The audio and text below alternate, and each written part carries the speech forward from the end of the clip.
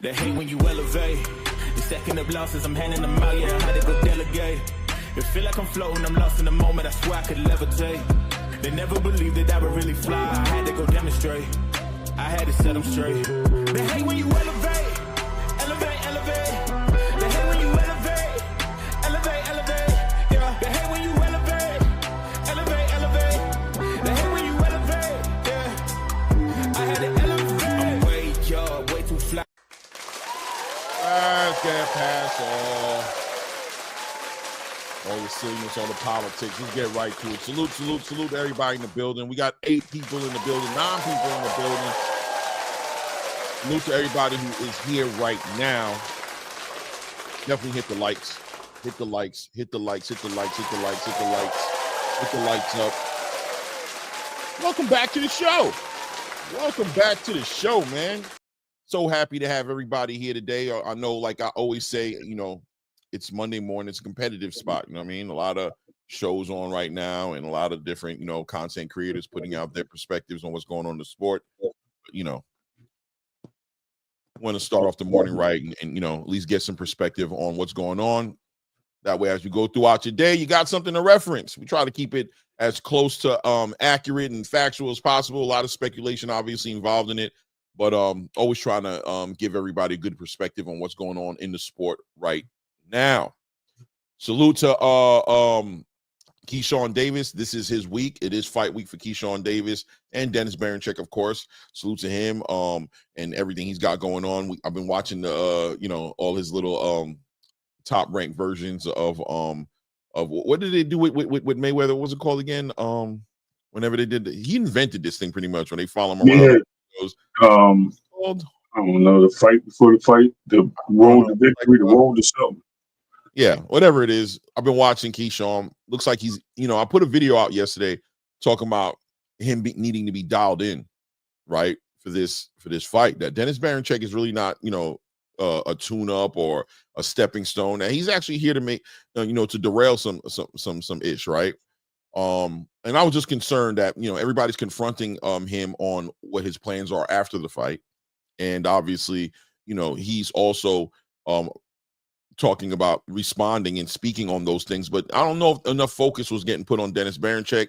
I'm not going to lie. I'm more pleased and happy about what I'm seeing. I'm seeing him actually dial in a little bit more and his team dialing him in, and it seems like they are focused on Dennis Baranchyk. So I think it's going to be a great fight, and I'm looking obviously for Keyshawn to win the fight as well. Salute Dr. Boxing. What's good with you, family? Salute, good morning in the building. Yeah, because salute to Khalil World in the building. Early morning. SOB TV came in early this morning and let it be known. He was there. Yeah, man. I appreciate all you guys. So yeah, we're gonna talk about that, man. Keyshawn Davis and Dennis Baranchyk, that face off. I thought it was great. There was still respect there. I love to see those type of face offs too, where it's still intense. The bad intentions are clearly there, but at the same time, there is a respect across the table. There's no reason to be going to war, beefing with somebody all the time, unless it's called for. And then, of course, we're going to talk about Xander Zayas a little bit more today, guys, because I really think that Xander Zayas has a big opportunity in front of him here against this slower, this, I can't remember his full name, but I know it's slower something. Slower, I can't remember his name, but we'll figure it out. We'll get it together. This opponent, yeah, slow. Yes, it's slower Spowman or Slawson or slow Spomer, right? Spomer, Spomer, right. Yes, sir. Big Sarge in the building. Yeah. Salute to Big Sarge in the building.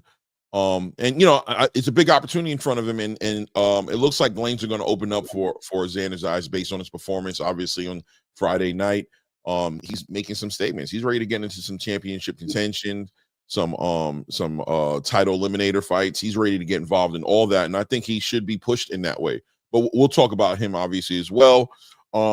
Pictures floating out in the space right now with Jaron Ennis. We'll talk about that as far as Jaron Ennis's future at 147 pounds. We all know that everybody's pushing for Jaron Ennis to head to 154 to go compete up there. But, you know, he has opportunities that's opened up for him in the division he's in. And we all know how he feels about unifying, becoming undisputed and things of that nature. So we'll talk about that as well. Pictures we're seeing in Jaron Ennis, Teofimo Lopez in the news for the right reasons as of late, ever since he left that famous Ring Magazine gala and spoke to Turki Al-Sheikh. He's been in the news for the right reasons, right? But it has been a slow rollout for him. We know that he's dealing with some things with Top Rank and trying to, you know, figure things out. He's been very vocal about that, but it looks like things are developing for him. He does have an opportunity that's going to be there. He's going to be headlining. Interesting how he's going to be headlining, where he's going to be headlining. We'll talk about that as well and how good or bad that might be. I mean, it's different. It's something that, you know, Teofimo, I could kind of, you know, if you talk about Teofimo, somebody who wants to be a trendsetter, he wants to be the first. He speaks on these things. I was the first one to do a backflip. I was the first one to fight on Super Bowl weekend. I was the first one. He likes to be the first on a lot of things. And without a doubt, this might very well be the first of its kind. But we'll talk about that and see, you know what I'm saying, exactly how good or bad or weird or whatever have you. Just good to hear that he is going to be active. I'm interested in who he's going to be fighting against. I'm assuming it's a certain person in a fight that makes sense, but at the same time, I thought that fight would take place somewhere else. We'll talk about that. We'll talk about that. If obviously, PBC announces another event as well, right, Ray? PBC announces Sebastian Fundora is looking like he's going to be doing the prime time Amazon Prime free event. This is supposed to be in March. We'll talk about his opponent. We'll talk about his return. Jesus Ramos Jr. will be on that card as well. What a quick turnaround for Jesus Ramos, who just came out of a slugfest with Jason Rosario. Well, really, he was slugging, and Jason Rosario. I mean, still, you know, what I mean, it was still a pretty intense fight, but he's back at it again. This time, I think it'll be at 154. You know, he's trying to make his campaign in that weight class. We'll talk about, you know, the fights that are coming out in that card as well, and obviously, celebrate the PBC as well, starting the year off hitting the ground running. 3 events, David Morrell being one. We got Tank Davis coming up on March 1st, and this one that's going to be on March 22nd. So they look like they're hitting the ground running, and they're trying to stay busy. We'll talk about that as well and what to expect from the PBC. And obviously, towards the end, as we normally do, we'll put the link out there. We'll open up the panel, and you know what I'm saying, we'll build with the community. You know what I mean? That being said, salute to my co-host Ray Davis.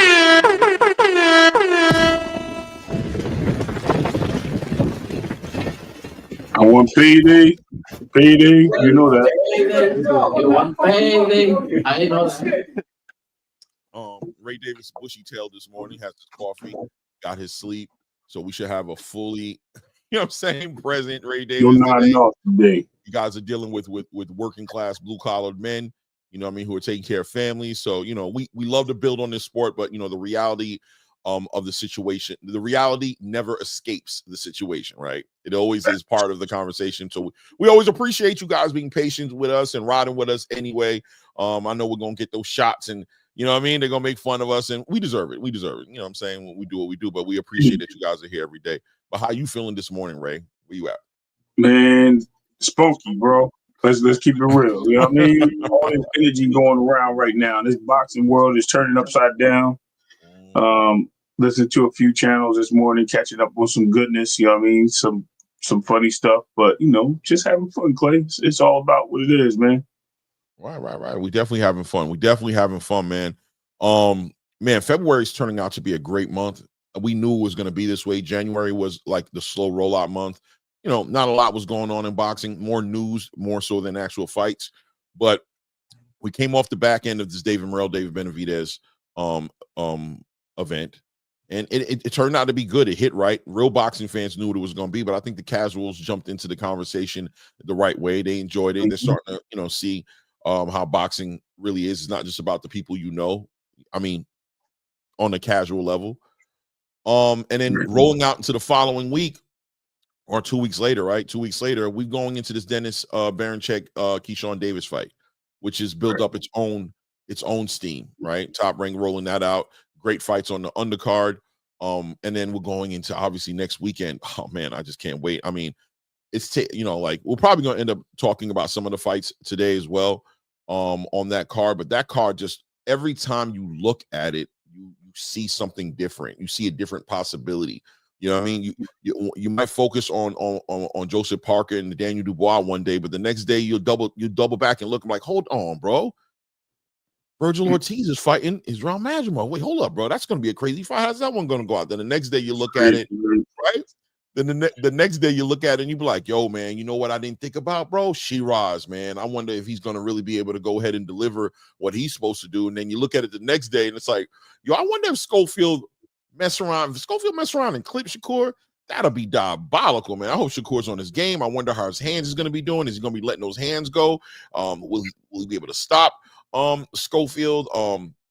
And then obviously Dmitry Bivol and Artur Beterbiev, who's the headline. And you'll see when you're looking at the card, you kind of already see the Dmitry Bivol Artur Beterbiev fight. You almost kind of put it to the background, to the undercard, when that fight is just as epic as any fight on the card. So I just can't wait till February 22nd comes around. It's going to be insane. But this week we're dealing with, Keyshawn Davis and him getting this opportunity at this WBO title at 135 pounds. Keyshawn Davis just needs this fight to go. And I was talking to somebody yesterday about it. I don't remember who it was I was talking to, but I was asking myself, does Keyshawn Davis need to win this fight the right way? Or does he just need to win the fight? You know what I mean? Does he need to win the fight the right way? Like, and I referenced the Jaron Boots Ennis versus Karen fight. You know what I mean? That even though Jaron won that fight, he still caught so much flack for how competitive the fight was, because people really expected him to run over Karen, but he didn't run over Karen. I mean, he beat him convincingly. He convincingly beat him. It wasn't a close fight when it comes to that, but it was a competitive fight, and people didn't feel like it was supposed to be competitive, and pretty much ended up taking shots at him, comparing him to Terrence Crawford. Was stop doing that. I mean, he's a hype job, all these different things. Salute Bub Boxing, salute. What up, dog? That's my best friend right there, bro. Right. Love to hate him, but he's my boy, dog. Like, Bub, he rolling with me when we go to the club, bro. Right. So, but yeah, just the flack that Jaron Boots Ennis caught on that fight, even though it ended the way it did.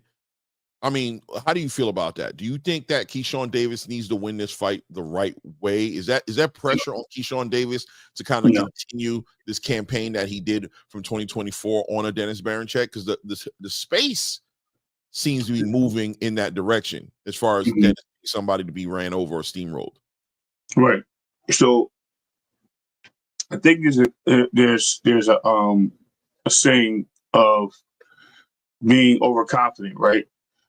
Basically based on my track record, what I've done, overlooking things, being the bigger person, automatically assuming all the things are going to align in my favor, and they just go wrong. Why? Because I'm looking past what's in front of me. I'm assuming because I'm the bigger guy.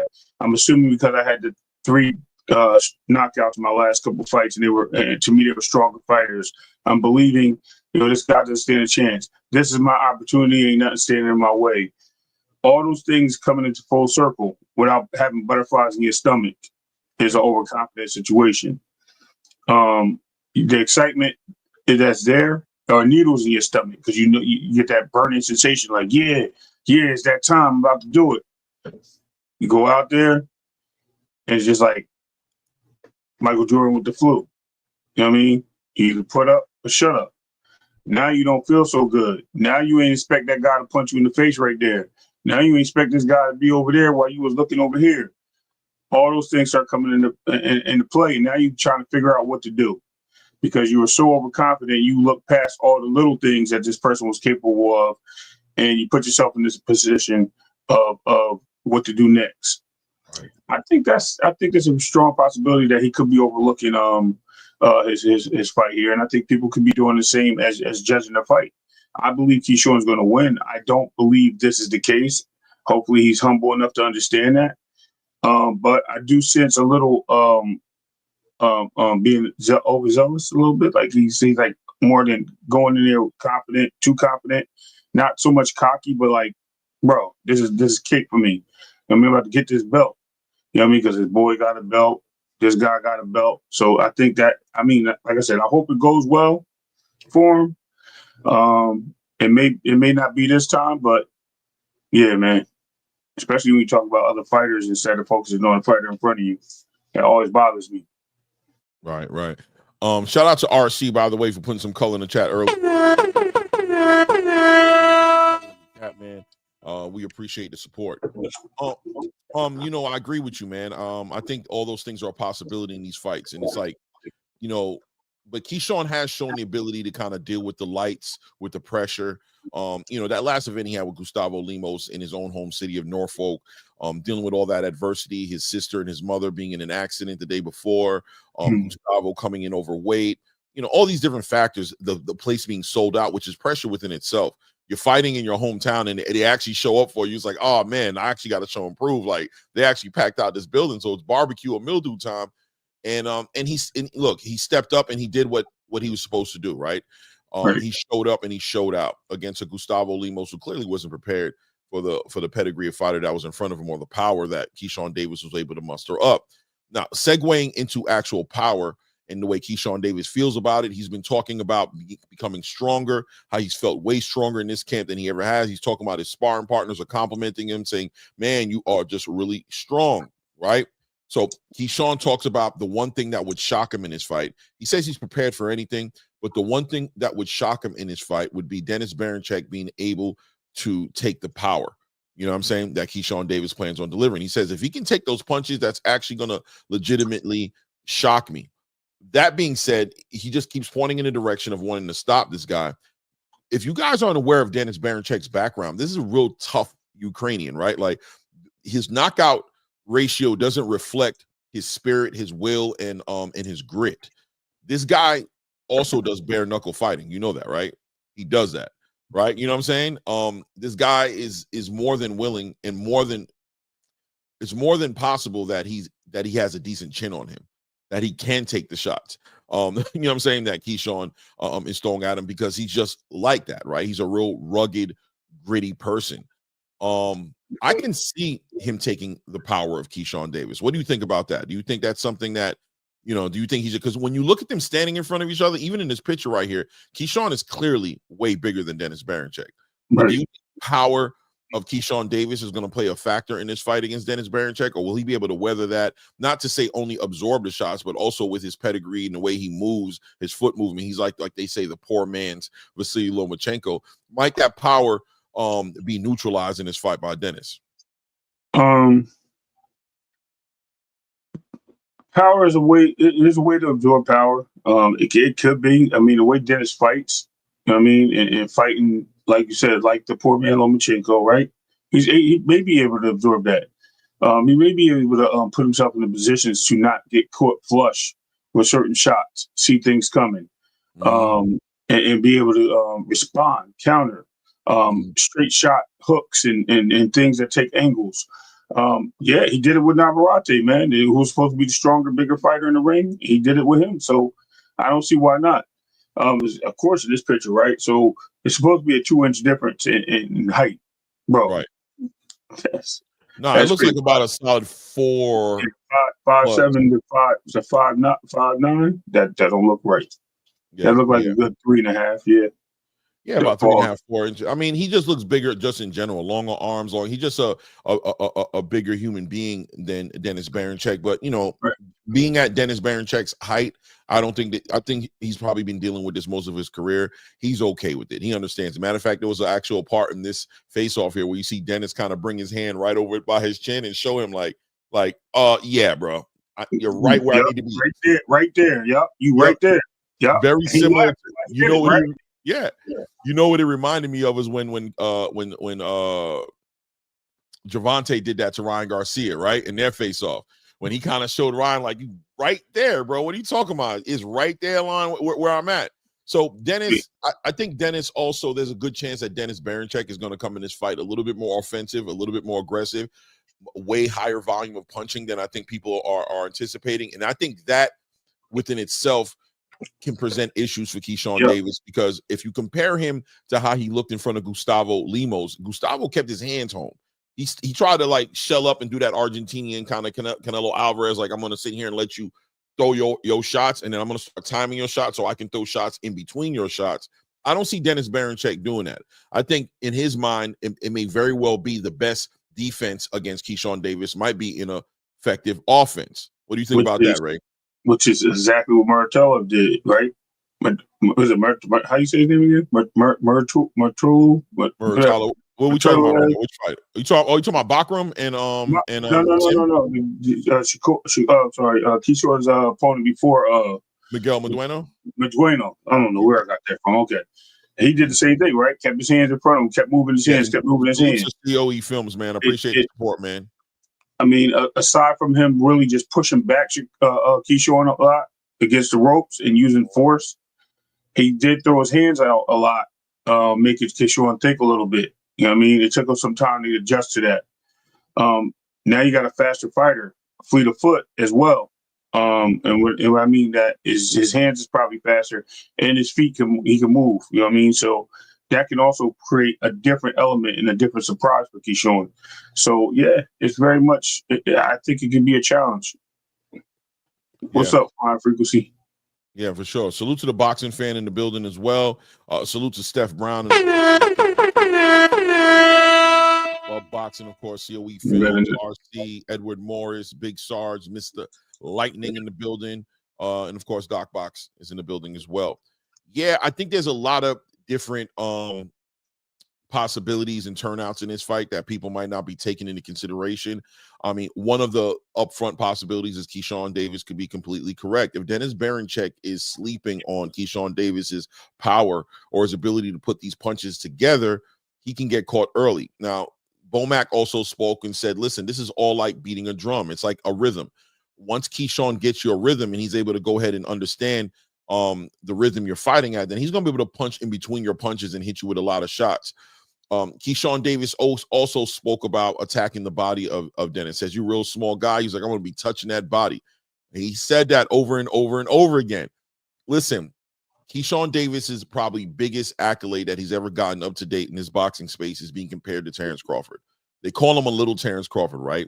And if you guys, recognize what Terrence Crawford actually brings to the table, you'll understand why we compare Keyshawn to him, right? When you look at the way he dismantled Gustavo Lemos, or even look at the way he handled Miguel Medueno, what you realize is Keyshawn, number one, is very confident in his power, and he's very intelligent, and he can stick to a game plan, and he's very strategic in the way he sets his punches up. He understands. Don't be shocked to see Keyshawn Davis not start this fight off directly attacking the body of Dennis Baranchyk, purposely establishing that distance, establishing that ring generalship very early, to the point to where Dennis Baranchyk could start shelling up and start becoming way more concerned about what's coming at him than what he needs to be putting out. If he's able to establish that, I see Keyshawn Davis being able to get Dennis Baranchyk out pretty early, because the moment Dennis Baranchyk stops letting his hands go, that's when it's going to get dangerous for Dennis, in my opinion. It's going to be important for him to keep those angles and keep his hands, letting his hands go every opportunity he has, because when you're not throwing punches at Keyshawn Davis, when you're not keeping him busy, he's processing data, he's taking time, he's putting together those punches in his head that he's going to put out there, and his athleticism, the youth that he has behind him, those quick muscle twitch memory reflexes that he has, he's just going to dismantle you. You know what I mean? He's just going to dismantle you. So we got to see what we got to really, this fight to be a fight, it's going to be on Dennis Baranchyk, in my opinion. It's going to be on him. Yep. Right. He's going to have to make this fight a fight, because Keyshawn is very similar, like with Tank Davis to a degree. Just if your offense isn't there, he's going to make waste of you. He's not going to play with his food. He'll get you out of there. You know what I'm saying? Once he processes that data, he'll get you out of there. It is what it is. Let's see here. Moving on, though, and once again, going towards Keyshawn Davis, and not even leaning. I think this is Keyshawn Davis's fight to win. I think he's going to win this pretty confidently. You know what I mean? But we got to see what he does. Dennis is garbage. Okay. I mean, that's how you feel about it. We'll see, right? Boxing fan, we'll get a better idea who Dennis is after Friday night. That's for sure. We'll get a way better idea on who he is. You know what I mean? Xander Zayas, time to show improve, man. Time to show improve for Dennis Zayas, who's the co-main event on this card, fighting against slower Spomer. Who is slower Spomer? I mean, we've looked him up before, but I mean, like, this guy really doesn't. He's another Eastern European. Yep. You know what I mean? Germany. Right? In Germany. Good boxer, great counter puncher, hard puncher, kind of stand in your face type fighter, toe-to-toe type guy. Has some boxing ability. He does catch your shots. He leads with his hands. As feints come in, and he almost fights like Beterbiev, believe it or not. And I can clearly see him getting the upset here. I doubt it, because I just say that because of his youth, right, and inexperience to the pro experience of Spomer. But at the same time, this is a great test for Xander Zayas. I think Xander Zayas does prevail. I think he figures it out. I think we see him dig deep. We see him in a little bit of adversity moments here in this fight. And this is where it counts, guys. This is what boxing is about. This may be the fight of the night, Clay. Yeah, man. I think it very well. I agree with you, man. That was a great observation as far as it being fight of the night as well, because I think there's a good chance that this might be fight of the night. Listen, man, I think Spomer is these Eastern Europeans. I mean, he's originally from Kyrgyzstan, but he fights out of Germany. His last 3 fights have been knockouts. You know, I mean, his last fight specifically was a first round knockout. And out of his last 1, 2, 3, 4, 5 fights, he stopped 4 out of the last 5 opponents that he's fought. So he's on a run to do something special. We know 154 is a hornet's nest. That's what we call it here. It is the hornet nest. There's really no easy fights at 154 in real time, but at the same exact time, this is about the best and the closest to a tune-up or to a step-up fight, or, you know, one of those fights for a Xander Zayas, young and upcoming. We watched Xander Zayas grow up right in front of us, right? Like, Xander Zayas came in this game. How old was he when he first started his professional career? He was like 17, if I'm correct, right? 17, 18. I thought he was 18. Yeah, 17, 18 years old. He's 22 years old now. If you watch him over the past couple of years, you've literally watched him grow up. I mean, literally. He was a literal child when I first saw him. And there was the big talk about him coming out of Puerto Rico, and, you know, that this kid was going to be the next one. He was 19 when he started his professional career? That's Steph Brown said. But you know what it was, though? He got signed to Top Rank when he was like 17. Yeah, like he got signed young. That's right. Yep. He was signed young. Yeah, they picked him up early. He was like a prodigy in the boxing space, and everybody was talking about him. But you literally watch him get taller. You watch him fill out. You watch his face get manly features. You know what I'm saying? You watch him mature. He's grown. And here he is today, right? Here he is today. He was legitimately going to be a replacement for who is it? For Jaron Ennis. Virgil Ortiz and Jaron Ennis fight, right? He's going to replace Jaron Ennis. And, you know, Bob Arum and his, you know, the way he is about developing his fighters definitely got in the way of that, in my opinion, and was like, listen, yes, but not yes yet. Let's not do that just yet. Not yet. And we see what's happening. And I thought that was a smart strategic move by Bob Arum, right? I agreed with that move. Did you agree with that? Yeah. Yeah, absolutely. The only 2 things come from that type of fight, right?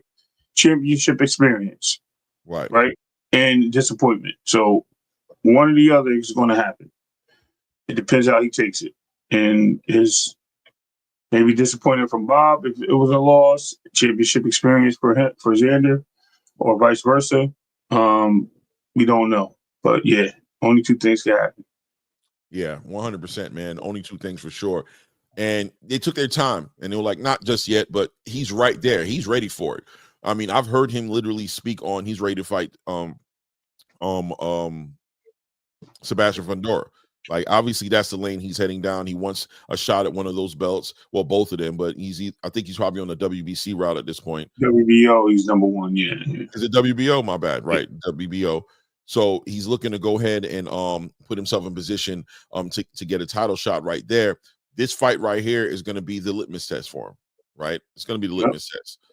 His ability to deal with it. The one thing about Xander Zayas, as he's grown, he started off really stopping a lot of people, right? Everybody thought he was going to be one of those fighters, but it looks like his power is kind of like leveling out a little bit. He's not really stopping people that much anymore. You think that's just to do with the level of opposition in front of him, or is he just really turning out to be more of a boxer than an actual puncher? Because I really feel like people were pointing towards the direction of him being a puncher when he first I'm going to tell you what I think it is, Clay. I think sometimes you get to the point where your coach tells you to get in the rounds. You get the rounds in, you get the experience, it takes you further. I don't think he lost any power, you know what I mean? Or maybe it was just the early guys were just that weak, and they were just like journeymen or subway workers, who knows, taxi drivers at the end of the day. We don't know. But I can tell you this. I think that getting in the rounds are more crucial than just stopping people. You know what I mean? The excitement's there, but when you're coaching and you're training, you want to get the endurance in. You want to get the rounds in. Bad things happen when you don't get those rounds in. You start fighting, and you just got knockouts. Guess what happened? You're in a division where you're going to have to take some fights to the distance, right? So you can't just go in there and just beat everybody. So you might as well get as many rounds in, get your wind up, be durable. You know what I mean? And that's important in the 154-pound division. I think it's still got power. I think it's still there. And he ain't even got his grown man strength yet, as they say, right? You know what I mean? He's still a young buck. So hopefully he goes out there and he does his thing.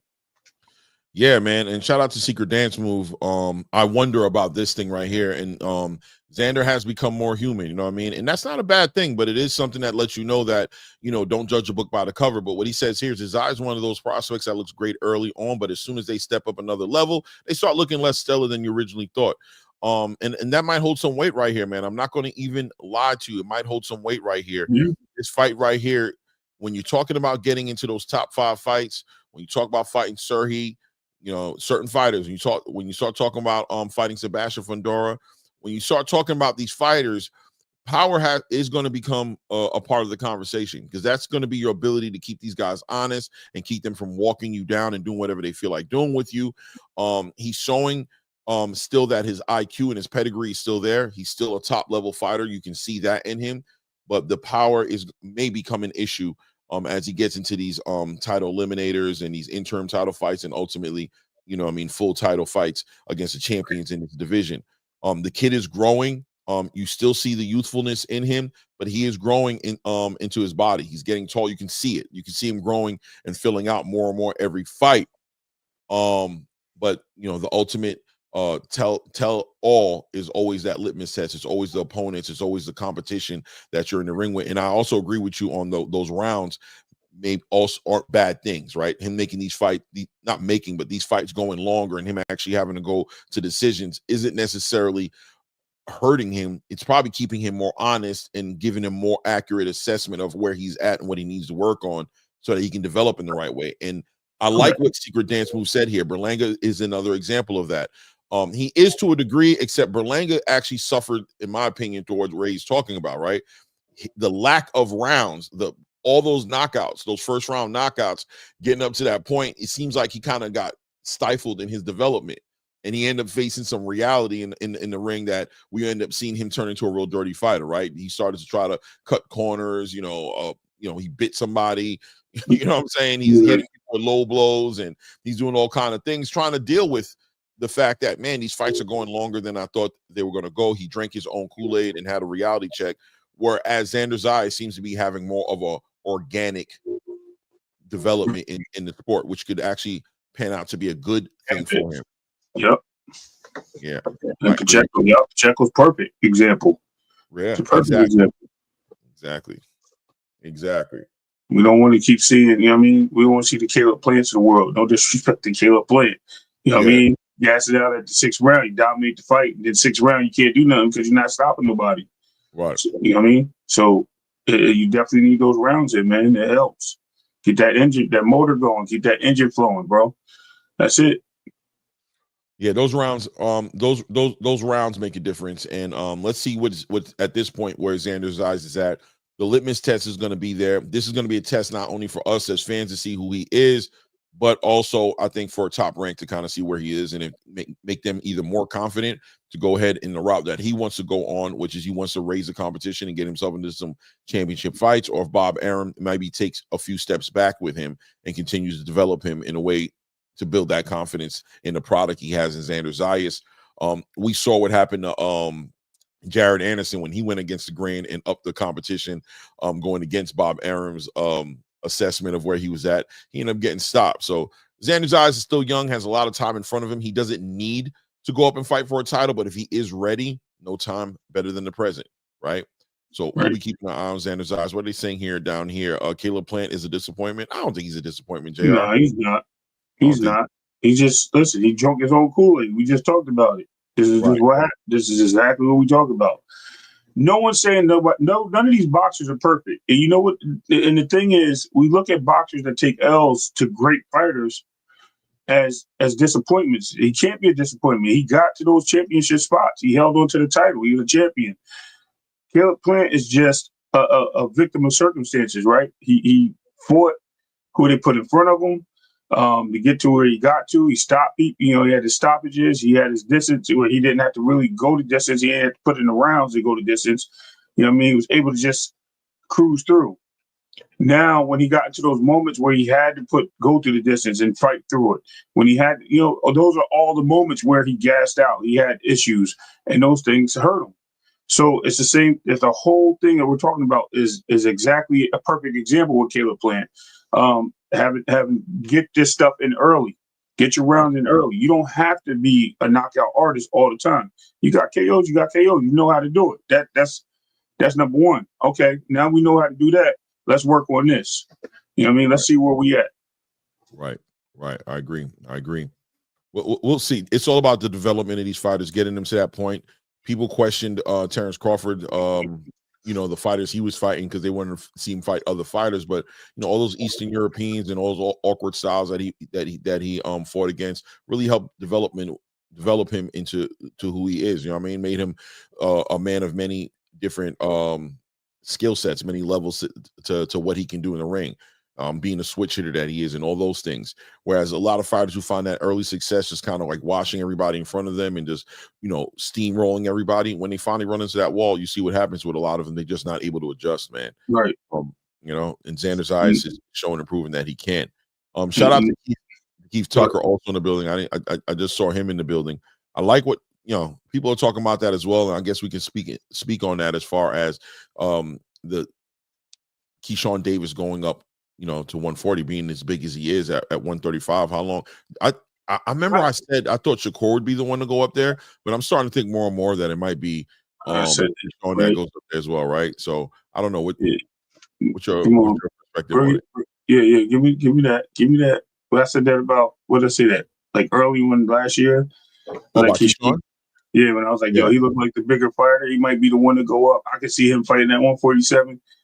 Keyshawn is just built. He's built like Abdullah Mason. He's got those broad shoulders.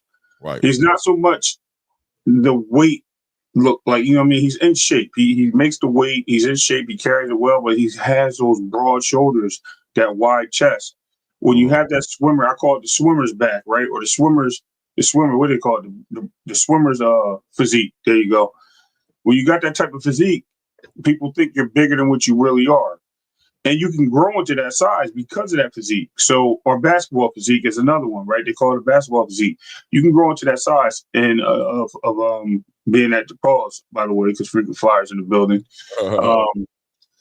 You can grow into that, and you can fill in the gaps and basically meet the requirements of those weights easy without having to stress your body out because your body's already built for it. You're just basically able to maintain your weight at a small weight division because that's where you are naturally at. But you can also fill in and grow into 47, grow into 54 because the physique is already there. It's made for you. You know what I mean? Right.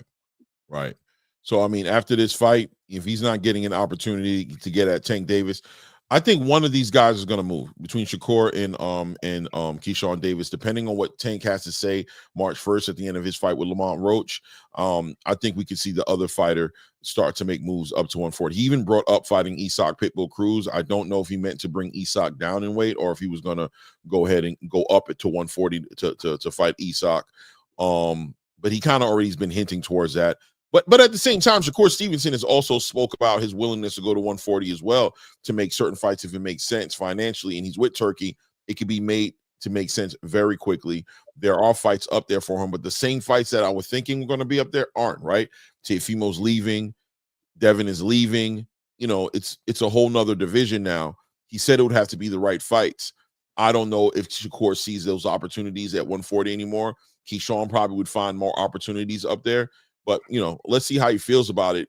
Obviously, this whole entire Keyshawn Davis, Shakur Stevenson conversation has taken its own legs. People want to see those guys fight by any means necessary. They feel like it's diabolical that they refuse to fight each other. Eventually, I think what's going to end up happening is one of these guys is they're going to do like the Charlo brothers did, and it's going to make sure that they're in different divisions at all time so they don't have to deal with this part of the conversation. Either that or ultimately fight, right? Either that or ultimately fight. But it is what it is. Xander Zayas going to show up. I'm looking to see what he's got. I'm looking to see myself if I'm ready to see him in the big fights. Let's see if that if that's something he's able to do. Prove to us that he's ready for the big show, man. Shout out to Swift 718 in the building, man. Good morning, man. You guys just sold me on it. I'm thinking of jumping on a train to 34th Street MSG to get a ticket to the fight. No doubt, Swift. That might not be a bad idea. That's only, you know what I mean? I guess I can catch a train if I need to, but, you know, I could drive up too. Me too. I don't know. You know what? You know what I'm saying? Yo, that's only 25, 30, 35 minutes up to the city for me. I mean, for me, it's a little bit more of a drive, but I can definitely pull it off and make it happen. And I'm laughing, Clay, because I told you I was going to meet you at the airport one time, like a half hour? 20 minutes. Yeah. For real, man. It doesn't take that long, man. No, salute to Swift 718, man. I appreciate the color in the chat, man. Appreciate the support, man. Yeah. Hold on a second here. I wanted to go ahead and pull this up right quick here. Hold on, bear with me while I do this.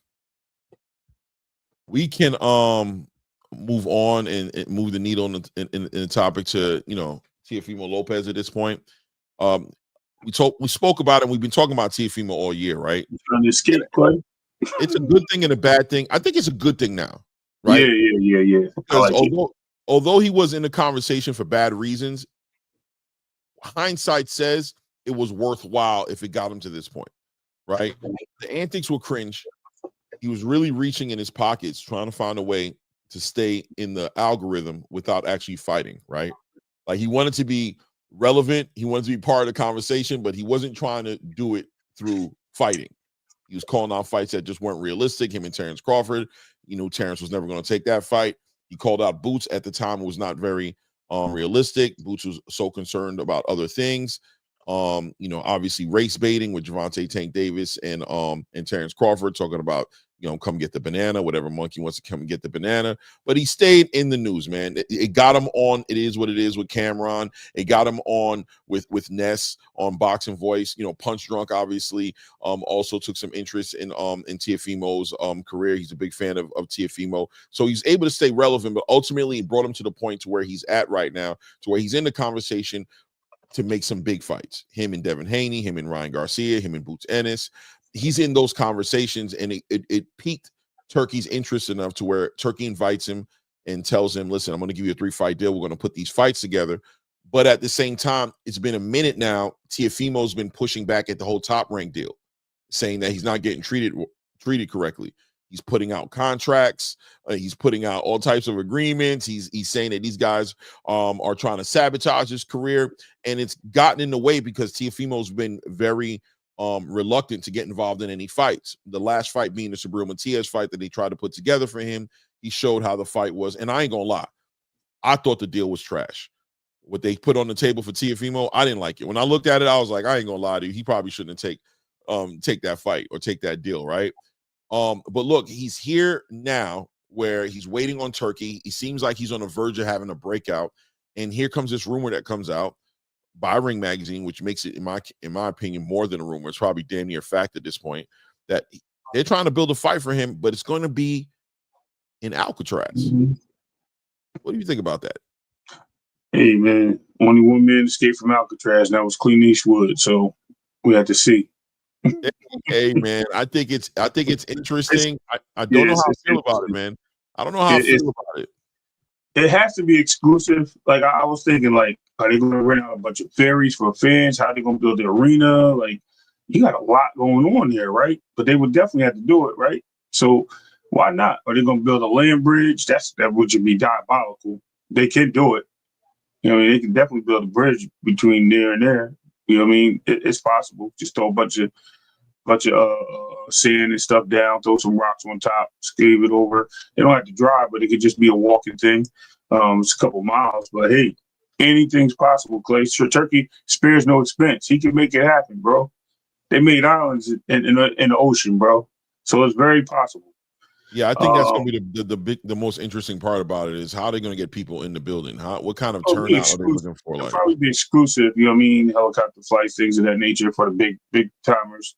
Then you figure for the regular people, they probably just ship off ferry boats, bro, right to the island, right from San Francisco Bay.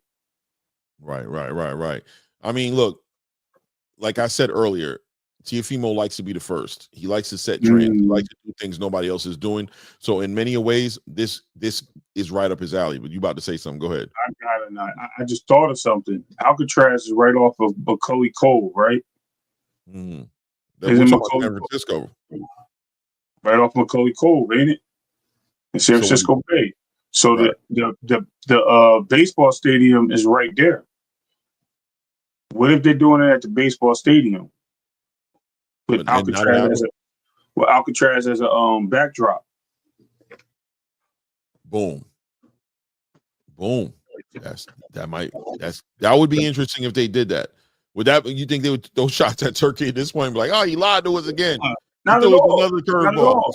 Because they feature all the stuff at Alcatraz, right? They do the press conferences, they do the little small stuff there for all the public, the media. They do all the what's the other stuff they do? The weigh-ins and all that. They do all that there. Mm-hmm. The fight is inland, so people can get to the fight. Just saying, it makes a lot of sense. Yeah. You know what I mean? It makes a lot of sense. Bring the media there. Why not? Alcatraz wasn't right, and Tio isn't right. Yeah, right. Exactly. But I'm just saying, it makes a lot of sense to do it that way. I mean, use a historical landmark to build the fight. It's in the backdrop. It helps sell the fight, right? Now you bring it inland, you're fighting at the stadium. Yeah. Albert Real.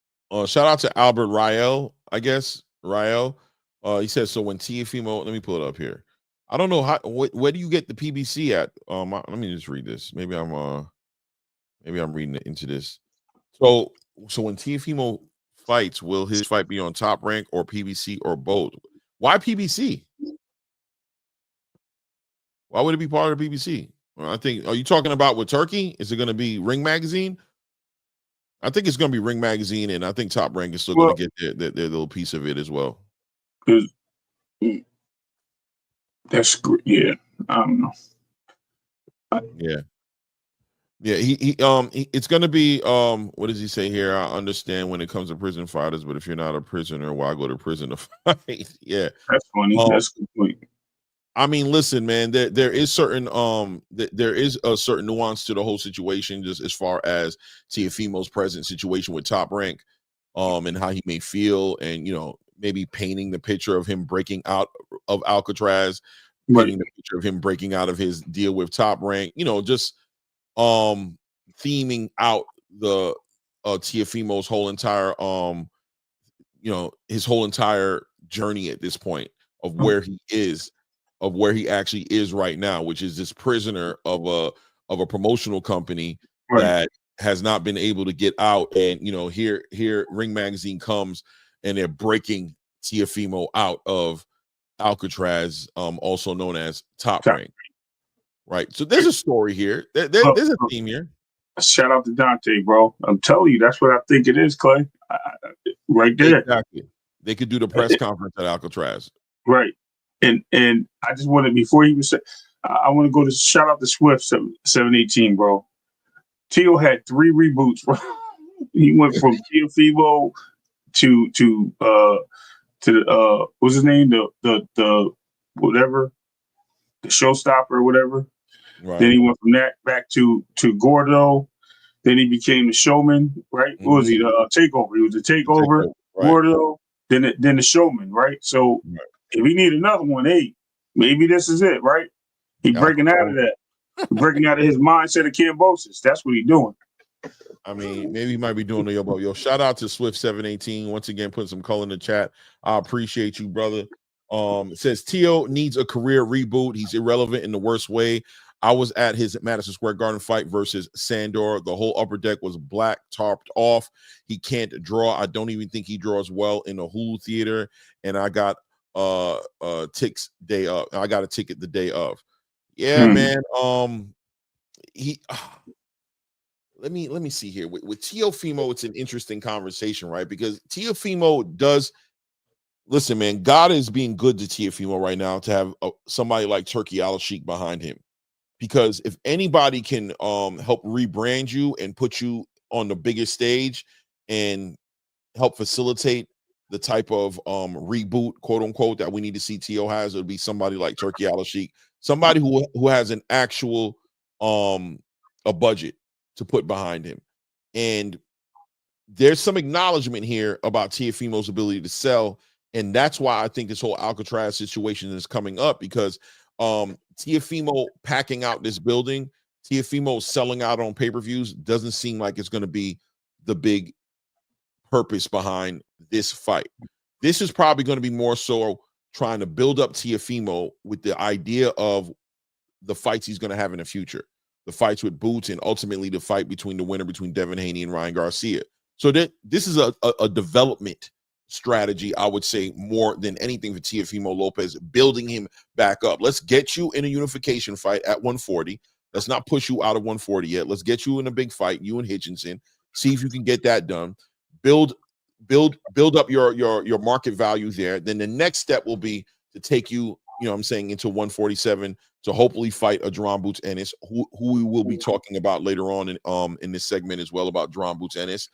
And then let's build you up from there and get you there in position to fight against the winner between Devin Haney and Ryan Garcia. So it's step by step with Teofimo Lopez. But I agree with you, Swift. I think his career needs a real reboot, and I think that's what we're in the process of seeing Turkey trying to put together for him in that situation. Shout out to Here for Boxing, reminding us, of course, that the Eagles won the Super Bowl. Congratulations to the Philadelphia Eagles. Salute to you, Here for Boxing. Swift 718 back in the super chat. I'm not so confident that Teo won't look like ass. That is definitely a big possibility, especially stylistically against a Richardson Hitchens. It's very possible for him to look like ass. What are you about to say, Ray? What if we never seen a contract to Richard Hitchens just because he's trying to he's finally rematching Kambosos, and that's what the whole breakthrough of Alcatraz is. Again, breaking out of prison, breaking out of your mindset, getting a new look. It's a lot of things we don't know yet. Yeah, there's a lot of possibility, because one thing they haven't done is they haven't announced that it's Hitchens. They just said it's Teo going to be doing something in Alcatraz. We're all kind of assuming it's going to be Hitchens because they've been having that back and forth. But you never know. You never know, man. Eddie Hearn that rematch will bring a lot of money, I think. That actually will sell. I mean, listen, man, it's all possible. This thing's talking on its own. Yeah, man, there's a lot of possibilities, right? There's a lot of possibilities. I ain't gonna lie to you, brother. He said PPC because isn't his he's with Matchroom, Albert. Right. You know what I mean? So we'll see what happens with that. But Teofimo isn't in the news for the right reasons now. I'm more interested and intrigued with what he's going to do. I think the free space in his head is going to be clearing up. He's got his divorce getting ready to be finalized. He seems to be in good spirits about that. And now he has a company behind him that seems to have faith in his in his brand, and that's what he always has wanted. He's in a situation that he's been asking for years now. He's constantly been conflicted with either a toxic relationship between him and his father, a toxic relationship between him and Top Rank, a toxic relationship with him in the boxing space, him not being respected on the value he believes he brings to the table. Well, now look, he got Eddie Reynoso, a new trainer. He's got a new backing with Turki Al-Sheikh, and he's confident enough now to stay away from all the cringe-worthy, antic-driven propaganda that he pushes out in the space, which makes it toxic for him. And he seems like he finally has a space to where he can focus exclusively on his boxing again. And let's see what that version of Teofimo looks like. We all know Teofimo, when he's able to get those big challenges and those big fights that he wants, that's usually the best version of him that we see. And I'm sure Turki Al-Sheikh is aware of it as well and is going to try his best to facilitate that for him, to see, give him the litmus test and see if he'll barbecue or mildew under the lights and under the pressure of fighting real fighters, Yeah, for real. Yeah. Let me see here. I said PBC because isn't Hitchens on PBC? No, Albert. Hitchens is with Matchroom. So I figured that's why you might have been saying that. But Hitchens is a Matchroom fighter with Eddie Hearn. Let's see here. What else we got here? J.R. Sparks says, can Kambosos just retire already? Jeez, how many losses in a row? Man. Gatekeeper, bro. I also believe that too, though. That's why I doubt it's Kambosos. I'll be honest with you. I think they need to get him on a winning streak to even make that fight valuable. I think he just loses too much. I think the value's there because the fact that he beat him, and that's. I'll give you an example. That's like Devin Haney, or no. I mean, I guess he does have that loss again, but he's lost too much. He has to build himself back up. Nobody believes George Kambosos no more. That's what I feel. Nobody believes him. Nobody believes him. The last time he won a real fight was against Teofimo. That was the last fight he really won. Exactly. And Teo hasn't been the same since, except for Josh Taylor. Winning, and he's currently a WBO champion. He's a Ring Magazine champion. He has unifications in front of him. Why?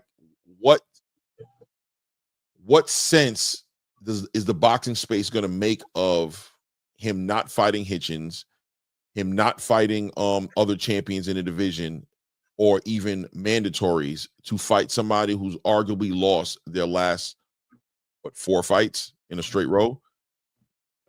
He lost. No, one. He lost twice against Devin Haney.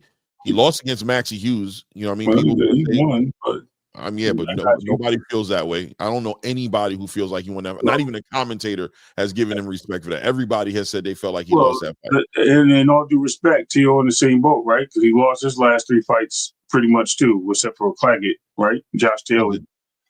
And then he lost against, obviously he got stopped by Lomachenko. That's 4 fights. As far as Teofimo is concerned, he's had some shaky fights. He's had some competitive fights. Santa Martin, people might feel like he lost that fight.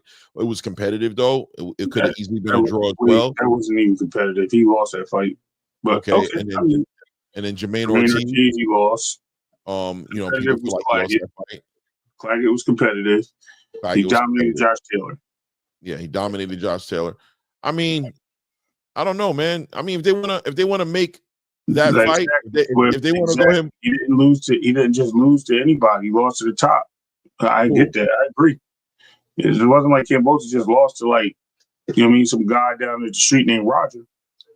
He lost to the top guys in the division. It is what it is, though. Look, I'm not defending the guy. I'm just saying he's the guy who beat the guy, right? Nobody was supposed to beat Loma. Nobody.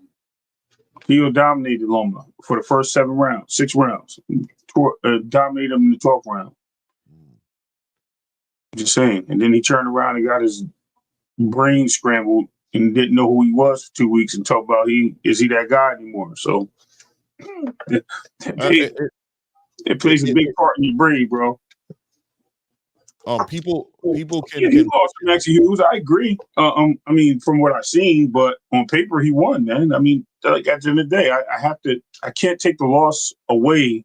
I mean, the win away when he gave him the win. I mean, unfortunately, that's like saying Rolly didn't beat Barossa. Like, yeah, he lost. Rolly lost, but he won, right? Am I wrong?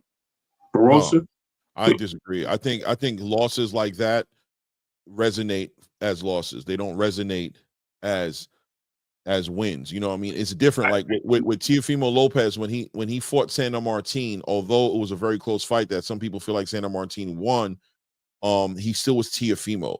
You know what I mean? He still was on his mission. He still was winning titles. He still was doing what he did. George Kambosos, legitimately, Devin Haney's had to fight for his respect for beating him and taking the titles from him, right? He's never been him. Everybody looked at his win against Teofimo as a fluke. You'll say that Devin Haney went over to Australia and beat George Kambosos twice, and people will throw shots at that as a legitimate. They'll do it not because George Kambosos is anything less than not proven, not really proven. You know what I'm saying? And then when he finally gets in front of the real fights, he gets blown out. You know what I'm saying? Devin Haney embarrassed him twice in his own home state. Maxie Hughes beat him. Like, it was pretty much like a robbery. People looked at it like, what the hell? People booed, like, what the hell was that? You know what I'm saying? And then, you know, he got stopped by Lomachenko pretty easily. Like, Lomachenko beat the living daylights out of him. Now he needs to build. He has a country behind him in Australia, so that ends up being somebody you want to invest time in. And I think I seen somebody say it in here as well, that the Liam Paro fight was the reason that Eddie signed him, right? He was expecting Liam Paro probably to beat Hitchens, right? And was wanting to put this big Australia event together with, you know, Australia's own Kambosos and the new up-and-coming star of Liam Paro. That didn't end up working out. But there's an understanding that George Kambosos is not a fighter who's coming to 140 to get lined up in the biggest fights right now. He has to build himself back up. He has to get some victories, and he has to have some decent performances. Teofimo, on the other hand, is a different conversation because Teofimo has Turkey Al-Sheikh behind him right now, and the opportunities that are in front of him and what they're trying to put him in front of as far as Devin Haney and Ryan Garcia. George Kambosos, in my opinion, would be a legitimate walk backwards. It would be giving George Kambosos so much credit that he hasn't really earned when in front of him is Hitchens. I just don't. I disagree. Nobody's going to ask for that fight. I dare. Who wants to see Kambosos fight? It's not that I want to fight. Hear me out, right? So everything you just said is legitimate, right? Aside from Teo having a tough fight with tight fight with Sandor Martin, he got dominated in that fight. The dude questioned himself. He knew he lost that fight. Then he got into the ring with Jermaine Ortiz and sat there and thought he lost the fight and started crying when he won because he knew he lost that fight. He thought his belt was gone. Then he gets into another fight with a guy that was tailor-made for him and gets his face punched in, regardless of him winning the fight, because he did win that fight. But the fact is, he clearly was getting his face beat up. Exactly, just like Pernell. Kambosos got dominated in all those fights. I give you that. I'm not telling you he beat Max Hughes. I know he didn't. He definitely was 2 or 3 cards down on that fight, right? But because of the star power of the name, they tried to keep that guy relevant for Teofimo. They wanted that rematch. They've been trying to get it. Every time they bring that name up to Teofimo, something clicks in his head. Watch his face. Watch the cringe. Watch how he responds to him. He starts acting weird. And that's when he starts getting off the chain. So there's something wrong with him. I think Bob Arum recognized that Teo's not that guy. That's why he wasn't getting the money he was deserving. Teo was a one-hit wonder. That's what it looks like, just like Kambosos was. I agree. And I think we're giving him just as much more credit than we are Kambosos. At the same time, I think they're in the same place. And only way for Teo to really bounce back, just like I think the same thing with Devin Haney getting his win back against Ryan, Teo has to get his win back against Kambosos. Bottom line of whatever that situation looks like. That's what I'm thinking about. It's something to think about, man. I mean, I ain't gonna lie, man. That's something to think about. That might legitimately, you know, man. I ain't gonna lie, man. It does put into perspective a little bit that fight with Kambosos. I mean, I always believe that fight needs to happen sooner or later. My question is to whether or not that's a fight that makes sense right now for Teofimo, being that he's leaving 140 and he's heading to 147 to go and get in these other conversations. I don't know if Kambosos really. I mean, I guess there's closure that can be put there. I guess there's closure that can be put there. But so, do you think that fight is a bigger fight than the Hitchinson fight? No, absolutely not. But they ain't even offering that fight yet. So I'm trying to think in my head what Turkey would do, right? Turkey wants the biggest challenges. I think this is a redemption for him, right? He likes seeing people go back and get their redemption. He's seen multiple rematches. I think this is something that, especially that whole Alcatraz thing, getting out of jail, escape. We start putting all these pieces to the puzzle together. Yo, okay. Only way for he gonna get out the crazy home is to go back and escape, right? How you gonna escape? Beating the guy that beat him. Get that win, get that L off your record. Well, he ain't gonna come off the record, but get that L back. Yeah, you know what I mean? Get that win. Feel comfortable. Now you feel good. We're gonna put you in there with somebody that you're not gonna be afraid to fight Matias. You're not gonna be afraid to fight Hitchens. You're not gonna be afraid to get in the ring with Devin. Now you feel confident enough to say, I got it back. Now you can perform as the guy you were. You become the takeover again. You know, now you're not a guy that's sitting there thinking, what can happen? And do I still got it? You know what I mean? Wonder if they're going to raise my hand at the end of a Jermaine Ortiz fight. That's where I see this going. You might be right, bro. You might be right. Kambosos could be. I mean, listen, man. You hitting on some points, man. It's an international star for Australia. That's also another point of it. It's an international star, and this is Turkey's lane. Like these international, and this is world championship boxing. I always promote that as being very important here. And look, I'll be honest with you. To add on to that, you know, what's the use in unifying when you're leaving the division anyway? You know, there might be some more significance for his future by, you know, squaring away some things from his past. Right. I mean, let's see how that develops, because the reality is they have not announced who the fight is going to be against in Alcatraz. And everybody's thinking it's going to be Hitchens. And I was thinking it was going to be Hitchens, but I never thought it was going to be Hitchens in no damn Alcatraz. I thought it was going to be Hitchens in Madison Square Garden. You know what I'm saying? That's why I thought that fight made more, or the Barclays. You know what I'm saying? I thought that's where that fight made more sense at. Now that they're talking about Alcatraz, that's already thrown us for a loop. It's already a left, you know, it's already a curveball within itself. So, you know, a fight against Kambosos lines right up with the curveball. Continue, you know what I mean? You know, if you're gonna be a monkey, be a damn gorilla and go all the way off, you know what I'm saying, off the beaten path and do something different. I agree with him. Let's see, Kambosos, an Australian star. I can't label that guy an international star.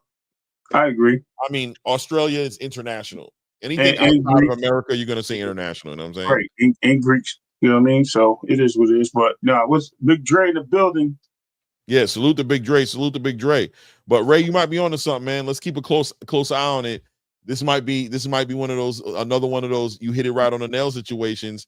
It can definitely develop that way, bro. You sold it to me. You sold it to me, man. You sold it to me. You know, I'm trying to be like Clay, bro. Think outside the box a little bit. You know what I mean? Stir the pot. Is that the goal, Clay? Stir the pot. You listen, yeah. That was the foundation to this whole entire situation, right? Correct. Listen, I'm in the building, man. Let's see what happens, man. I'm here for it. I see it, man. Let's see it happen. Shout out to Swiss 718 showing some love, throwing some more color in the chat, saying I'm not letting Tio rep Brooklyn. That's why that fight ain't happening in Brooklyn. We don't want him. That's why that fight ain't happening in Brooklyn. I think I saw an interview with Shushu Carrington the other day, kind of talking about that. Like, you know, Teofimo's not really getting no love in New York, man. He's a Florida boy. His pop sounds like he's from Sunset Park, but Junior, he ain't repping the BK way. 100% Swift. That's what people are saying. That's what people are saying.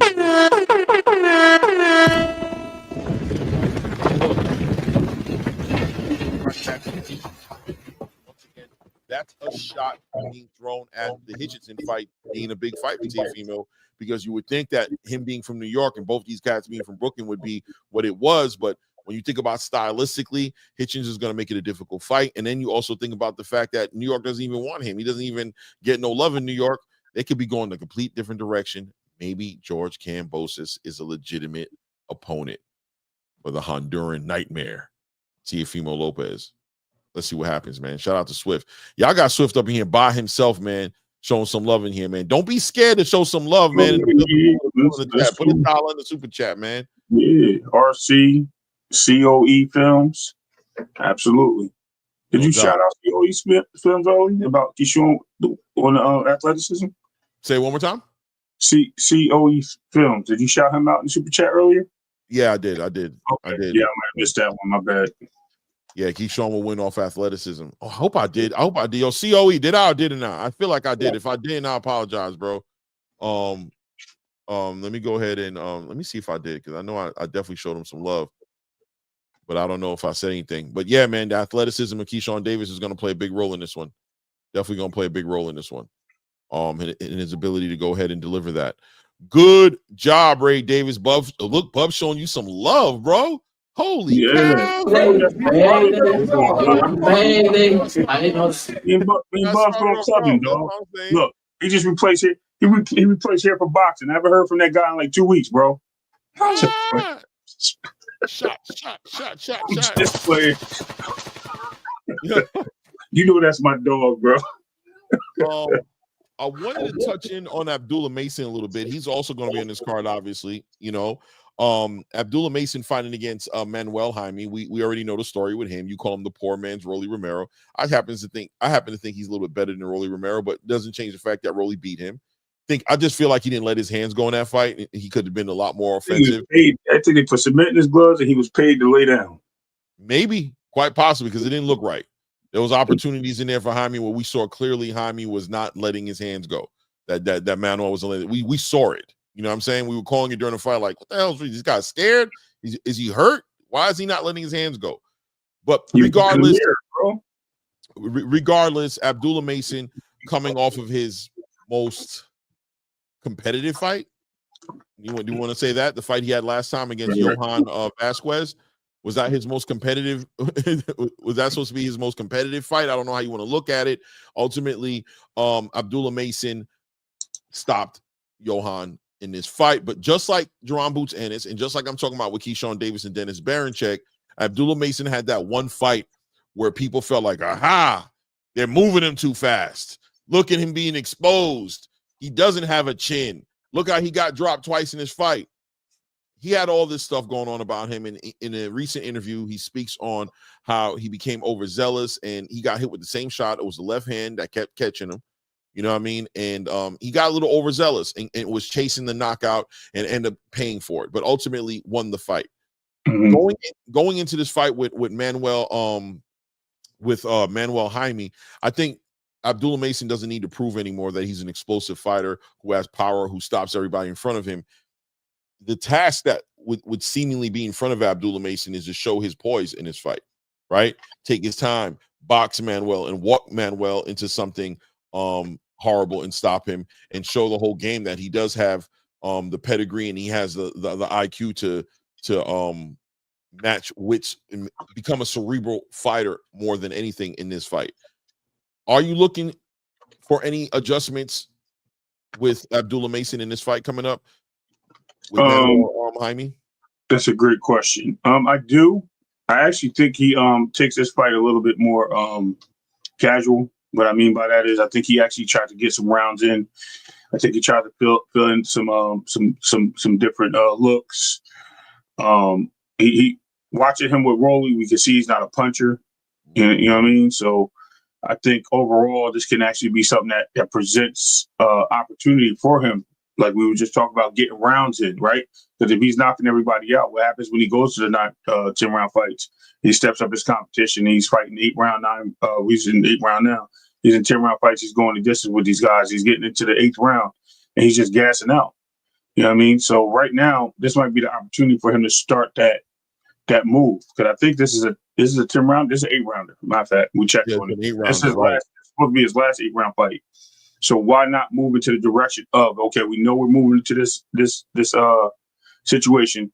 Let's get in the ring with this guy. Let's put on a performance, but yet let's stay focused. Let's utilize our tools. Let's see what we got in this bag, and let's beat this boy. You know what I mean? Excuse me for saying it. That's just me paraphrasing the coach. And that's what I think this might be opportunity in the case of. But we never know. You know, sometimes we get his dad is the coach, by the way. You never know. He might get hungry, bro, and just be like, yo, get him out of here. Next. And, you know, excitement does help, but, you know, that can also be a wear and tear on your conditioning as well. So one thing I saw with Abdullah Mason, and I don't know if you had the opportunity to see, but they dedicated a whole little like top rank show to him, right? Where like they combined Keyshawn and Dennis Baranchyk and Xander Zayas all on one show. They gave Abdullah Mason his own little thing. And it was interesting to go into his life to see that they live a very humble lifestyle. relatively small little home in Ohio still, staying true to their roots. They're a family of brothers that live together with their father, and they stick together. And, obviously the Muslim, their faith keeps them together as well. And that's always something that I've loved about the Abdullah Mason brand, was how grounded he was with his brothers all around him. They're called the Mason Five. You know what I'm saying? Like, they got a whole little name going on, and the father's story and being a devout Muslim. And he always, Mason, when he speaks, has a very mature tone about him. He always seems older than what his actual age is. And to me, what I see is somebody who has a lot on his shoulders, which could be a good or a bad thing. It could work for or against him at times, right? Knowing that, these fights, as busy as he stayed last year, you can see that they're trying to give him a fast route to get into a championship.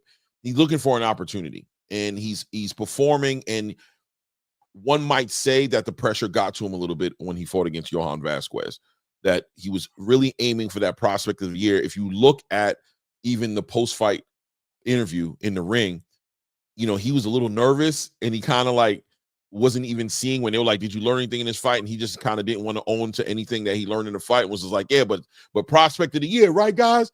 Prospect of the year. I noticed the anxiety in his voice. And when you see the video with him, you kind of dive deeper into his life and see that there's a lot of pressure on Abdullah Mason. He's kind of the Mason brother that's on the front line, and everything he does represents something for his family, changing his family's life, the lifestyle. I mean, they live a very humble life. I know, because I grew up in a very humble life. And even with the haircuts in the basement, and them praying together in that small living room, and the father having to sacrifice and get rid of his shop, you know what I'm saying, to go ahead and commit all his resources to the development of his sons being fighters, and Abdullah Mason being the standout, being the one that actually is the one who's getting the first opportunity to put the family on point. Abdullah Mason doesn't even look like he has too much time for any kind of personal life. When they bring up questions about him and, dealing with, finding love and just some regular things, the quote unquote distractions, he's very focused on becoming the best fighter in the world, which is a good thing from a boxing fan's point of view, because that, all right, this kid is straight dialed in and he's focused, and that aligns with the results of what we're seeing happening in ring with him. But it does look like he needs to put everything in its right place, right? He needs to be focused on boxing, but at the same exact time, at some point or another, I expect that this thing is going to hit a point where, unless Abdullah Mason stays really committed to his father's plan, he doesn't have any. He's pretty much sacrificing himself for his family's sake. Mentally, that could have a lot on your shoulder. It can break you. It can break you, especially when it comes time to hitting adversity. You know what I mean? When it comes time to hitting, those fighters aren't just going to go away, who are going to fight him a certain way, who can make things a little bit more difficult. I would hope that he's handling it in the best way he can handle it, and that he's not allowing all of that pressure to manifest into something negative in the ring. Does it make sense where I'm going with it? 100%. Does it make sense? He's carrying the load, bro. He's basically, no disrespect to your profession, but he's a truck driver, bro. Right. He's bringing home. I ain't gonna say it because I don't, the pork thing, but he's bringing home the beef bacon. You know what I mean? Right. He's the guy. He's the guy that, what do you call it? What's the other kid? The kid that went and got the bean from the giant. He's supposed to sell the cow. That's him. They depending on him. Right. They're depending on him to bring it back, and it's a lot on his shoulders. It's good, and it could be bad. Pressure busts pipes. The pressure also makes diamonds. There's definitely pressure there with Abdullah Mason to perform and to deliver, and he's putting it all on his shoulders to take his family out of the situation that they're in and putting him into a better situation. That, like I said, a good and a bad thing. It's clearly been good up to this point, but what we saw happen with him and Johan Vasquez may have been that, just a little overzealousness, a little overexcitement, a little bit of, get this guy out of here. You know what I mean? It's definitely a very intriguing story. It's very intriguing to watch him go through this journey. We're going to be here with him. I want to see what he does in this fight against his Manuel Jaime. guy. I'm assuming it's going to end up in a stoppage as well. Let's see if he's going to be able to be poised and take his time and kind of show that he's able to make those adjustments. I saw somebody say something in here that they always kind of looked at him with a little bit of a weird a weird eye. Secret Dance, who says he's a truck driver too.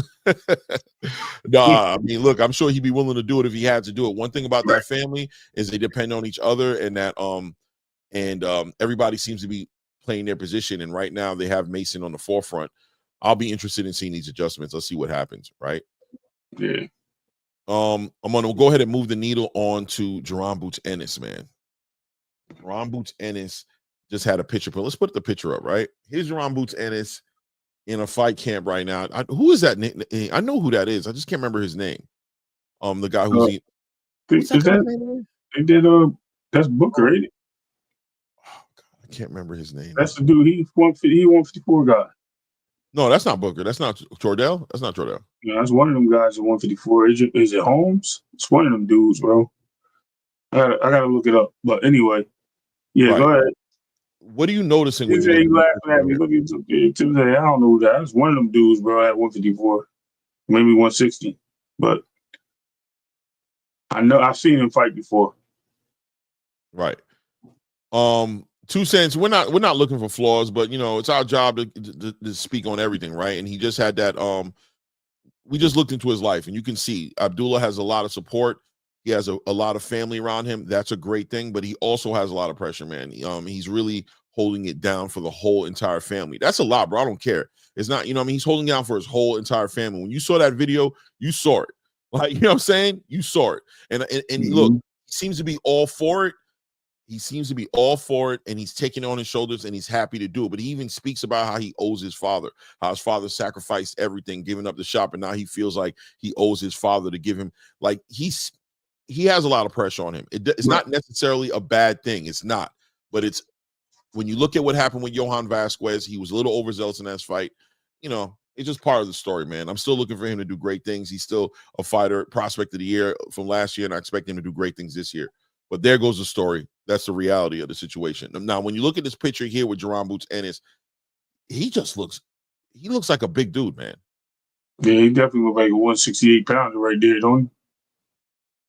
Yeah, man. I mean, did he trim his beard down? I don't know if he trimmed his beard, but I know he got a big old head, bro. Like, 100%. I was gonna say the same thing, yo. That's freaking noggin, bro. That shit like 5'8". What do you call it? What's the 8 size? 8.5. That's the biggest hat you can get, bro. He might not even be wearing fitteds, bro. He might be a Scully dude, exclusively a Scully dude. Exactly. You know Scully. He can't even wear brims like this, bro. He might be done with the whole entire. That might not be hard. He can't even put a snapback on, bro. They don't snap. Yeah, 2.5 months. 2.5 months out, man, to his big fight with Stanionis. He looks like all of 190 pounds. He said he look like he the same size as Haney. Bubs, you be tripping, bro. You tripping. You tripping. It is what it is. It is what it is. I know he gonna find a way to bring it in. I knew it was a shot coming at one point today. It was gonna be a shot. That was it. Good. You thought y'all was good. Look at him. Let it go. You thought he was gonna let it go. You thought you was good for the day. No, sir. It's all right. Flyer Frequency in the building. He about to get you, dog. Yeah, he looks in that picture. He looks heavy, man. He's cutting a lot of weight to be at 147. Bottom line, he's cutting a lot. He's definitely like 180, 185 in that picture. In that picture, man, he's a big boy. And pause if anybody needs one. This is going to be interesting because we're all putting pressure. We've been putting pressure, but I've pulled back off the pressure of having him move to 154 because I do see the opportunities that are manifesting for him right now at 147. But it just seems like Jaron Ennis can't win for nothing. Like, even through his wins, he can't actually win, right? Because when he was coming up with Terrence Crawford and Errol Spence, they were on their way out of the division. He never got his opportunity to have his big fight at 147 because those guys fought each other and left. Then he hung back. And 147 was frozen for like a whole year, easily for a whole year. Nobody wanted to fight each other. No title shots, no unification fights. Nobody was taking the fights. And then now he has the opportunity to go to 154 and make these fights happen for big money. And all of a sudden, the Brian Norman Juniors up here, Mario Barrios, Stanionis starts becoming a little more vocal. He becomes open to making these fights. And then you got Turkey Al-Sheikh throwing in some big money players in the division of between Ryan Garcia, Devin Haney, and Teofimo Lopez. And here's his opportunity again to do something, but pressure on him is, can he stay at 147 in a healthy way and compete with all these dudes to make the money and get the recognition that he deserves? The eye test has been talking about Jaron Ennis being that person for a long time, but those opportunities just never seem to line up at the right time for him. Is timing working against Jaron Boots Ennis? Is this hurting him? Can he not, or is he just keep on trying to hold on to things he needs to be able to let go of? Does he need to just let go 147 and go 154? Or what does he do? All right, this is what I look at it. I would like for him to go to 154 and compete. I think that's where he'll be more naturally fit. He'll have better competition. But right now, he's damned if he do, he damned if he don't. He goes there, they're going to talk about him. He stays here, they're going to talk about him. So he might as well stay where he's at. Why make a move when you have goals, right? I understand that now. I don't think it really matters for him. I just think like the opportunity is where it is, and that's where he's going to base himself on. I did want to ask you something, because Ross Scott in the building, he missed that picture. Shout out to Ross Scott. Shout out to Pop Shot Talk, and shout out to Gerard Too Easy. I haven't seen you, but welcome to the channel. Please hit the like button. If you haven't subscribed, my man. You know what I mean? And Lobby CDQ too. Shout out to you. Oh yeah. Okay. Yeah. Shout out. But listen. Rob Scott, see that picture. Let's see what his take is on that, because I can't wait. Yeah. Rob Scott, check this out. What you about to do? Check what out. Oh, I wanted to see the picture again. Oh, you want me to put the picture? Okay, boom. Here. There you go. Rob Scott. Right, there you go. Rob Scott, check out the picture, bro. What do you think, Rob Scott? What do you think about Jaron Ennis? Here you go. Here you go. Here you go. 3, 2, 1. Boom. Oh, he ain't say nothing. He mad. He disappointed. He left. No, I'm just playing. Nah, but I mean, it is what it is. Jaron Ennis. But there he is. Up next to, I know who he is. I just can't remember his name. I'm telling you, I know who he is. I'm not gonna put that much anybody. I do know who he is, man. I just can't remember his name off rip. But listen, man. I think this is Jaron Ennis has a big old head in this picture, man. He's either, and I talked to Blue about it yesterday on the phone, and we were talking about it and saying that, you know, Jaron Ennis, ever since he got his big paydays with those 2 fights at the Wells Fargo Center, what are we looking at? Ennis is a middleweight campaigning at 147. Waiting for it. I knew he was gonna say something. Yeah, he just. Yeah. Yeah. You know, Jaron Ennis, we talked about him saying that, you know, he got 2 huge paydays with those 2 fights at the Wells Fargo Center. And he said ever since he got his paydays, he's been eating good. And I said to him, damn, man, he had to wait on those paydays to start eating cheesesteaks. Like, you know, to finally be able to get himself a cheesesteak. Like, he really, listen, man, this fight against Stanionis is a very important fight, because people are seeing Jaron Ennis. They're looking at his last 2 performances between David Avanesian and Karen Kukajagan, or Chukajagan, however you say his last name. And they're seeing holes in his game. That's what people are talking about. They're seeing holes in Jaron Ennis's game, and they're looking for a litmus test for him to be able to double down and confirm that he is who everybody thought he was. And Stanionis is going to test him. Without a doubt, Stanionis is going to test him. But is he going to fall victim to staying in a weight class too long, similar to, you know, what people attribute Errol Spence's situation to, just hanging out in a division too long, trying to chase undisputed, trying to unify, trying to prove all these things. Meanwhile, 154 is right in front of him with all these opportunities up there for him to get good money and not have to cut weight the way he did, and also still build his legacy in a division where Errol Spence is supposedly still ready to campaign at to a degree, and clearly Terrence Crawford is there as well. So he has potential opportunities to make those fights happen, even though I don't think those fights are going to happen for him. But those other fights like Virgil Ortiz, Madrimov, Bakram, Charles, I mean, you know, all those fighters that are up there at 154, even a Jamel Charlo, if Jamel ever does return, are up there for him. Is he hanging out at 147 way too long? Eventually. I think he's still young enough where he can hang out there, and maybe 1 or 2 fights. Maybe 1 fight. I'll give him 1, but I think 2 he'll be stressing out. He'll start feeling it. Even with the because the unification is going to help him, obviously, right? For rehydration. So I think after this fight, if he does, he may make 1 title defense of both titles, maybe try to unify another. If the opportunity comes for all 4 belts, then he may do so. But I just think, I think he's done after 2 fights at the division.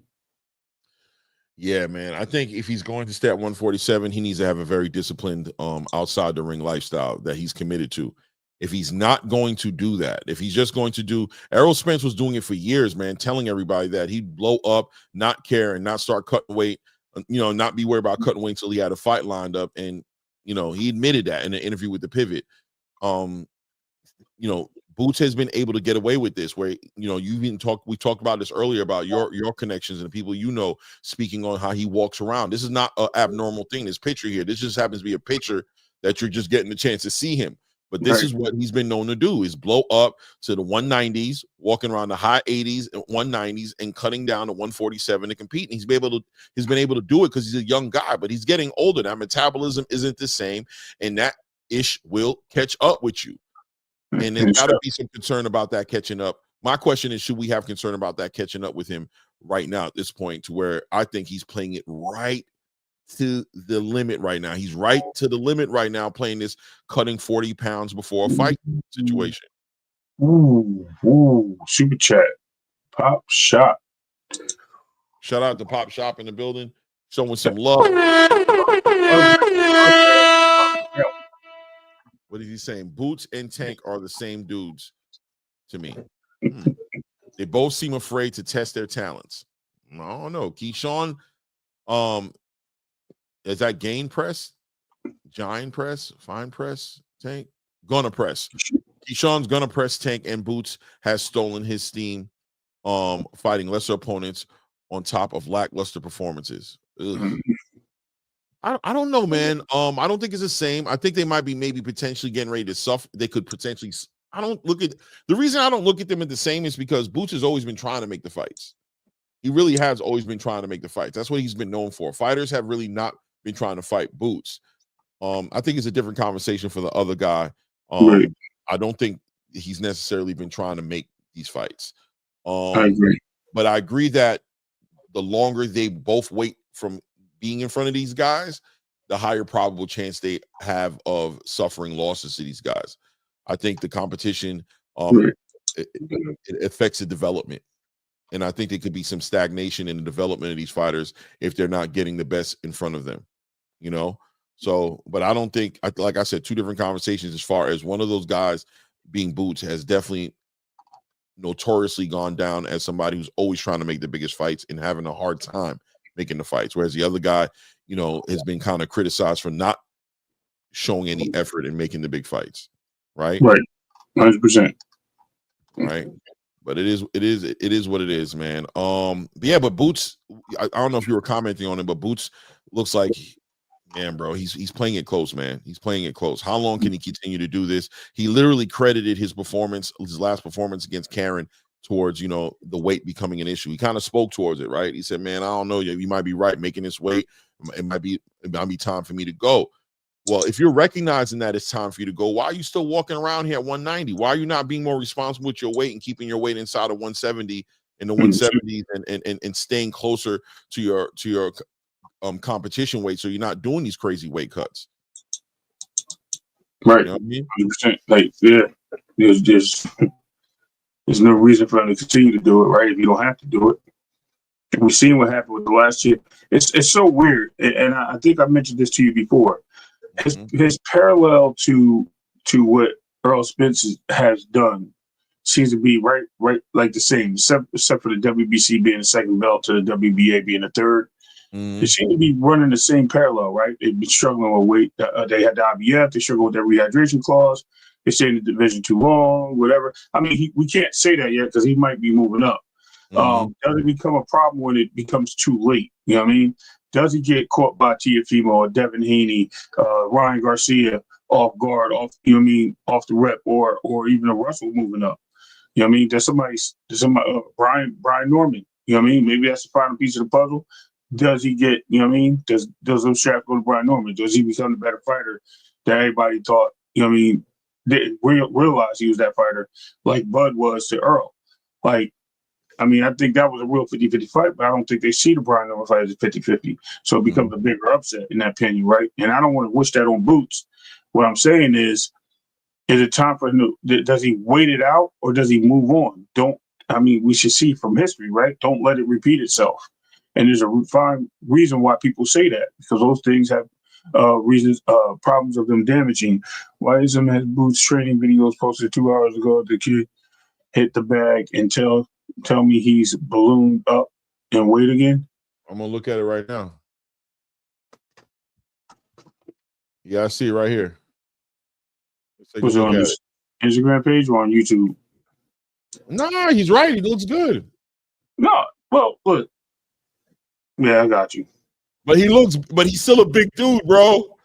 He really is a big dude, but he looks good. And listen, nobody's throwing shots at Boots looking good, man. Boots is my question is, he's gonna cut weight from that. He's not at 147 right there. He's probably sitting at like right there. He's probably sitting at 165 and 170, right? I think he's definitely in a training camp. You feel what I'm saying? You can see he's in a training camp. But he's definitely, in that other picture we looked at, he's definitely cutting weight. That's right. I'm supposed to interview Greg Hackett. I got to reach out to him. I'm supposed to be speaking to him. Yeah.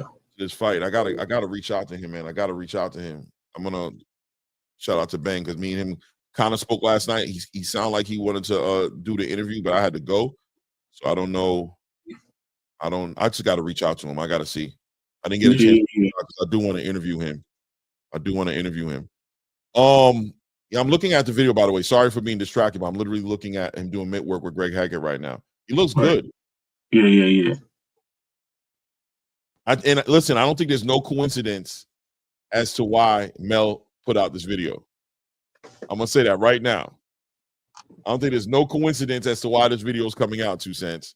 I think without a doubt that started floating around yesterday, and this is Mel is awesome for this, by the way.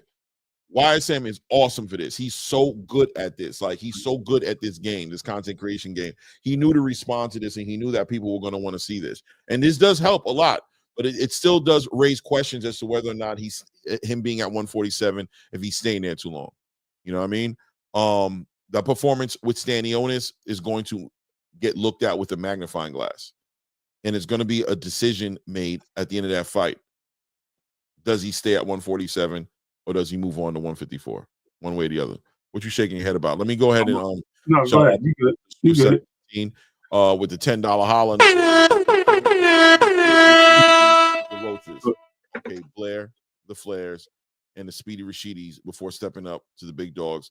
He doesn't have the experience of these caliber guys yet. I agree with you that I don't know if he needs to fight those guys, but he hasn't caliber fighter. He's just now starting to tap into that with the Stanionis, in my opinion. Not any fault of his, but just the reality of the situation. I mean, yeah, to that point, and I agree with him. I don't know about Blair Cobbs. I think Blair Cobbs is overrated by far. But Blair Cobbs is too much. Like, he hasn't put himself in position to really deserve like any top 5 fights. Though I think he should have. Even with when he got his opportunity, he lost it, right, to Rocha. Then you figure, as far as Speedy Rashidi, right? Rashidi blew his opportunity when he fought Roman Villa. Though a lot of people feel that he won that fight, he wasted that opportunity to fight Boots. Basically, they was popping off right there, and that was supposed to be the fight. It wasn't supposed to be Roman Villa. It was supposed to be Rashidi Ellis, but it just didn't go the way of the favorites, right? So now we're here today, and hey, those guys, I haven't even seen those guys since I've seen Blair. Rocha had a terrible fight his last outing. Didn't look so good. And obviously Blair the Flair for Adrian Broner and knocked his tooth out, broke his elbow and everything else in his gene pool. So I mean, it is what it is, man. Like, I guess if you want to state that point, it does make sense, but it's just these guys aren't as active as Jaron is right now, and then I don't know if that makes sense. Right. No doubt. We'll see what happens. We'll see what happens. I like this video though. Shout out to 2 Cents for pointing me to that video. That was a good video, man. That definitely. I don't have any doubt that Boots is gonna make weight on in April 12th when they fight. He's a professional fighter. He's gonna make weight. My question is, does he wait until that weight hurts him before he moves to 154? You know what I'm saying? That's all I'm saying. Does he wait too long? Is there a chance that he sits there at 147 too long? And time will tell that better. He's cutting the weight. He says he has no problem doing it. But when you see him in this picture right here, in comparison to what you've seen him do, what you saw him do in what I just saw him do in that video was very impressive, and he looks good. But right here, I'm wondering when this picture was taken. You know what I'm saying? Yeah, how old is that picture? I mean, dog. Yeah, he definitely close to 190 in that picture, bro. It is what it is, right? It is what it is. Crazy work. Let's move on. Let's keep on moving the topics here. Jaime Munguia joins Team Canelo, man. Jaime Munguia is Team Canelo. So now you see Canelo and Eddie Reynoso building up their little team up again, right? It's starting to happen, right? Canelo has now Jaime. He has Teofimo. Ryan Garcia is back in the mix, and there's another fighter, I can't remember his name, who's also up and coming, who's over there with Eddie Reynoso. They seem to be building up a team right here, and Jaime Munguia is in my opinion, an addition that kind of makes sense with Canelo's future, endeavors with this new 4-fight deal. That's a great sparring partner to have, and I expect Jaime Munguia to benefit from the relationship as well. What do you think about this move by Jaime Munguia over there? I'm gonna start with this. This is a power play for Canelo. Canelo is building a promotional company right under our nose, y'all. And he's taking fighters that he's putting under his wings that he's going to tutor. That's it, Jonathan Lopez, JR. That's the name, Jonathan Lopez. Thank you. He's going to get them in the right. He's going to get them in the right positions to win titles, and he's going to pass the torch to them. He's going to have them being the faces of boxing. I don't know if we're going to call it. We already got the logo, right? The Canelo Alvarez logo, but we're going to call it Reynoso Racing. We don't know. But at the end of the day, it's going to be called something. That was a little joke.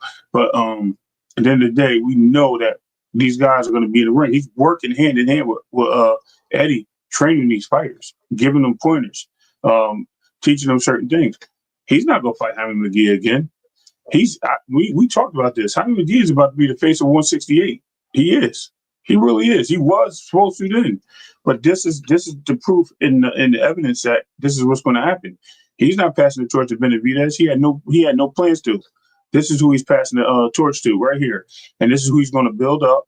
This is who he's going to take care of. And it's going to be the same thing with Ryan. If Ryan stays with a sharp skill set, Teofimo, who they're supposed to fight, I don't even know how it's going to happen if they both prevail, right? That's going to be interesting, right? So I don't even know how that's going to happen. But the fact is, something about Canelo and his future with his money is going to say, this is my promotional company. These are my fighters. And I wouldn't be surprised if even Pitbull joins the team. Listen, man, I'm with you, man. I think one thing about when you talk about Eddie Hearn, when you talk about Turki Al-Sheikh, you talk about opportunity. When you talk about the zone, you talk about opportunity. One of the things that I always said is going to keep Shakur Stevenson over there with Eddie Hearn is the fact that Eddie Hearn is into the partnership situation. And that Shakur's trying to push his brand as well with his little cousin, Zaquin, and you know what I'm saying, what he's doing, obviously not fighting Keyshawn Davis and those situations. I see opportunity for Canelo Alvarez to not only get a lot of money with this situation with Turki, but also you see him bringing his fighters with him. You see him. He brought Jaime Munguia onto this card. Jaime Munguia is going to be fighting Saras on this card. You know what I'm saying? He's got Teofimo lined up to put him supposedly on the undercard when he fights against who is he supposed to fight against? And when he fights against Terrence Crawford, you know what I'm saying? There's rumors of that coming together. You know what I'm saying? You see him bring Ryan Garcia back into the fold. Look, man, I think it's some real power moves being made in the background, without a doubt. Real power moves are being made. And Jaime Munguia is just showing, like, look, look out for Canelo, not only for what he's doing in the ring himself, but what he's doing in the ring as far as outside of boxing. He's going to go head up with Oscar De La Hoya and all those guys, and he's going to become a promoter, and he's going to be the real face of Mexican boxing, and he's going to bring up anybody who wants to be have that branding behind them. They're probably going to go over to Canelo Alvarez rather than go over to Oscar De La Hoya. Even though Oscar De La Hoya has the relationships and the experience, he hasn't been getting celebrated the way that people think he's been getting celebrated. Don't forget that Oscar started off the guy who was the fake Mexican to the Mexican, you know what I'm saying, community. He was always that guy, and Canelo Alvarez looks like he's making that big power move. I like the move. I think Jaime Munguia is going to get better. Obviously, I expect him to stop Sarase and get in front of that. And I agree with you. Potentially be the torch might be potentially getting passed over to Jaime Munguia. Let me see. Let me see here. I believe Mbelly would be the man at 168. Christian Mbelly is just kind of like, he's too awkward for me. Yeah, I think he's going to get exposed once he gets that right opponent in front of him. He's not a safe fighter. It's too risky. Actually does anything in boxing that justifies the overhype he's getting from some of you. Wow. Overhype. Wow. Hey. Listen, man, you look at 2 cents. 2 cents said overhype with the question marks. Yeah, man. Look, man, I don't think it's overhype, but I do think it's a barbecue time for Jaron Boots Ennis. It's barbecue time. It's time to show and prove, man. It's time to show and prove, man. Don't wait until you get to the biggest show of your life to start becoming lackluster. It starts to look weird. Exactly. You know what I mean? It starts to look weird, man. Looking forward to seeing him do some great things. In other news, an announcement has been made. The Towering Inferno finally makes his return. We know the last time we saw him fight was last year, March of last year. Looks like he's going to make it just a little over the year mark with a March 20, I believe, March 22nd showing. Amazon Prime is going to be March 22nd. Amazon Prime is going to be giving a free fight out, headlining with the Towering Inferno, Sebastian Fundora, going to be fighting against this guy right here, Chodell Booker, 5'9", 70 arm reach, has 1 loss, I think like 20 wins. Let me pull up his record here. Let me not go to the top of the head here. Let me see here. Chodell Booker.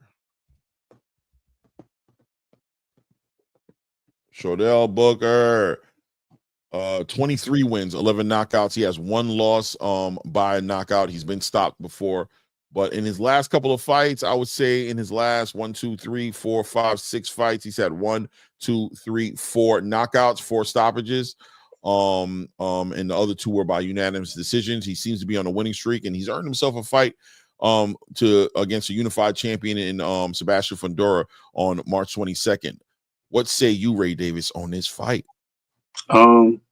Definitely a fight that'll be interesting. In my opinion, this is a fight of test and will, right? An easy tune-up, easy stay busy fight for Fundora. It looks to be that way.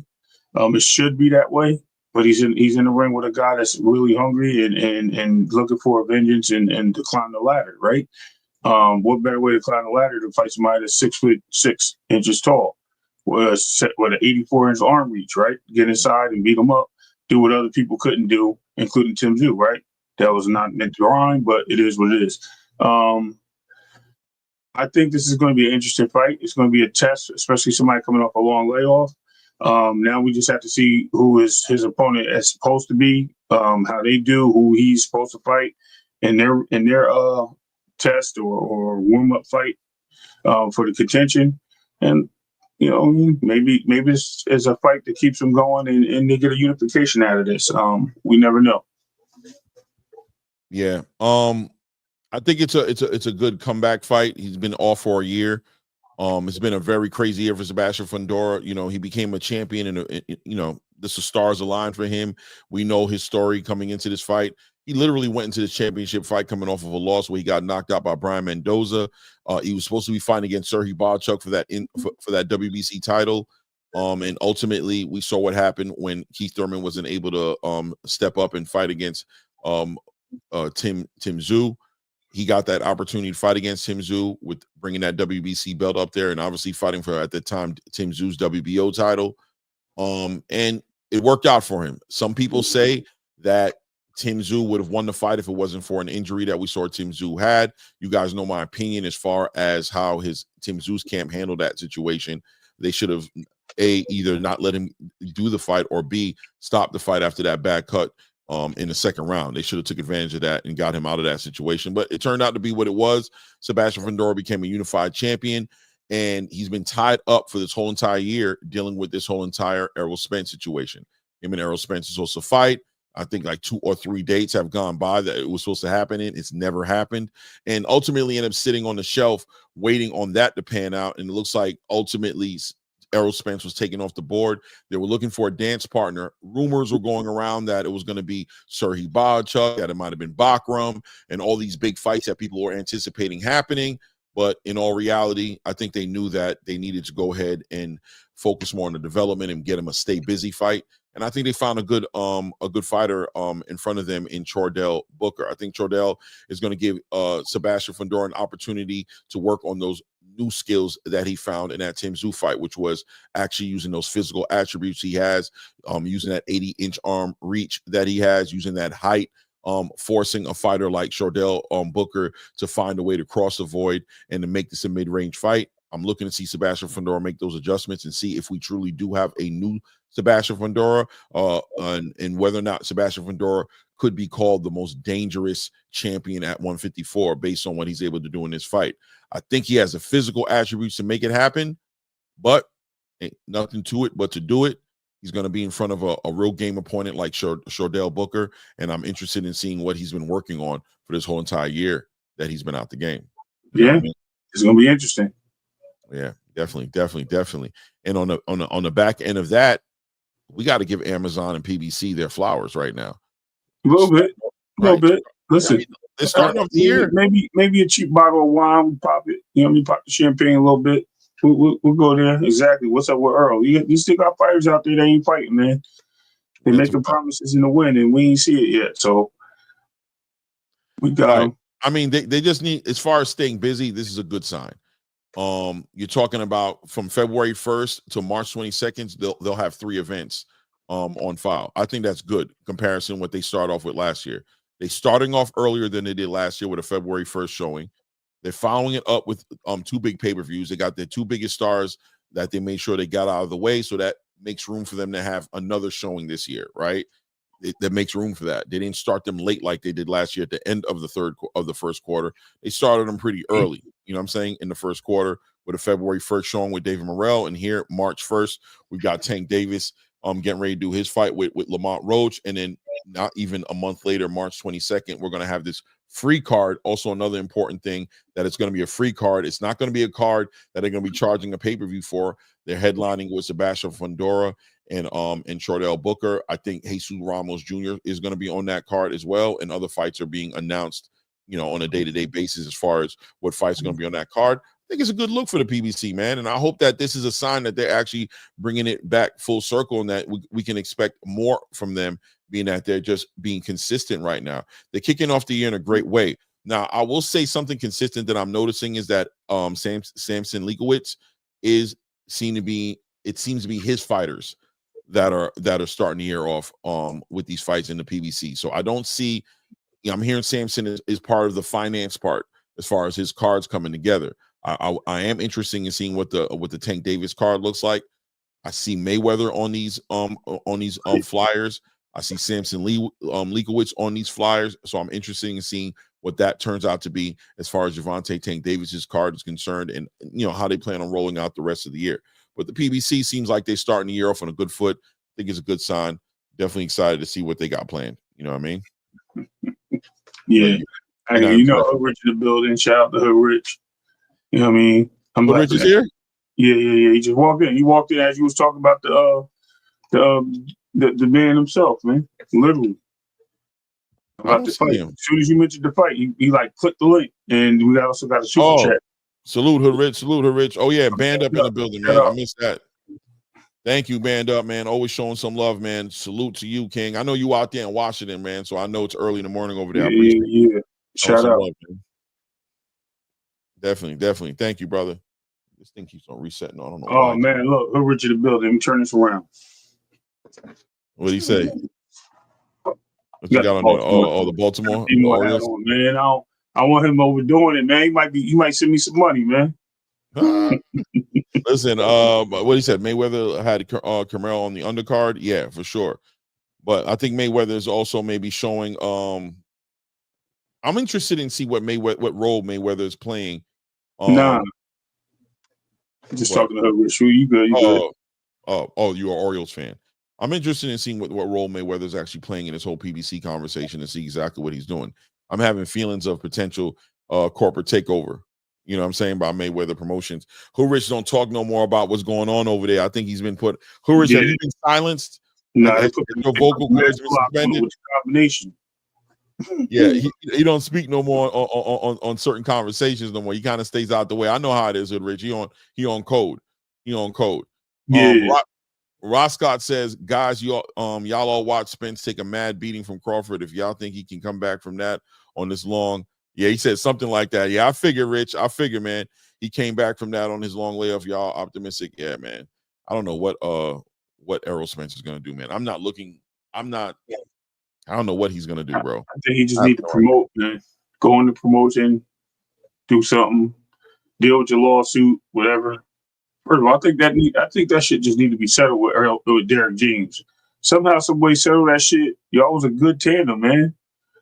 I mean, when it was just them two or them 3, 4, whatever, it was a good tandem. Once they started letting anybody into the gym, it started getting crazy. Yeah. I don't know, man. I think I saw it in Errol to a degree. Even early, I saw it. Even when he was a champion, I saw. I just feel like once he wasn't able to win that fight against Terrence Crawford, I think it really took the wind out of his sails. I think it really, I don't want to say hit him hard like it hurt him, but I just feel like he always kind of showed signs of boxing being a very temporary thing for him, and that he was trying to accomplish some things before he left. And with the Terrence Crawford situation going where it went, it kind of brought him back to square one, and he had to be willing to rebuild from square one up. And I think he's been dealing with whether or not he's willing to build from the ground back up. You know what I'm saying? Yeah, right. It's a setback, and they want him to take a setback. You know what's funny? Actually, I'm gonna put, and I believe what you're saying, Kayla's World. I definitely agree with you. I do believe Earl still got it, but I think the problem is what Clay is saying is that he has to fight from somewhere. Like he has to pick somebody. Keith Thurman did the same thing. He didn't want to fight just anybody, right? Right. They ended up finding Barrios to get him to fight Barrios in order to make the fight happen. You know what I mean? Up and coming star to the division to fight a young guy, somebody that they feel that he can get a victory off on a comeback. And sometimes you have to take a step back to go forward. And it just seems like some of these guys don't want to take these steps back. You know, they just want to stay. They want to stay in these limelights. And let me get it twisted. PBC has been putting them in fights and fight championship fights after losses. A lot of these guys, which it is what it is. I ain't mad at it. It is what it is. That's how you see your guys moving and keeping them relevant. It's okay. Top Rank did it. Top Rank did it for sure. So when Top Rank did put Loma in fight after fight, after the loss, you know what I mean? Teo had a fight or 2 off, and he went back into the fight. So those things happen, man. Like, I just think that's like the new wave. If this is my star, he jump in the line no matter what. And it's okay for everybody else to accept these things, right? But when it's opposite fighters and they take a loss, you know, I'm going to say there's a little sensitivity here. But, I mean, they take a loss, that's not a loss because it gets taken off your record. Mm-hmm. They want to tell you that guy can't fight or be number one. He washed. I'm just kidding. Go ahead. No, man. Listen, man. I mean, even Devin Haney kind of got saved from that, right? Because Devin Haney was gonna have to really dial in, and there was a point in time where it looked like Devin Haney was gonna have to start back at Turkey saved him.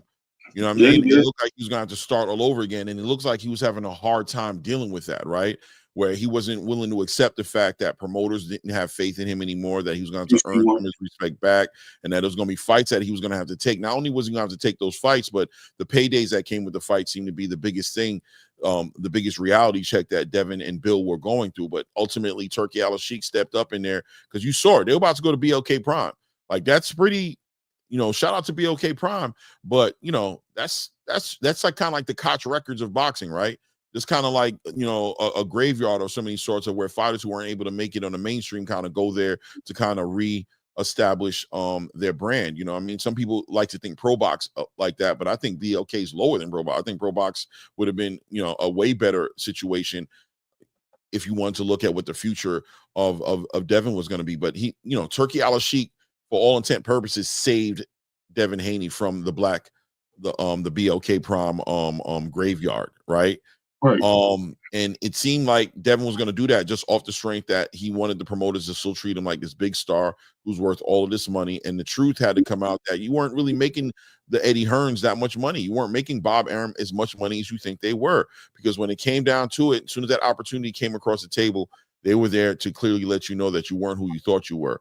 Errol Spence looks like he's been kind of confronted with the same situation. It looks like that loss he took, Rollo said graveyard. I don't know. I'm just saying what people look at it as. I'm not saying they are, but I'm just saying I'm just keeping it 100 on what it looked like would be okay. What it looked like when Devin Haney went over. And I think Devin Haney realized it. Fight deal with Amazon. Say it again. Did he? I don't remember that. Earl took a fight, $200 million deal. I don't know. Yeah, I don't remember him resigning. He could have. I missed that one. That's crazy if they throw money out like that. Oh no, he's making jokes. Oh, he's making jokes. Yeah, he's definitely being sarcastic. That's not real. Got it. Okay. Yeah. He's making jokes. I had to think about it because I thought that at first, and I was like, "Hold on, was he serious?" Nah, he's making jokes. He's saying, "Don't forget," and he's laughing, basically saying, "Remember, that's the narrative they're trying to push out there." And I know what he's talking about. But like I said, Errol looks like he's been confronted with that reality and he's dealing with it, and he doesn't seem to really want to subscribe to that. He still wants to be treated like the guy who he was before he fought Terrence Crawford. And I understand where he's coming from as well, right? But he's kind of having to eat his crow because he bet on himself. He pushed back against what the PBC had planned for him, what the handlers wanted for him. It didn't work out for him, and now, at the end of the day, he's kind of stuck with, if you're really serious about boxing, you're going to have to start against a Charles Conwell or against or if you're going to take a big fight against a Sebastian Fundora or something of that nature, you got to be ready for the pay to not reflect what you think it's worth just because it's a championship fight. Don't forget that you're coming off a loss. That fact that you're going into a unification fight and that they have you ranked number 1 in the WBC is diabolical within itself. And a lot of these fighters are having a hard time dealing with that. Like you said, Keith Thurman, same situation, stayed inactive for damn near 5 years trying to push this campaign that he was this guy. He was that guy. And then, now look at him. His hairline's all the way back here. He looks like like an old Temptation singer. He's wasted his the last 5 years trying to prove something that's ultimately landed him in Australia against somebody we never heard of, trying to line him up with a Tim Tszyu who potentially got exposed in his last fight as well. It's not a good look, but it's something he has to accept. I got Tom. He said Hood Rich. I don't know who Hood Rich is talking to. I guess with Roscott. He said he got Tom. Yeah, him and Roscott. They going at it, bro. Yeah. I'm looking. They I having see fun, though. They having fun. It's all good. Yeah, for sure. So, not the Temptations. 4 Tops. How about the 4 Tops? The 4 Tops. One of them, man. You got a 5 top. Listen, man. Keith Thurman's hair, and I don't know. When I see people do what I see Keith Thurman doing with this hairdo, it blows me away. Like, brother, shave your damn head, bro. What are you holding on to, bro? What is that all about, bro? The ponytail.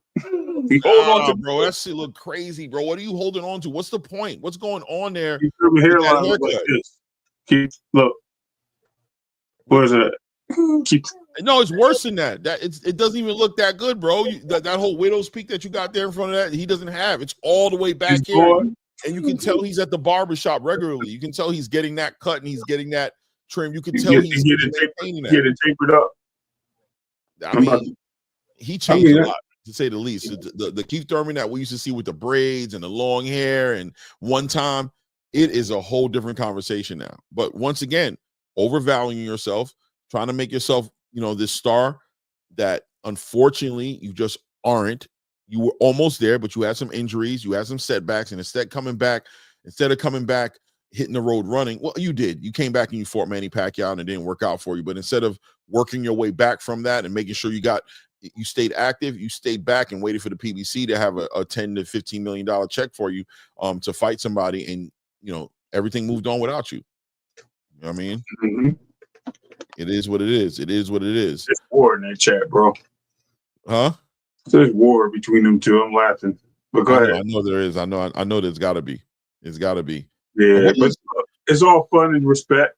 Hold on, I want to see something here. Usually we got finished. I see Devin survive a pure heart. Devin will be fine unless that jaw is glass. Yeah, Rollo. I mean, I felt like in Rollo, man, it's not about whether or not Devin blew his load, pause, you know what I mean, necessarily in that fight. It's a fact that when it came time for Devin to get back in the ring, he had a reality check with all the promoters, right? I mean, to the point where he had to speak on it and say, like, these promoters trying to play me, you know what I mean? Like, he had to really speak out on it. Turkey saved him. You had to question before Turkey got involved in the conversation. Devin was questioning the reality of he's going to have to take fights, stay busy, and not get paid like he was getting paid before that loss against Ryan Garcia.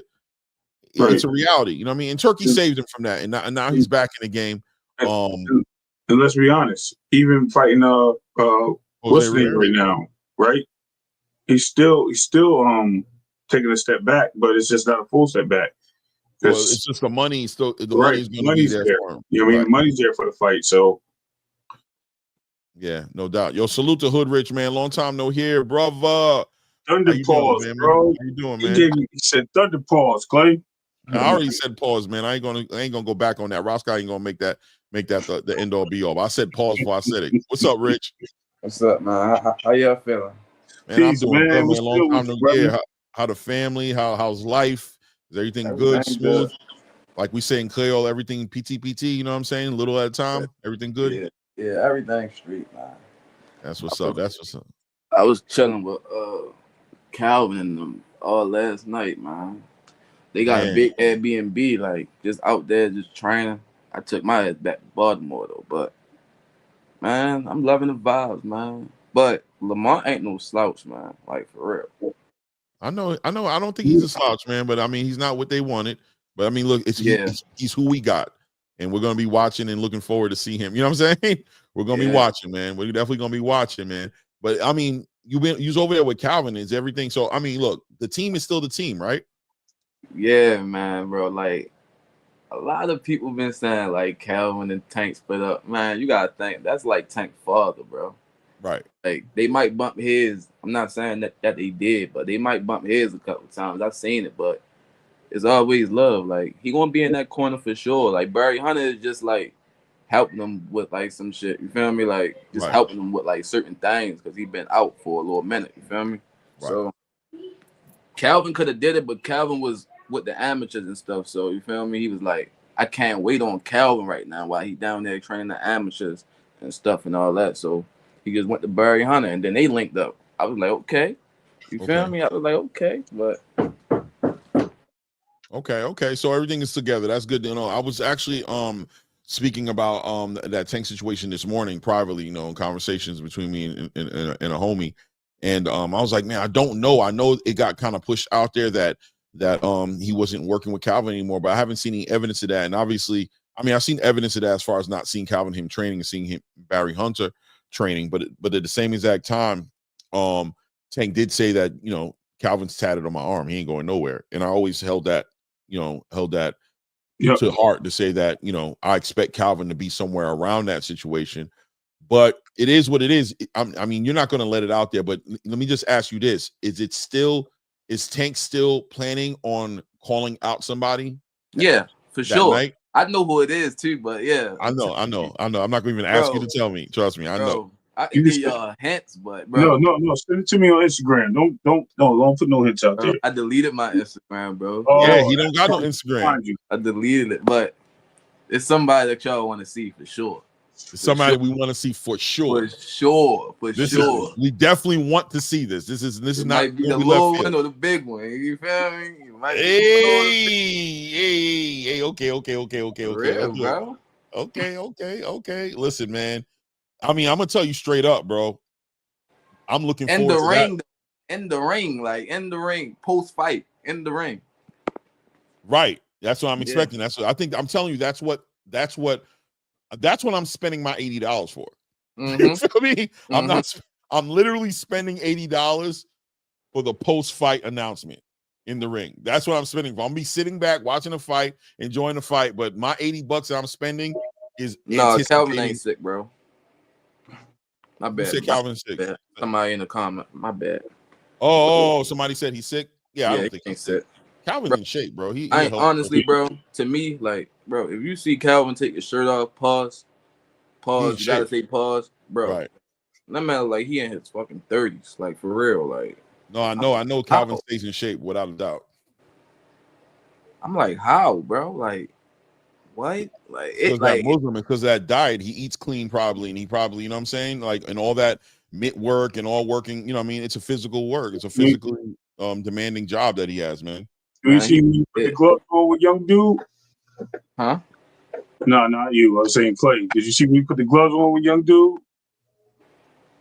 No, I know what you're talking about. Young dude was trying him in the ring. I think Rich, wasn't you recording that, Rich? Yeah. You recorded. I thought, yeah. He said, get this on camera. Yo, he's like, yeah, that's all you got. That's all you got. Yo. Yeah, Calvin. Oh, Calvin. Like, it was somebody that came in the gym, bro. And He broke up. You there, Rich? He there. He's still connected. He's just a bad signal. Got a bad signal, yeah. Yeah, man. No, without a doubt, Calvin's in great shape, and I'm happy to hear that the team is intact. I've seen pictures of Tank recently. Boy, looked like he's in great shape. He's taking his fight very seriously. Yeah, he came in on another name. I think he had a problem. You there, Rich? I had got a call. My bad. But yeah, that's crazy. Somebody from the gym just called me too. But bro, he came in there tripping, bro. Like, I don't know if he was on something or what, bro. But the kid, like, a kid was about to spawn. Calvin was like, no, I got him. But like, bro, Calvin was so serious. I never seen the side of him, bro. I'm like, bro, he probably about to hurt this man. Like, you feel me? Like, bro, they started boxing. The guy is playing, but Calvin ain't smiling. I'm like, oh shit. I don't know what it was, but it's something clicked. You like, somebody get him, somebody get him, somebody go get him. He was about to kill that man, bro. And then, like, Calvin do be going through injuries and stuff because, like, he keep his body up for Tank. You feel me? Like, he keep his body up for him. Like, he tell Tank, hit as hard as you want to. You feel me? Like, on the body and everything. He broke Kenny ribs and all that. Like, it's, bro, trainers, they go through more stuff than the fighters, bro. And, like, yeah, I see why, like, they get paid that much money. You feel me? Like, I see why. Like, it was a narrative going around that Calvin ain't got no money. Shit. Nah, bro. I mean, listen, bro. He has a successful gym that he's running. He's got, I don't see that on Calvin. You know what I'm saying?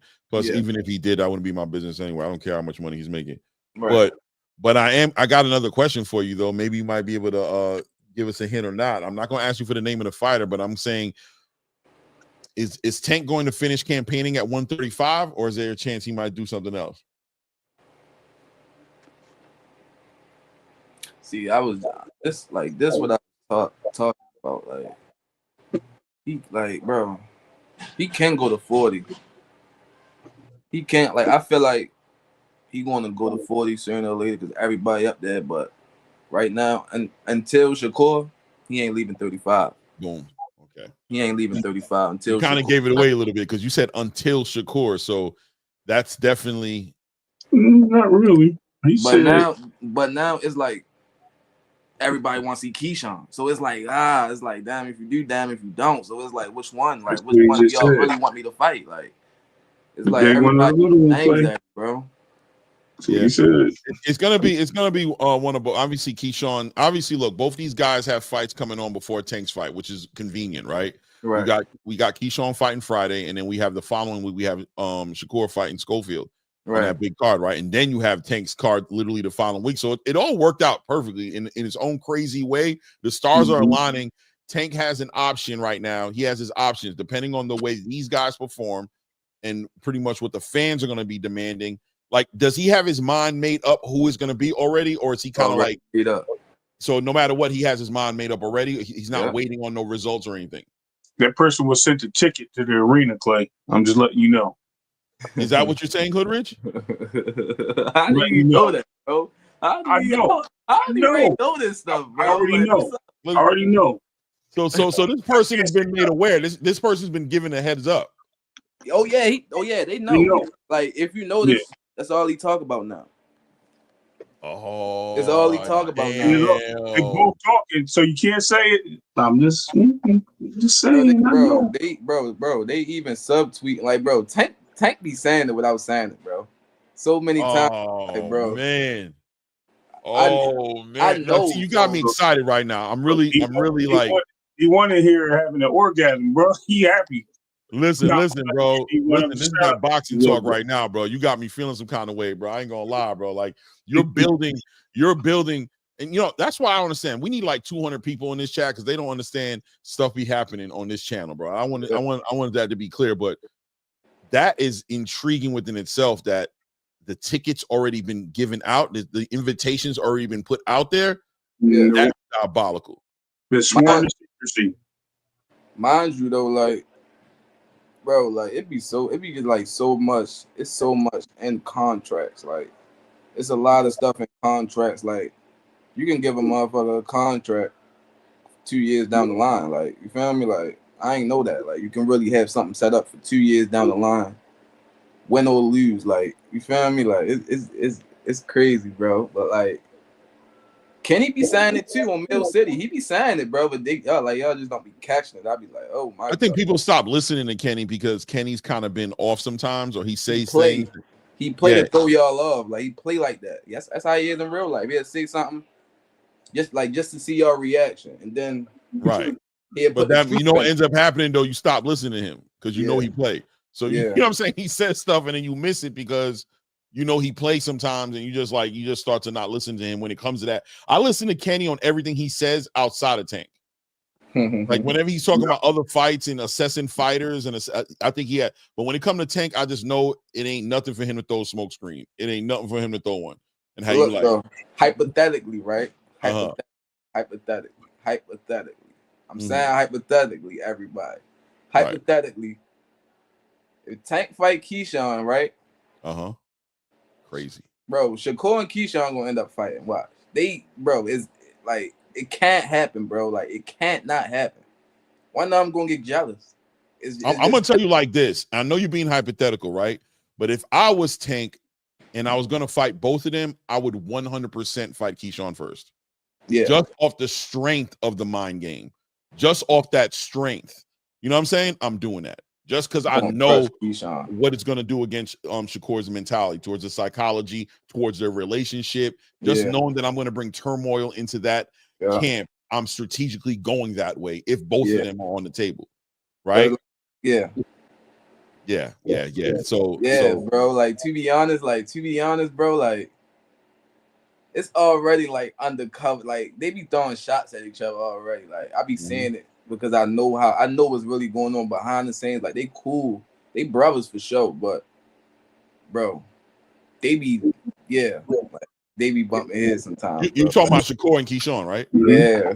Yeah, I think without a doubt, listen, man, you don't have an ego like Keyshawn Davis. You even hear him speak. Listen, when he says he's the best at 135, it is 100% including Shakur Stevenson. Yeah. He's not playing about that, right? And he's like, look, we're going to respect each other because we have this relationship, but there's no way in hell I'm ever going to speak in any way that makes it look like the reason I'm not fighting you is because you're better than me.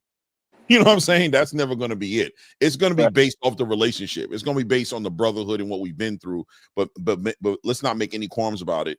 I'm going to continue to campaign as the best fighter at 135 pounds with whatever that comes with.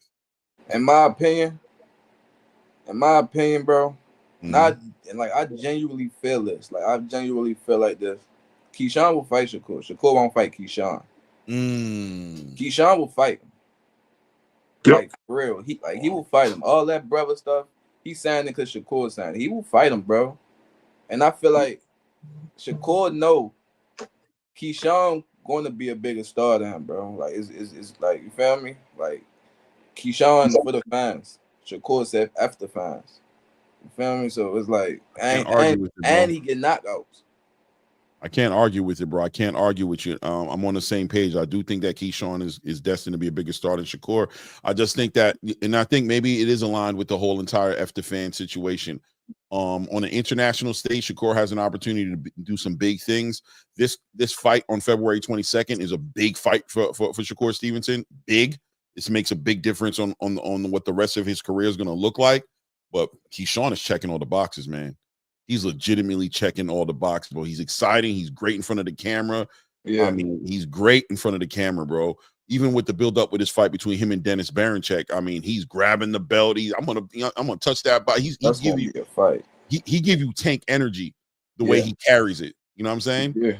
In many ways, as a Tank fan and somebody who's close to Tank, I know you got to look at it sometimes like, man, Tank just like go in more like Keyshawn a little bit. Like that's really you, but you staying away from the cameras because you can't stand the media. But I know Tank is like that probably all day long behind the cameras. You know what I'm trying to say?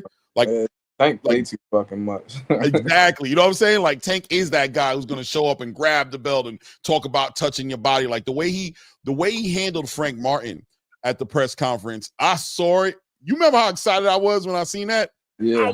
I was hoping to God he was gonna be like that for the rest of his life. I was like, that Tank had me going, bro. The way he's talking to Frank, you not really like that. You got problems to the body. You don't like getting hit in the body. You know what I'm saying? When he made him flinch, I mean, it was a great build up to the fight. And you saw even him rolling into the ring, playing like a little kid. You know what I'm saying? Yeah. Putting his hands up. He was happy. Like he got his groove back, bro. Like he hated boxing for a minute. Like he ain't like it. Like it was just like a job. So now he finding that fun again in the sport. Like, are you saying that presently right now? You saying that Tank is out of that? He's out of that little because he wasn't a down when he first did it at that first press conference. You just kind of saw the disenchantment. Like this sport is F this sport, man. Like this sport is not treat me the right way. But he's out of that, and you're saying he's back full circle to that guy we saw against Frank Martin, and he's just like feeling this sport again. Yeah, but then again, like it's just like some PBC stuff going on. Like they trying to play with him, like but not play with him, but they trying to like it's like they trying to keep him on a leash. Like no, like he ain't doing that. Like no, and I feel why he said he gonna be mad, bro, but. He not retiring, bro. I know he ain't retiring. You know what I'm saying? But that was a statement more towards his situation. Like I might rather retire than keep on. Y'all keep playing with me. Yeah, I might just retire just on some like F this situation type energy. It's just are they getting it together though? Yeah, slowly but surely. L getting better. So you feel me? He getting better. Yeah, he getting better, man. So he's part of the conversation now. Again, he's back. Man, money do some crazy shit, man. Money, you can fix anything. You can fix anything. You can get your cancer gone, anything. I'm not saying that's what he got, but you feel me? That man got real deal big boy money, man. But imagine how the press conference going to be Keyshawn and Shakur. I don't think it's happening. I don't think Keyshawn Shakur gonna happen, man. No. I'm saying Tank. Oh, what Tank's gonna be like on the press conferences with both of them? Yeah, okay, I see what you're saying. That's going, man. It's gonna be crazy. I think Keyshawn and him might have to be separated. They might not be able to stay in front of each other because I know I'm gonna tell you right now, if Tank do what he did to Frank to Keyshawn, I think Keyshawn bucks. I don't think he allows that to slide, bro. I'm be real, bro. To be honest, bro. See. I ain't gonna say that because I really don't know Keyshawn, bro. On the outside looking in, bro. To me personally, from being from Baltimore, he just like it's like he tried to put on Like, you feel me? Like, he probably is like that though. But bro, when you in the face with a face-to-face with a real one, man, you can feel it. And it's like Frank Martin. You feel me? Like, you can feel it. Frank Martin, you would never thought Frank would have done that. You ain't gonna lie. You would never thought Frank would have fell for that. You know what I'm saying? But see how him and Frank and Keyshawn was going at it. Frank really liked that. But when you in a face-to-face with somebody, you can feel it. Like, oh shit, this Tank. Like, you feel me? Like, and he been in the ring. What about Shakur? You think Shakur like that? It's hard. People say Shakur like that, bro. They say he really a dog like that. And like you said, when you said put up the hands a little bit earlier, did you see how I responded to put that picture up? Yeah, look, they cooked, bro. They cooked. Like, I ain't gonna lie, like, I'm betting on him and all that, but it's like, bro, we might see Shakur face some adversity, bro. We really might, bro. Like, I'm telling you, like, that little kid Austin. They not going to box. They going to fight. They you cracking jokes on my dad and all that. Right. I'm coming to hurt you. You feel me? Like, right. And he got some pop. He can hit, but it's like, can you land on Shakur though? That's the question. Shakur, I ain't gonna lie, he got that defense. He got it, but we know how to crack the code over here. We know how to do it. That's why I'm saying, like, I just be laying back, sitting back, watching the fans go, oh my God, Shakur going to outbox Tank for 12 rounds like Tank can't box, or Tank just need a knockout. He don't. Like, well, that's the assignment, right? Everybody has the assignment. It's kind of like when Manny Pacquiao fought against Floyd Mayweather. Manny Pacquiao had an assignment and Floyd had an assignment. Like, we all expected Floyd to box and we expected Manny to press Floyd and to break Floyd with the pressure and letting his hands go, and that just didn't happen, right? Now later on we found out it was some shoulder injuries or things that Manny may have been dealing with, which might have, the excuses came out. But when Tank gets in the ring with a Shakur Stevenson, the assignment is there. The assignment is that Shakur is going to be the boxer. He's going to make it difficult for Tank to connect with him. He's going to be the higher pedigree of boxer, and that Tank's going to be the guy who's going to break Shakur, break him with pressure, and ultimately end up stopping him. But I agree with you. I think that people sleep on Tank's ability to fight on a Shakur level, to be a boxer on that level, and it could really become a very cerebral fight. You know what I'm saying? Yeah. But at the same time, we got to see how this hand surgery treats Shakur. See how he fights against Floyd Schofield. Listen, if he stops Floyd Schofield on February 22nd, I think that adds intrigue to the Tank Davis and Shakur Stevenson fight. Yes or no? Yes, it do. I ain't gonna lie, it do. And like, I hope he do. But his hands, bro, like, it don't look the same. It looked like they replaced all his knuckles with, I don't know, bro. It just looks so crazy. His hands look like that for a while. It looked like his hands are gonna be bad by the time he hits like 50 years old. Yeah, no, it look like that for a while. He can't even ball that hand up. The other hand on the left side, he can't even ball it up. Like, you can see, like, right. You ain't lying in comparison to all the knuckles showing on his left hand, but the right, the fist to the right. And you look at, that's why I took this picture, and I've been posted this up. I've been periodically like, what do y'all think about this? I don't think people have been taking it seriously, what I've been trying to say. I don't know if people think I'm taking shots but I'm just being honest that this is different. Right. You know what I'm saying? Listen, that's why I call him Hellboy. It's different. And, bro, to be honest, I won't be surprised if Shakur run around the ring again this fight, because I'm hearing that he got a couple injuries right now. He pushing through, though. He don't want to call up the fight. Like, I heard he got like a rib, something wrong with his rib. Like, it was something like his rib or something. Like, I don't know. That's why it's like, man, I hope he win this fight, bro, because if he don't, bro, and he got to go get another surgery, it just pushed the fight back. And I'm going to tell y'all a real reason why Turkey Al-Sheikh really want to go to Tank. Like, he wanted, to be honest, bro, it's kind of messed up. But, right, say if the fight happened next, right, bang. The fight happened next. He come over to PBC. It can go all 12 rounds. They're not going to give it to Shakur. They don't care. He's not giving it to Shakur. You feel me? See what I'm saying? And I'm not even on no bias stuff or nothing. Like, I'm straight down the middle right now. if he outboxes Tank, they're not going to give it, especially if he run around the ring the whole time. They're not going to give it to him. Right. They're not. Like, that's just how boxing works. Like, you coming over to PBC, and you're not trying to fight, and you running. That's why he went to Turkey. He wanted Turkey to make the fight so it can be split down the middle. He know. He like, man, I'm not trying to lose. He really want to win, but he know if he fight him on PBC, it's either gonna get knocked out or the decision going to Tank. There's no way he gonna win unless he knock Tank out. Only way. Or if he knocked Tank down multiple times, right? Like if he drops him like 2 or 3 times. Yeah. It's fucked up, but that's the truth.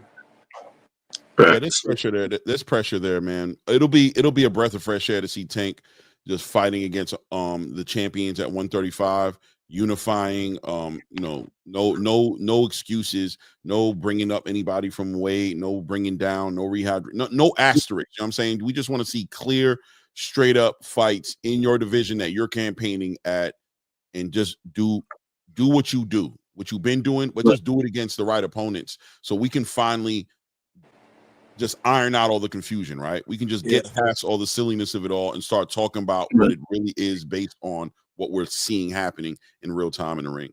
You know, right? Rich, I got a question. Mm-hmm. So when he said he wanted undisputed, is that off the table now, and he just wants to probably unify or just be the champion? Because I'm hearing a lot of things about when people talk about Tank, they say, "Oh, he has to be the current champion at the weight," or he never unified, things of that nature. And I know he was on Champ's side. When Champ's side asked him did he want to unify after he got the WBA champion. He received the WBA full championship. He said that he would be interested in undisputed. So which one is it? This was the plan. I'm gonna tell y'all the plan, bro. The old plan. The new plan kind of a little different, but the old plan, he was gonna fight Loma, gonna beat Loma. Yeah, he was gonna get all the strap. But now he still want to do that, but it's like, what they gonna do with Loma? Is Loma still fighting or not? Like, is Loma still fighting? Because you can't be undisputed if Loma just hold the belt hostage. You feel me? Like, right? I don't know what I'm gonna do yet, or so it's like, especially if Keyshawn get that belt. Oh yeah. Oh yeah, he gonna unify. If you unify, you can't not go for the other two. Okay. So Tank being undisputed at 135 is not off the table. This is something that is still there. It's still there. Yeah, but it's like devil's advocate. Hold up, give me a second. Hold up. Yeah, I think it's gonna be interesting. I know the retirement thing is yeah, we knew that, Clay. We knew that. Yeah, I knew that. But I always said, man, just you go back and forth with the Tank fans, and like for me, it's like, bro, if he's gonna retire, let him retire, bro. I don't care. You know what I'm saying? At this point, I don't care. I'm more so concerned about what Tank is trying to do, so I can know how to look at Tank. You feel me? So let's see what he does, because that's what's the most important part of the conversation is always going to be. I don't care about the fans. You know what I'm saying? If he wants to retire, then he's going to retire. But if he does retire and he doesn't fight these fights, then he's going to be somebody who retired and did not fight those fights. Right. You're not going to act like he fought those fights when he didn't fight those fights. I just need that to be understood, right? Like, I can accept whatever decision he makes, but we're not going to act like he did something he didn't do. And that was always the most important thing when you're getting into these conversations with the Tank fans who are just toxic and just want to push all these different narratives at the same time. It's like you want your cake, you want to eat it at the same time. You know what I mean? Bro, right on point as you were saying it. I'm back. My bad. Look, he's supposed to support Gervonta, and the first thing he says is "fuck the belts." Like at the end of the day, why? One of Gervonta's fans. Oh, Buzz Boxing. I be saying him on here. Cool. Yeah, he be saying some wild stuff. He made me laugh though. You know, to be a real Tank fan, what I realized, and I give the Tank fans their respect, right? I'm gonna tell you why. Because they're way more concerned about what Tank wants versus what they want. Right. Yep. And that's important, right? Those are good fans because they don't put the pressure on Tank to do something Tank doesn't want to do. So, for example, I'm going to tell you right now, if Tank Davis says that becoming undisputed is something that he wants to do, and it's something that's important to him, the Tank fans will make the championship and the belts everything. They'll start celebrating him for every belt he wins, for every unification he has, and when he gets the undisputed, they'll celebrate it. But the same exact time, as long as Tank is not putting a lot of value in the belts, they're going to be like, F those belts. They're going to ride with Tank that way. But I'm going to tell you guys, the Tank fans, something. You guys aren't credible in the Tank Davis conversation. You guys are credible in everything else. You feel me? They're real boxing fans. When you talk about other boxing, credible. But when it comes to Tank, it's clear. There's a biasness, and we're not going to say anything that goes against the grain when it comes to the fighter we support. I'm okay with it, but I just want y'all to know that's what we understand as far as boxing fans. We know when we get into conversations with you guys how the conversation is going to go. But I'm going to hold Hood Rich right here on my panel and then let y'all know that there's a difference between him and y'all. And the fact is, because Hood is not a Tank fan, he's a friend of Tank. You know what I'm saying? There's a difference, right? He's still going to talk about boxing. He's not going to jump into crazy tangents. You know what he'll do? If it gets too toxic, he just won't show up to these panels no more. He just you just won't see him no more. So he's always credible in this conversation. Whenever we're having a conversation about Tank, Hood Rich maintains and protects his credibility because he has no problem being like, nah, you're right. If he does that, it's going to be great. If he does that, it's going to be great. He ain't going to never say that Tank going to lose, because why would he say that when he doesn't believe that? He has good reason not to believe that. The boy is special. He looks special every time we see him. But the more special he looks, somebody like me who likes boxing the way I do, the more pressure I want to see him fight. Different we need y'all around too, bro. Y'all like that's what make boxing like. You feel me? Like talking about it every day, all day. That's what make the sport bigger. Like, you feel me? Like, that's what make it bigger, interesting. Like, you can talk to the, you feel me? Like, we can talk to y'all can talk to us. Like, it's basically like y'all media with y'all is, but it's like, it's different. Like, y'all better, to be honest. Like, y'all way better. Because, like, y'all really ask the real questions. They don't. I be looking at them, like, even, like, the last press conference in D.C., they wasn't asking Tank shit for real. Like, they wasn't. I'm like, bro, I can ask them this. Like, you feel me? Like, they not asking. They like, yeah, Tank. So, what did you eat today? Like, how? Like, come on, bro. What? Like, they didn't take advantage of it. They had a comedian. As soon as I saw the comedian, when I saw the original Spanish guy step off and the comedian step up, I tuned out. I was like, it's about to go in a whole nother direction. Hold on. Shout out to Pop Shot Talk 73. Salute. You there, Pop Shop? Salute. Been a long man. time, man, but I'm still checking y'all out. That's what's up. Man. Doing gravy. Man. Thank you, man. What's on your mind? Yeah, I've been kind of listening in on the Tank talk. With the Keyshawn. I mean, I think that one of the next because Keyshawn is a colorful individual. He speaks what's on his mind. I think Tank, he's up for the challenge. Tank, he seems like he's kind of laid back until you touch him a certain way, pause. But then when you do that, it's like it's on. He down whatever. And I think both of those guys got the same energy. Shakur, he's probably somewhat like that as well, but Keyshawn wears it more on his shoulder.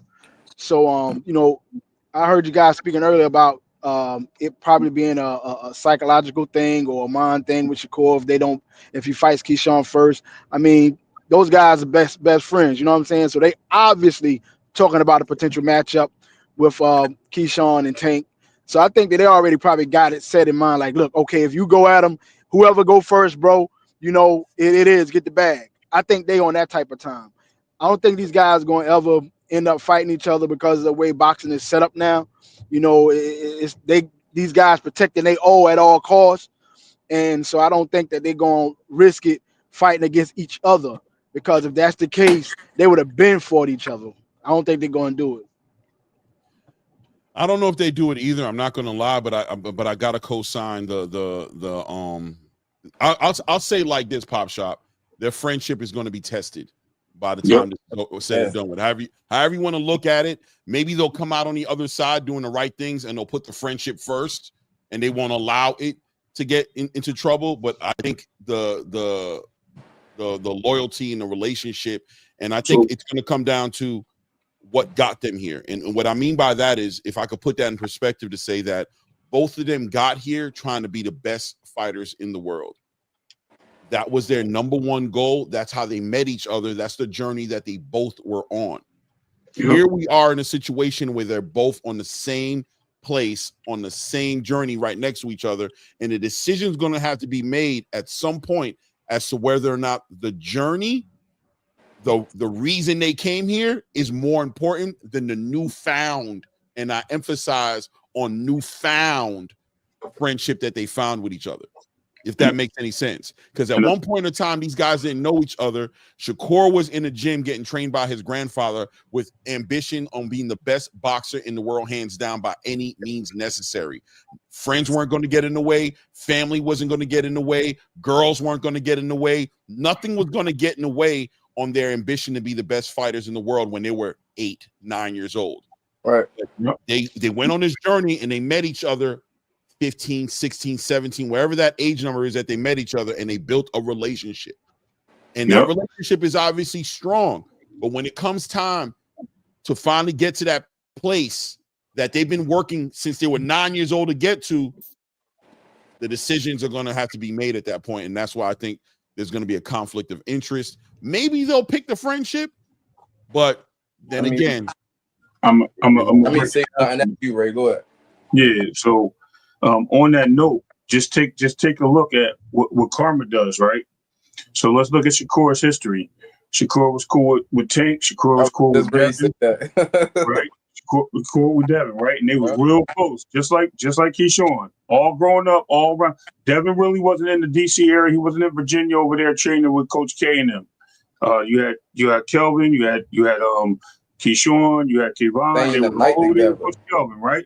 But Devin took Shakur out for the Olympic trials and stuff. They used to go over with Coach K. They'll go out and hang out with Bill. They will all do their trainings out there in Vegas and Texas and all that nature. Here's the thing. They were all close. What did Devin do? I mean, what did Keyshawn do? He got hungry for the belts. He got hungry. He seen envy. Envy is, yo, I want what you got. He seen the same thing with Tank. Yo, I want that fan base you got. You know what I mean? It's time. So he got in the way. As Clay would say, right? You want something, you get in the way. Now, Keyshawn's opportunity is, I am getting in the way because I want the stardom. I want the belts. I want the money. I want the fame. So eventually it's going to be a problem where he's going to move away from Shakur and say, look, man, I'm sorry. I'm in your way, bro. You're going to have to come get this, or you want to get out the way. And it is what it is. No matter who's the fight in front of them or what's on the line. And it's going to happen. God, think too, like, bro. Y'all think Keyshawn and Shakur close, bro. Tank and Shakur was close. Like, slapped the same big pause, like, for real. Like, that's why Tank take it different with Shakur. Like, no, like, it's up there and stuck there. Because, like, bro, you know where we came from. Like, you know, you was with us. You came to Baltimore, stayed to Baltimore. Your grandfather know Calvin. Like, that's why it's crazy. Like, that's why, bro, friends turn to foes in boxing. That's why I say it's no friends in boxing. I don't know how they doing it. I don't know. And those two gyms went to battle out in Ohio, man. Yeah. They went out to Ohio to battle together. They teamed up to go battle out in Cincinnati. I know about it. I ain't gonna lie. Like, when I was boxing, bro, I ain't gonna lie, bro. Like, it was like a whole older group over Tank and Shakur and them. Cause I'm like a little bit younger. I'm only 24. You feel me? So, bro, y'all think Tank nice, bro? It was like Calvin's son that died, bro. I swear to God on my life, bro, he would have beat Bud, bro. Like, he was that good, bro. Like, for real, he was that good. Like, I swear to God, Tank, bro. Tank, no, like, everybody knows he was that, but the streets got him, bro. And like, that was when Shakur came in the picture, like right there, like. Like, they was locked in. That's why I was like, bro, I still like Shakur, bro, but certain things he do, I just can't respect it, bro, because he know. You feel me? Like, he know. I know. I can only imagine, bro, because And you know, once again, it just gives more precedence to the whole idea of Keyshawn and Shakur having this friendship that just can't be violated by them fighting each other. When we've seen Shakur, you know, clearly we saw that happen with Devin, and then, you know, the way you're explaining the relationship he had with Tank, it seems like when it comes to that point, he's going to choose boxing. The question is Keyshawn going to allow Shakur to, you know what I mean? Like Shakur looks like he's basically trying to stop Keyshawn from doing what Shakur did to Tank and Devin. Like he's trying to stop it from happening to him. Like he's now in the position of Devin and Tank, right? Where he's kind of made it further in his career, because that's what ultimately ended up happening, right? Like Tank made it, he was a big star. Devin made it over him, he became undisputed, and ultimately the opportunities for Shakur started to line up with these guys giving him an opportunity. And instead of kind of like, I think these guys kind of wanted him to be more humble and kind of be like, you know, we have a friendship. If this is something you want to do, we could kind of sit down and talk about how we're going to roll into it. But it seems like you took to the media and started attacking us when we had this friendship and this relationship that it shouldn't have had to go there. It kind of makes you look like a snake, like you were willing to do whatever you had to do to get the fight. Right. Well, Keyshawn and Shakur are in the position right now where Shakur is kind of there, right? But Keyshawn is racing up, and it's getting to be like, all right, man, we're not going to fight each other. You're not going to do me like these other dudes, like I did these other dudes. And Keyshawn looks like he's drinking the Kool-Aid a little bit, like he's trying to ride it out. But ultimately, when it's all said and done, Tank is smart enough right now to know that I can force the play by giving Keyshawn the accolade, giving him the opportunity before Shakur, and have the fan base kind of apply the pressure to Shakur and make Shakur act out in a reverse way. Because if Keyshawn can switch places with Shakur and become the bigger star, will Shakur act the same way he did to Devin and Tank to Keyshawn Davis now, who's in his way of being the best in the world? There you go. Okay, well let me play devil's advocate, because we're looking at it from one perspective. Sure. All right, I'm gonna play devil's advocate. First, I'm gonna say when it comes to Devin and Shakur, they, you know, even now when they speak, they don't speak down on each other. They always spoke when you listen to the interviews, they always speak about when that opportunity, that when the opportunity arrived. So Devin did give Shakur the opportunity. It's just they didn't agree on the terms. So all that other stuff came up, like just bullshit talk. But the opportunity was given. They just didn't agree on the term. Now we talk about how Tank is going to navigate. Let's suppose that Tank loses. So if Tank loses, then we say Shakur says, okay, now I'm sitting here. He says I'm available. Keyshawn says, you know what? Hello? Oh, yeah. So Keyshawn says, well, I'm going to move up. I'm letting you know. So we're Keyshawn, go ahead. Oh, I'm sorry. So Keyshawn decides to move up instead of fighting Shakur, or even a rematch with, he moves up. He goes up to 140. So that leaves Shakur down there. He's available. The belts are open.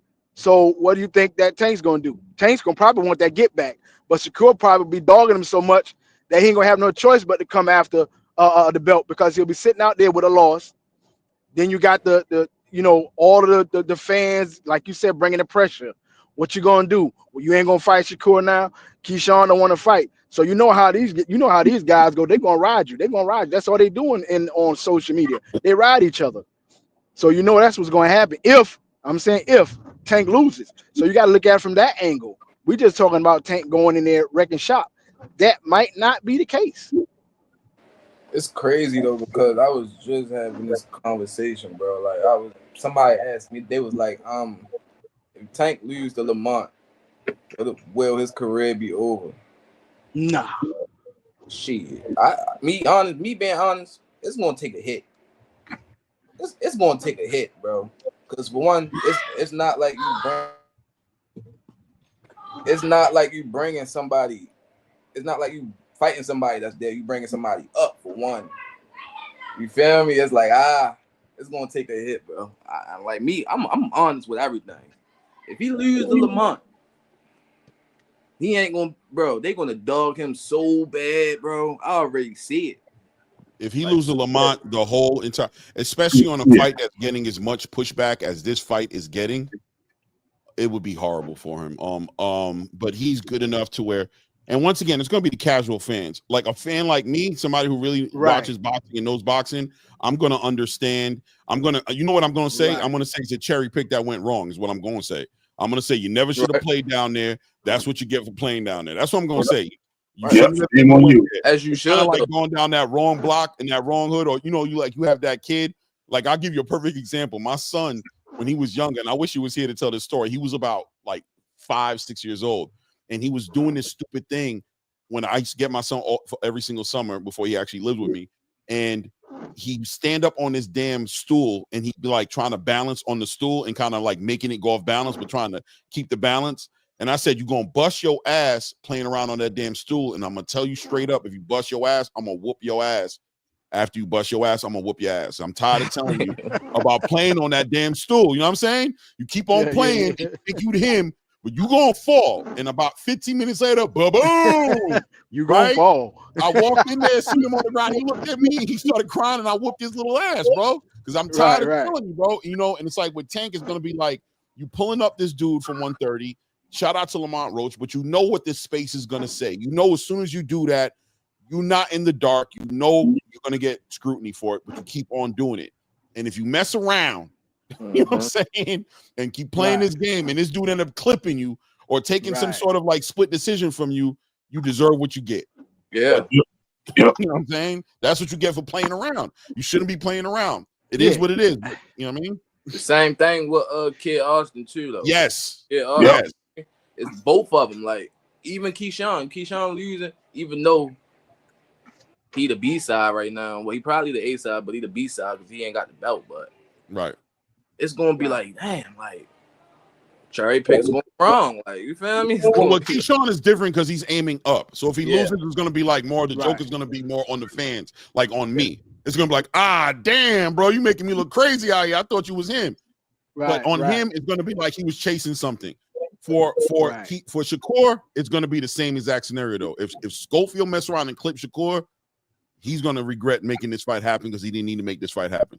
I ain't going to rematch because like Shakur, I ain't gonna lie. I'm not saying nothing wrong with this though, but he don't put nothing in his contract. Like it's just straight fight. You feel me? Like no, if you win, I get a rematch. That's just being on the safe side. You feel me? If you win, I need that rematch. That's straight up. He like, man, we just gonna fight. It's no rematch or nothing. That's gonna bite him in the ass real soon. I'm telling you. Everybody looking at Tank like, oh, you got all this in his contract.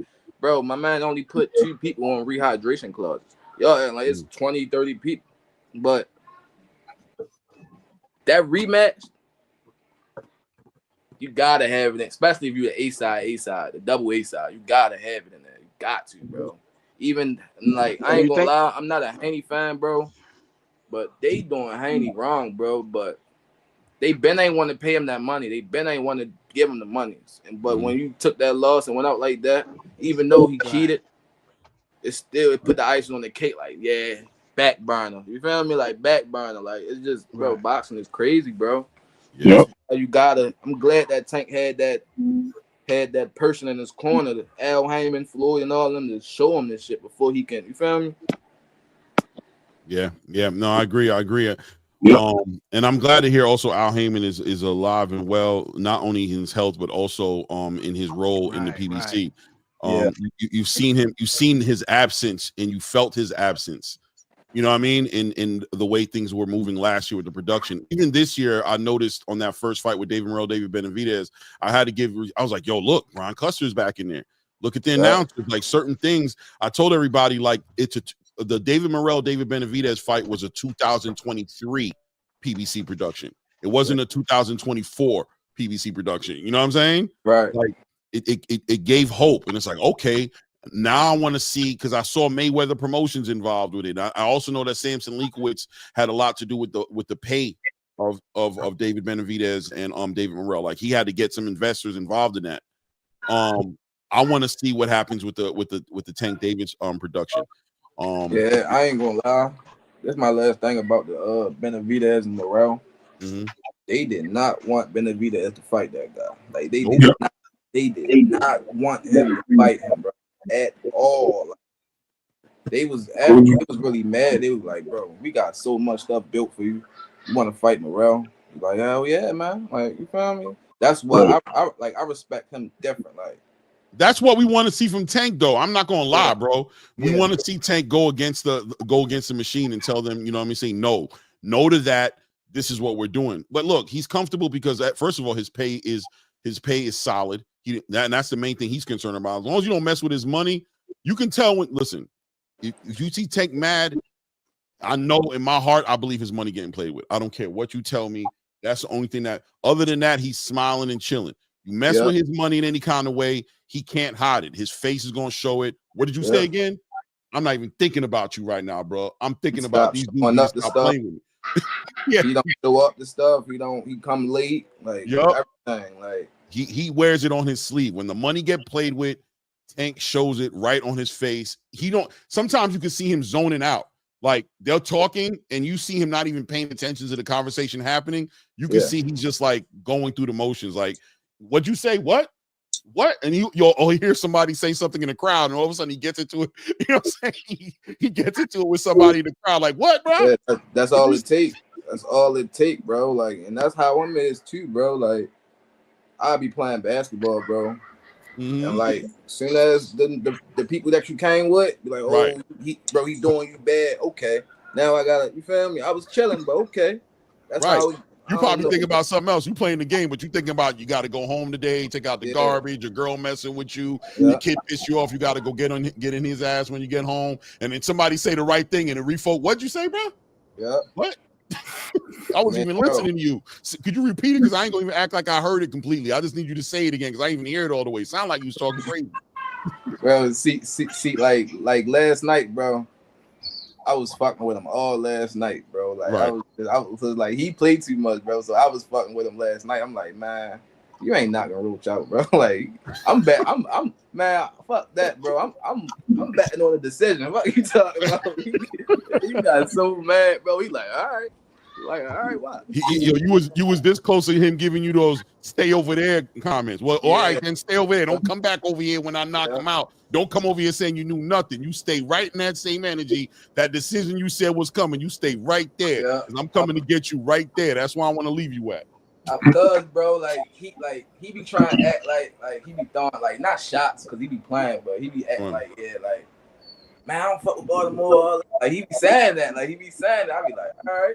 I'm betting on the motherfucking decision then. When you talk about Lamont ain't getting knocked out, he be like, okay. You feel me? Like, I don't know, bro. It's just brotherly love, but it's a competitive nature of the sport. Let me really bet on the decision though, like for real. Let me tap in right quick because I got somebody new. I don't think I've ever had him on this channel before. Fight Sport Talk. I think it's the first time him being on the live. I might have seen you in the chat before, but salute to you, brother. Welcome to the channel. What's on your mind, man? Yeah, thanks for having me on, man. Yeah, I've been on other channels like Marco and BFTB, but yeah, this is my first time being on your channel, and I appreciate it. Yeah, several things on my mind. One thing about Teo, like I completely get that the guy's all over the place. Like if he was as dedicated to the sport as he is to running his mouth, him and his dad, then I think he could be pound for pound top 5 right now. But the guy's it's so frustrating how he's inconsistent, but. Aside from the craziness of him fighting on Alcatraz, like I still can't believe it. I thought that was a troll at first. I'm getting a little nervous that the Hitchens fight isn't signed yet, and we're hearing from Teo things like, "Oh, Eddie Hearn is trying to find a way out of the fight, etc." Like, I don't know this for a fact, but I've heard that some of the reasons Teo hasn't had a lot of good fights since he beat Josh Taylor is because he's apparently extremely difficult to deal with. It's not all down to some guys not wanting to fight him. Some of the stories of him being a diva are actually true. So yeah, it is. I try to be a big fan of Teo because the way he fights is he's very entertaining. And I think right now he does have the best resume out of the four, well, not four kings, but the four guys, him, Tank, Ryan, and Devin. But I'm getting a little nervous about this. Devin got a solid one though too, bro. Devin got a solid little resume, to be honest. Like Devin's got a good resume, but Loma. Well, yeah, but Teo's the one who beat Loma decisively. True. That's true. But yeah, I think I was agree to have with a you. fight, I got Haney. I ain't gonna lie. I got Haney if they was to have a fight. Yeah, I think boxers seem to give him issues, like real like boxers like that stick to boxing seem to be Teo's kryptonite. But I agree with you, Fight Sport Talk 100% on Teofimo's as far as his the possibilities, his potential. I agree with you 100%. He shows you glimpses of what it can be when he has the right opponents in front of him. And I just think with somebody like Teofimo, and I'm gonna put him in the same category a little bit with Jaron Boots Ennis and even at times Terrence, right? Like the opponents make the difference. He's the type of fighter who needs to be motivated. He needs to have a little bit of nerves in there. He has to have a little bit of he can upset somebody. Right, like that guy could really probably beat me. I got to fight a certain way, and you'll see him step up on the biggest shows. And then ultimately, if you're going to see him fall short, it's probably going to be against a Kambosos. It's probably going to be against somebody that you don't expect, and I don't like that, bro, because he's inconsistent when it comes to that. But I'll tell you what, I'm looking forward to see with Teofimo. I'm looking forward to seeing Teofimo in a situation where everybody's on the same page as him. Because throughout his career, he's always been struggling against something, whether it's some toxic thing going on with his marriage, a toxic relationship with his father, a toxic relationship with him and Bob Arum, a toxic relationship with boxing in general, as far as the space is concerned. To see him in a situation with Turki Al-Sheikh, where Turkey's on the same page with him, where he's like, who do you want to fight? I'm going to go and try to make those fights. Because Teo has never tried to fight somebody competitive. He seems to always be going in that direction. So Turkey has no problem with being like, oh, I'm with that. Oh, you want to fight Boots? Oh, that's going to be a hard fight. But if that's the fight you want, I'm loving that. Oh, you want to fight Ryan Garcia? I'm loving that. Oh, you want to fight Devin Haney? You just want to get the money? It's just you want to get paid a certain way? I'll take care of all those things. Now, Teofimo, you've noticed, pull away from the antics. He's pulled away a little bit more. He's not there yet. He'll still poke the bear every now and then, but he's noticing more and more that he doesn't need to do it anymore. He doesn't need to trick anybody into fighting him or motivate them. He's got Turkey, who's going to make it money vested interest in making the fight happen, and now he can just focus on being the best boxer he can be. And I'm very interested in seeing what that looks like in the ring. In the ring. I got a question for y'all. Great points. Go ahead. Do y'all think that Teo was really wanting to fight Boots and Bud? Like, do y'all think if that contract was happening? No. I don't think he wanted to fight anybody out of the last 4 fighters he called out. I think he was looking for attention. He used certain fighters that had big names to get him where he needed to get to right now. I strongly believe that. That includes Devin. That includes I heard he down Devin, bro. I heard that. Well, I think he would have fought Boots Ennis because Boots, I mean, he looked very poor against Chukadze. Right. I think the Crawford fight would have just been a cash out because personally, and I remember thinking this last year. I mean, I did a video on it, but my channel was a few days old, so nobody saw it. If he got frustrated against Jermaine Ortiz and was just following him recklessly nonstop, like he made no adjustments throughout the whole fight, then I mean, what kind of does he really think Bud Crawford was going to stand in front of him? Obviously not.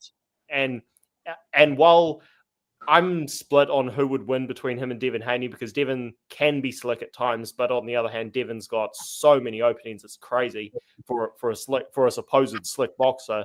But at least Devin Haney is hittable, and again, he doesn't fight like a slickster like he should. But Crawford, I mean, he's never going to stand in front of you. So I never understood that call out, aside from the money. Yeah, I agree with you 100% on that as well. By the way, I like you, Fight Sports Talk. You need to come up here more often. I love these type of conversations. Yeah, thanhanks, brother. Just quickly, I only ran into your channel recently, and I love how you have people on regularly and debate, and yeah, it's great. So I'd love to be on again. Facts. No, 100%, man. I appreciate you. I wanted to add to something though a little bit earlier that you were talking about as far as Teofimo. Look, I can't remember, bro. I'm Needed the right completely dancing go ahead, Ray. Save me from myself, bro. Take it from me, please. He was saying you were thinking needing the right dancing partner. I already know how you think, right? But what I was saying is the 4 opponents were Brian Norman, Bud Crawford. My bad. I also wanted to go ahead and give Warrior Class his love. That's probably what it was. To be honest with you, with the super chat. Oh yeah, Warrior Class with the $5. Catch these hands from any one of us on GP for free, just for the level of disrespect towards the people of color when he is part of that culture. Yeah, T.O. definitely burnt some bridges. In the space. I don't think it's as bad as where Ryan Garcia kind of went with it. I think he can redeem himself to a degree as far as in boxing, where people will be excited to see him fight. But yeah, he definitely burned some bridges. He definitely played in some muddy waters to supposedly try to get the attention to get the fights that he went. He threw a lot out he threw the baby out with the bathwater a lot. Taking the next super chat real quick, and I'm gonna finish up what I was gonna say. Okay, Warrior Class with another fight. Keyshawn from laying hands on his daddy. For real, T.O. needs to catch that fade first. Ooh. Yeah. Okay. He needs strong. You know what? Another mental structure in his way, right? And Clay, you said it. You hit the nail on the head. Baby mama, daddy, top rank, Bob Arum, the haunting of Kambosos, all that, and then some, right? So yeah. So what I wanted to say is the big fights that he doesn't fight up for, right? And it's just Josh Taylor, it's just Loma. No, it's not. He solidly beat Cloman in the fight and took the IBF title.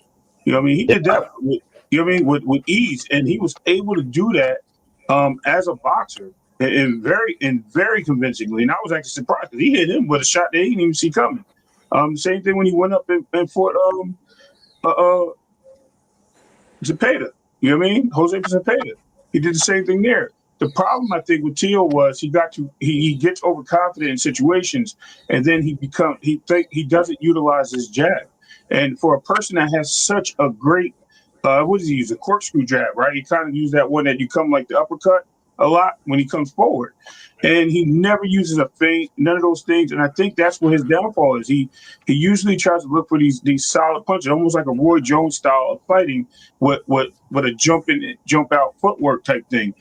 And it works sometimes with certain fighters, but it doesn't work with a lot. As you can see with Claggett.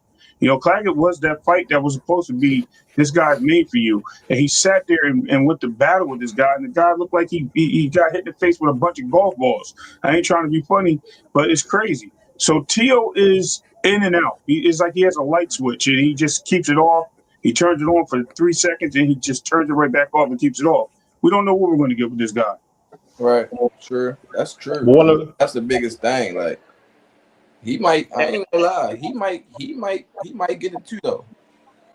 Because he don't know where he want to go. He don't know if he want to go to 40. He don't know. Like it's like, bro, right. What are you doing? Well, that's another thing that I'm interested in. It's that Turkey provides a path. So he no longer has to worry no more about so many things that he worried about before. I'm with Tio on the fact that he's had a lot of outside of the ring things to deal with. We've seen it, and I'm very interested in seeing now that most of these things, nobody has a perfect life, but now that most of these things seem to be getting handled, he doesn't even have to think about that anymore as far as 140, 147. The game plan's been put out there for him. You're going to fight at 140, you're going to fight with Hitchinson, then we're going to throw you up and fight with Boots at 147. Then we want to see you get the winner of Devin Haney, Ryan Garcia. Boom. You set me straight. I know where my money's coming from. I know what the fights are going to be. Now it's me, Eddie Reynoso, my dad, Canelo. It's game plan. It's strategy time. It's get better time. It's become the boxer that I've been telling you guys that I've been since the beginning. And I'm interested once again in just seeing what that looks like in the ring. Right. Yeah. Do y'all think that rematch will happen? Devin Haney, Ryan? Yeah. I mean, as long as everybody does their job, yes. I think so. But I don't know. I'm with. Yeah, go ahead. Go ahead. I think you're going to say what I was going to say. I was just going to say I think the rematch will happen because I don't see any reason for either guy to lose their tune-up fights. So, and Devin wants to redeem himself. Ryan, I mean, it's hard it's hard as hell to know what the guy wants because he's all over the place. But I think he'll take the rematch. I mean, if he's really confident he can win it without pissing hot. I just want to mention something you mentioned, Claymore. The frustrating thing about Teo is that his complaints a lot of the time make no sense. I mean, his excuses after the Kambosos fight were ridiculous. I mean, saying, "Oh, I almost died." I mean, does he really think we're that stupid? And his look, I'm all for ripping into Bob Arum. I mean, all of us on the YTBC, we do it because Bob Arum is a scumbag, but his reasoning again made absolutely no sense. Saying, "Oh, they're biased against black fighters." Are you an idiot? Like Bob Arum has a history of slamming black fighters who don't sell. Does anybody remember Guillermo Rigondeaux? Does everybody remember Terence Crawford? Now, Crawford and Rigondeaux could have done things better, but as saying, "Oh, he's biased towards Keyshawn Davis." Keyshawn Davis is a talker. He's an Olympian. He's an exciting fighter. I'm skeptical as to how far he's going to go, but we'll wait and see. Like, Lopez is such the stuff that comes out of his mouth does not match reality, and it's so frustrating. That, and again, you cannot cut off the ring against a guy who wants to box against you, and then you complain, "Oh, well, he didn't stand in front of me." Muhammad Ali didn't stand in front of anyone until his leg stopped working. Like, it's just so frustrating. Like, I think fight sport, like, I agree with you, right? See, it's not that everything he complained about was legitimate. It's the fact that these things were affecting him mentally, right? Yes. Whether they were legitimate or not, I agree with you. Like, a lot of these things shouldn't have been legitimate. Like, these aren't good excuses. Everybody deals with adversity. This is boxing.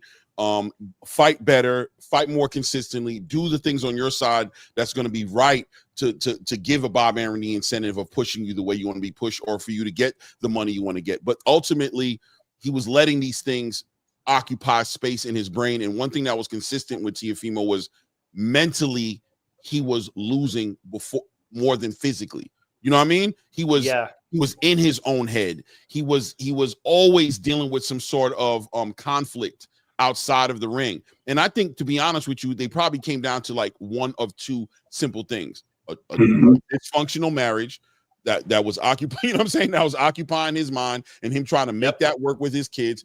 And let's be honest, I don't want to throw shots at Senior, but probably somewhat of an alcoholic of a father, you know what I'm saying, who's being very toxic outside of the ring, and him dealing with just those two things, and then those things turning into lackluster performances in the ring, which in turn snowballed into Bob Arum being like, "Man, I don't think you're selling. You're not doing like as well as I thought you're going to be doing." And these other fighters who happen to be black are doing what they're supposed to be doing. And instead of putting the blame on what's going on in your home and what's going on with your family as to why you're not getting what you want, you started projecting on everything outside of the ring, and it looked bad to people like yourself, Fight Sport, who's seeing it like, "That's ridiculous what you're saying right now. It's clearly not that. It's this other stuff that you're not speaking on." And right now, Teofimo in his interviews will speak on it and say, "Listen, I ain't gonna lie to you, bro.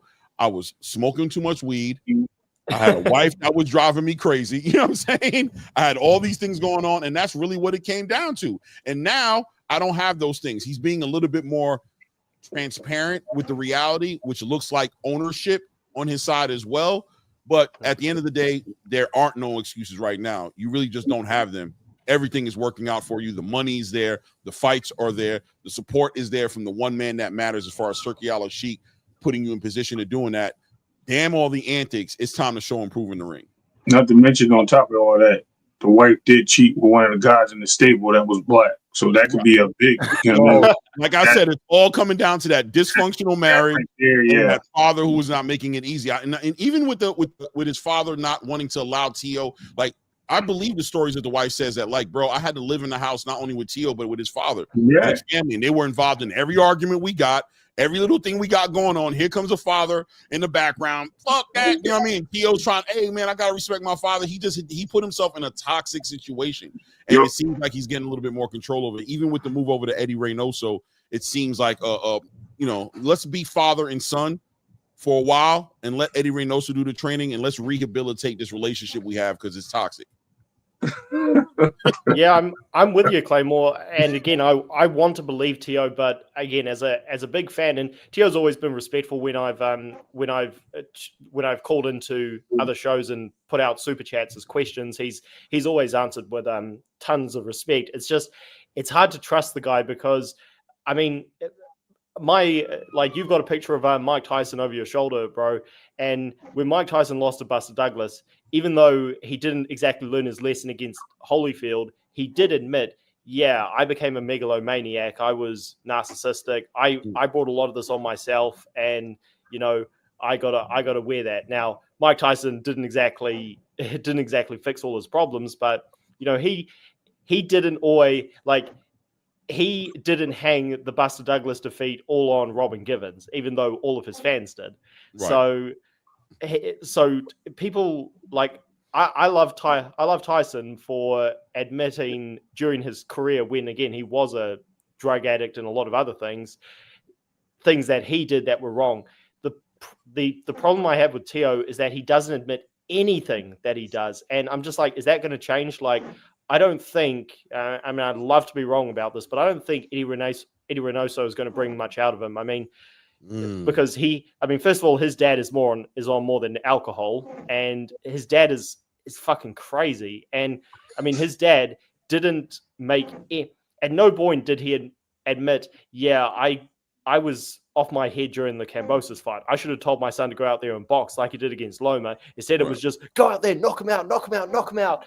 And it's like, I just don't know if that's going to change. And I agree with you because the money's there, and because his girl is behind him, and because he has got a guy who loves to make big fights, and Teo gets motivated for the big fights. It all looks like it's perfect for the best of Teofimo Lopez. I really hope that's true. I feel it's I guess just here's just a recent example when Anthony Joshua finally got rid of Rob McCracken and got with some guys who could actually, I don't mean to sound disrespectful here, but actually could train professionals, because Rob McCracken was just an amateur trainer who couldn't teach much else.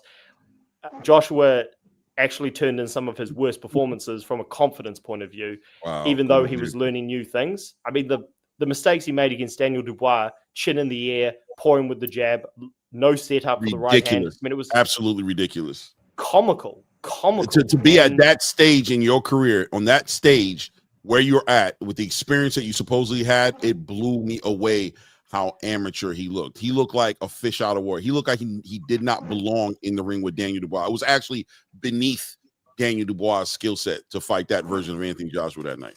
Yep. Oh, it was pathetic. And Lopez is a far more talented fighter and talented athlete and more knowledgeable fighter than Joshua.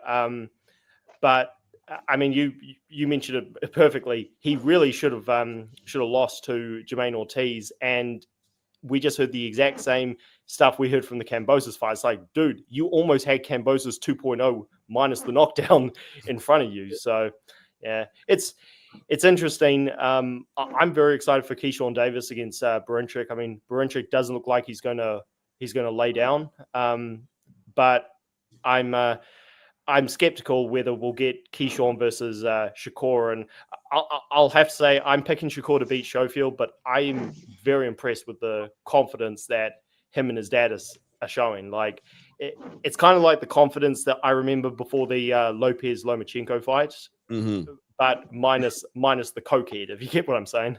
Right. Interesting. I like that. I was actually going to mention that to you. But go ahead. Way to land your plane. No, way to land the plane. But Pop Shop. Yeah, you acting like you ain't gonna say nothing. You ain't finna sit up here and not say nothing, bro. What you got going on, man? I don't like to interrupt, man. I'm just playing with you. I know. But speaking on Teofimo, man, that dude is gonna move up, and I'm gonna tell you when he's gonna move up. When Keyshawn moves up to 140, that dude moving up to 147. He don't want no smoke with Keyshawn. When the last time we seen those two guys side by side on the stage. If you guys, I'm pretty sure you guys have been out been out in the street. You see when dudes' body language change when certain dudes come around because they don't want that smoke. He got that energy. He don't want none of Keyshawn, especially if you done seen the dude and knock your pops out. Dude, we got smoke forever until I put my hands on you. You know what I'm saying? You don't want to, the dude talking crazy to you on national TV and tell your conversation, and you still talking about everything else but fight. He gonna move up when Keyshawn move up to 140. He gonna move up. Then we're gonna see what he's talking about. But I don't. That's. Go ahead. Sorry, I was gonna say that situation. I was thinking the same thing at first, right? But then I rewatched it, and as he's reading the Bruce Lee book, right, I'm laughing because it looked like he was actually being very sarcastic at that point. Like, oh, did I hurt your feelings? I'm sorry, brother. You know what I mean? Right. It seemed like he started. Like at first, I thought he was shook.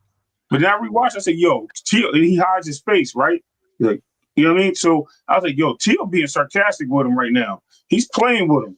That's what it looked like, and I think he's seen that Keyshawn was very serious, and he was like in his mind, like, "Bro, this guy's crazy. I'm just gonna get him out of my face," type stuff. But that's what it looked like to me. But I hear you though. No, yeah. To me, it looked like Keyshawn was. It looked like Teal was saying, "You're not about to act emotional on this stage right now about some back and forth we had on the internet, are you?" Like, he just kind of had this look on his face like, "You about to do this up here on the stage, bro? We about to have a moment right here based on boxing talk. Like, I'm a boxer, you're a boxer. Yeah, I said you said you thought I was gonna lose. Yeah, I was being honest, and I was honestly not in agreement with that. Like, I felt Teo more in that conversation than I did Keyshawn. I felt like Teo was like, "Yo, what do you expect from me, bro? Like, I completely respect the fact that you did what you did, but you're telling me you're actually upset that I responded to it the way I did. Like, did I talk about your mother or something? Did I say something about, you know what I mean? I just said you and that dude, it is what it is. But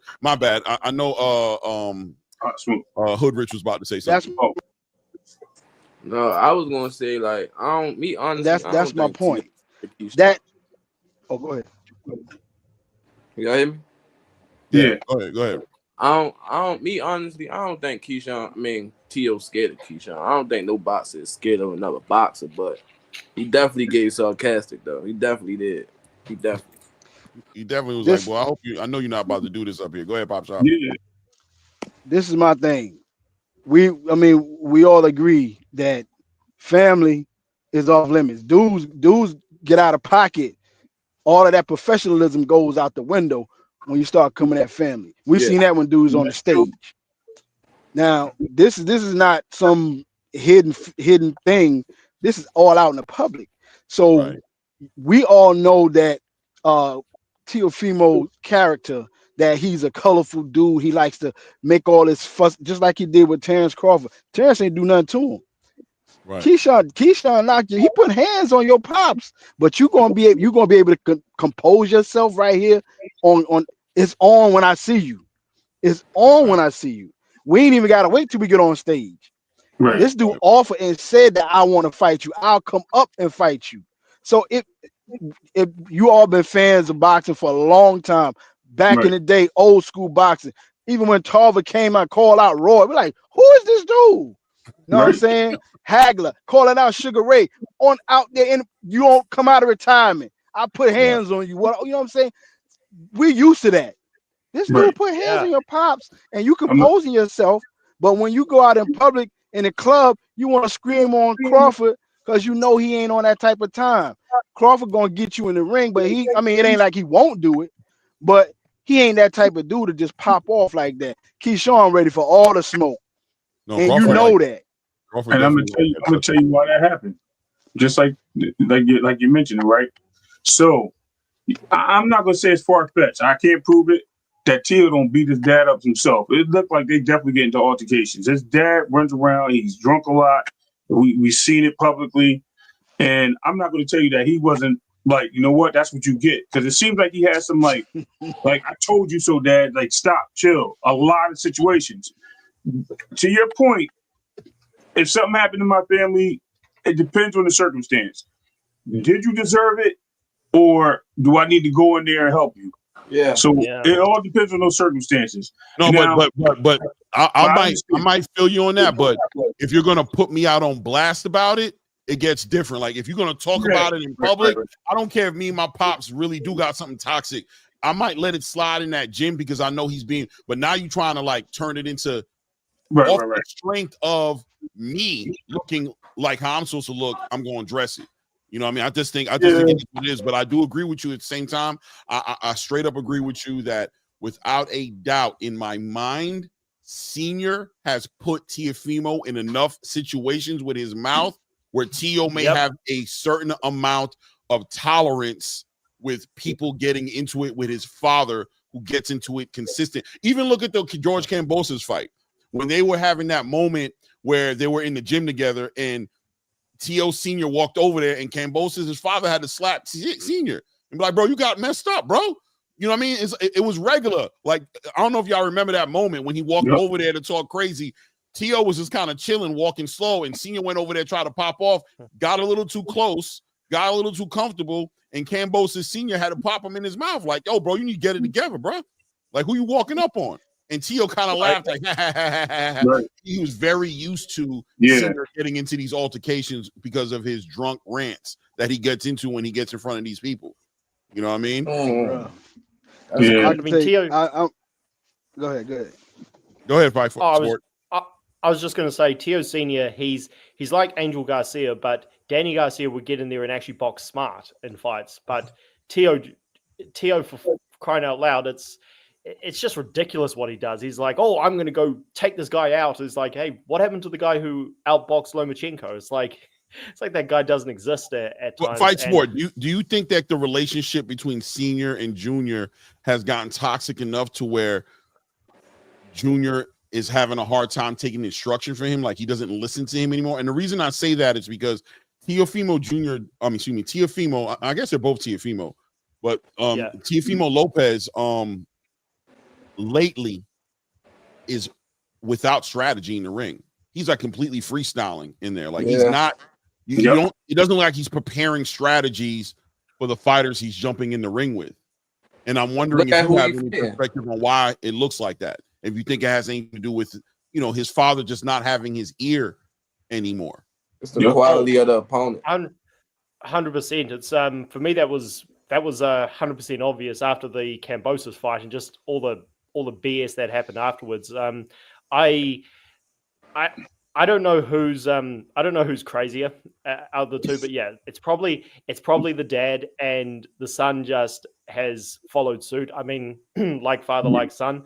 And I mean, Teo Jr. is not stupid. He seems like he's an intelligent guy. So I think he's got enough awareness to know this cokehead tough guy antic isn't smart. Like, I got to be a smart guy in the ring. That's what won me the title against Loma. That's what allowed me to knock out Richard Comey. But yeah, his dad doesn't see it that way. He just makes excuses when things don't go his way. And the son, I think, to an extent, he realizes, okay, I need to be smarter, and I need to take some responsibility if I want to be number one in the world. Because that's why I'm very high on Teo, because he's got the dedication and the commitment to be number one in the world. He just doesn't show the intelligence. And I don't know if he can get away from his father, which is, again, why I don't think Eddie Reynoso will make too much of a difference. I mean, first, we don't know how good Reynoso is aside from Canelo, really. And, I mean, Adam Booth wasn't able to bring much out of Chris Eubank Jr. because the dad was too overbearing. And Teo Senior is like that on steroids or coke. Like, he's literally a cokehead who never takes a back step to anyone. So, and just what the man said about Keyshawn Davis and Teo, I agree. I don't see any reason for Teo to not be prepared to fight Keyshawn Davis. I think it's again just stupidity in his mind that Top Rank is who just they were pretty disrespectful to Shakur Stevenson, which is why he had to leave. Why he's got it in his thick mind though that Top Rank is biased towards black fighters, so they're going to rig it in Keyshawn Davis's favor. And Keyshawn, I'm not jumping the gun. I don't know if he's got the intelligence to be as good as he can be, but we'll wait and see. Wow. But yeah, I'm just I think Teo I think he would turn down a fight with Keyshawn because his ego is so big. He's like, no, I can't fight the guy that Top Rank is going to rig the sport against me. I mean, it'll be like the Kambosos situation. DAZN was against me. The world was against me. It's like, no one's against you. But in his retarded cokehead mind, he thinks the world is against him. It's ridiculous. Right. Well, yeah, because he can't take the ownership, man. That's the reality. He doesn't take the ownership of where he's at, and he projects more than takes. You know what I mean? Then looks at himself. So with the whole entire Top Rank situation, ever since he won that fight with Lomachenko, he believed he was supposed to be treated differently, and they wanted more from him, and he turned into I'm going to extort boxing and not fight in rebellion to the fact that I'm supposed to get more. And he honestly paints the whole entire Kambosos situation as a setup by Top Rank, right? He was like, man, I beat Lomachenko, and you guys put me in this fight with Kambosos, and he really didn't beat me, but you set it up so he would beat me because you didn't want to pay me what you knew you was going to have to pay me because I was the greatest fighter in the world once I beat Lomachenko. And Top Rank's like, bro, you realize that was literally 2 fights. One of them you lost, another you won, which was great, but you did nothing to really follow up that Lomachenko win to be in this conversation with us and to be talking the way you're doing and threatening retirement and threatening to get out of this and accusing us of doing all these different things. It was 2 fights, brother. It was Lomachenko, and then you lost against Kambosos. Let's take that wheel and let's spin it back a little bit. Actually, Teo and Bob's Aaron's point was supposed to be his Latin fighter that he always wanted. He was supposed to go and take that strap from Devin. He was supposed to unify that belt, and Bob had hopes for that. And Teo decided that he wanted Kambosos because he wanted to fulfill his mandatory, avoid that kid, and go fight Kambosos. And when he decided to do that, Bob said, hands off. I'm trying to give you the opportunity to take over boxing at 135. Yep. You'll get all the fights. Tank, because he was calling out Tank. He was calling out everyone but Devin. And he refused to take that fight, and that's when it bit him in the ass. And that's why Bob was like, you know what? You're hard-headed. You don't listen. I don't know what I'm going to do with you. I'm moving a different direction. Started messing with Shakur and moving Shakur in a different direction because Bud already had fled because he already felt the pressure and mentioned that Bob said he wanted his fighter to be the Latin fighter, and Teo was that guy. He blew that. Yeah. And then he already told y'all, man, if y'all don't give me $20 million, I ain't fighting Haney. Man, that was. And do you mind if I just throw this out there, because this is when I realized, like, I was Teo's biggest, like, no one is a bigger fan of Lomachenko than me, but when the way Teo outboxed him, and I don't buy any of the shoulder injury excuse. Like, Lomachenko lost. He's still one of the best ever.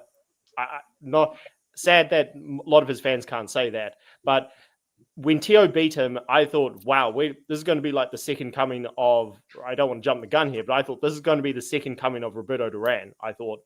But then when he said in the press conference, he was asked about the future. He said, well, I'm not fighting Loma again. Why? I just beat him. I'm going to push for better things. Yeah, I'll fight the email champ. I'll move up, but I'm willing to earn my stripes. Yeah, everybody wants to be Money May, but you got to be Pretty Boy Floyd first. I thought, oh my God, it's so refreshing to hear a guy say this, and the guy who's got the talent to back it up. Then the following week, he meets with Eddie Hearn, and he says, by the way, I want $10 million to fight Haney. I'm like, what? And then what you sorry, what's your name, bro? The other host? Ray. Oh, Ray Davis. Yeah, what you said about how like.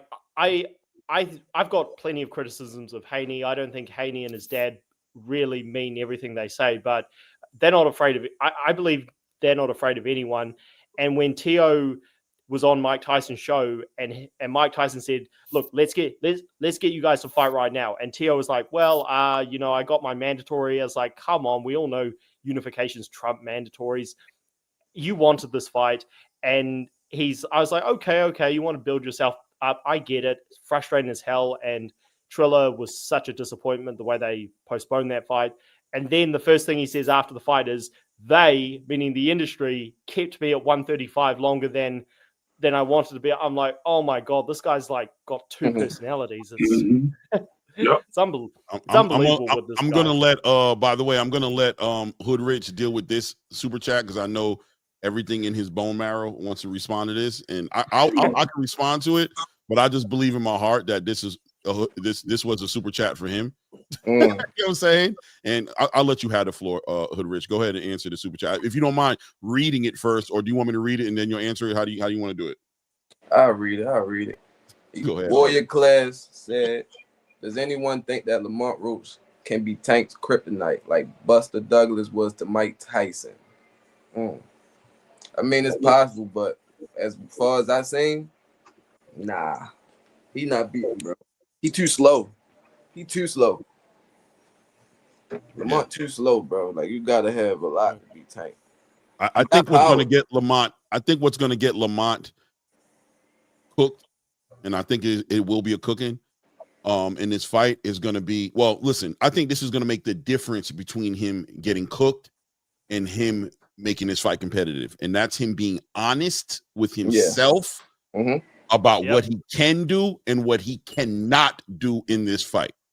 Keeping his hands on the line and tries to test himself in a way, become brand new. Well, the saying that Mike Tyson said that one time that I always hold true to, and I'm sure he's not the one who invented it, but if he does not leave the party with who brought him to the dance, he gonna get cooked. Yep, bro. Yeah. I ain't gonna lie, bro. He's slow. To be honest, he's slow, but he got like sneaky power, like delayed power, bro. Like delayed, like. But Tank, you see, and here's the psychology of Tank Davis, and here's where Tank does things outside the ring, and he's unique in that way. Tank really plays the game the moment the contract is signed. The moment the contract is signed with Tank Davis, the fight begins. Tank saying that to him, saying that he has sneaky power and somewhat giving him credit about somebody who can hurt somebody. If Lamont takes that as confirmation about what he can do in that ring, that's the beginning of the setup. That's almost how Tank sets you up early psychologically. He sets you up. Yep. And if the deceiving power turns into, Tank know not to play with me, I'll be punching. I'm telling you, that's going to be what gets you done. Is you thinking that you about to go up in there and punch on Tank. You're going to play yourself. You're going to invite yourself to a real rude awakening in a straight up public cooking. It's going to be straight, bro, like, the Straight Food Network. I ain't gonna lie, to me, and I told him this too. I'm like, bro, the only way he mess up if he don't bank them rounds in, because he started off slow too. Lamont started off real slow.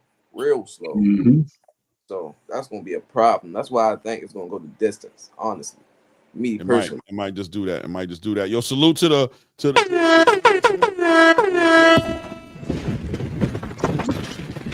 Yo, man, salute to my good brother Clay, my good brother Ray, Hood Rich up in here, and my main man, Boxing, Fight Sport Talk. Was that MMA Boxing News? My bad, Fight Sports Talk. MMA, y'all been cooking. Y'all been cooking. Talk. Yeah. Oh, I'm sorry. I only came up here to say this one thing, bro. And it has nothing to do with anything but Mike Tyson. The true kryptonite to Mike Tyson was his wife and his wife's mother. And then all of the stuff that they put on that brother, all the stuff they gave that brother to try to sedate him and make him look like he was crazy.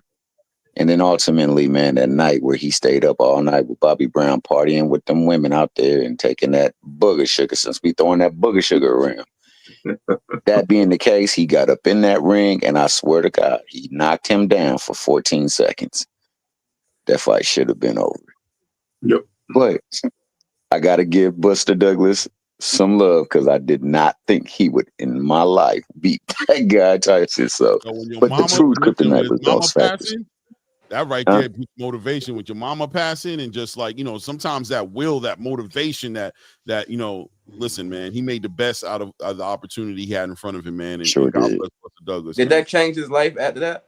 The money, I think so. Okay. Oh, big time. I mean, he had no motivation afterwards. And it may be. Well, I'm just talking about financially. Did it put? Yeah, it maybe changed his life financially. Yeah, but Yeah, I think afterwards, man, I think he went and dove into like depression, bro. That was a tough time for him, man, because he Yes, just you're lost right. his mom. He got the greatest high of beating Mike Tyson, who nobody saw, Right. then immediately losing it. Hold I mean, he's effectively dubbed Buster Douglas for anybody in sports who lose after winning a championship. People say, "Oh, he busted Douglas that moment, bro." That's how iconic that moment was for him. But how tragic it was, the circumstances surrounding it. But Yeah, you're right. I Like, want to give him his I don't want to respect, be man. misconstrued. Like his life went to crap afterwards. You know what I'm saying?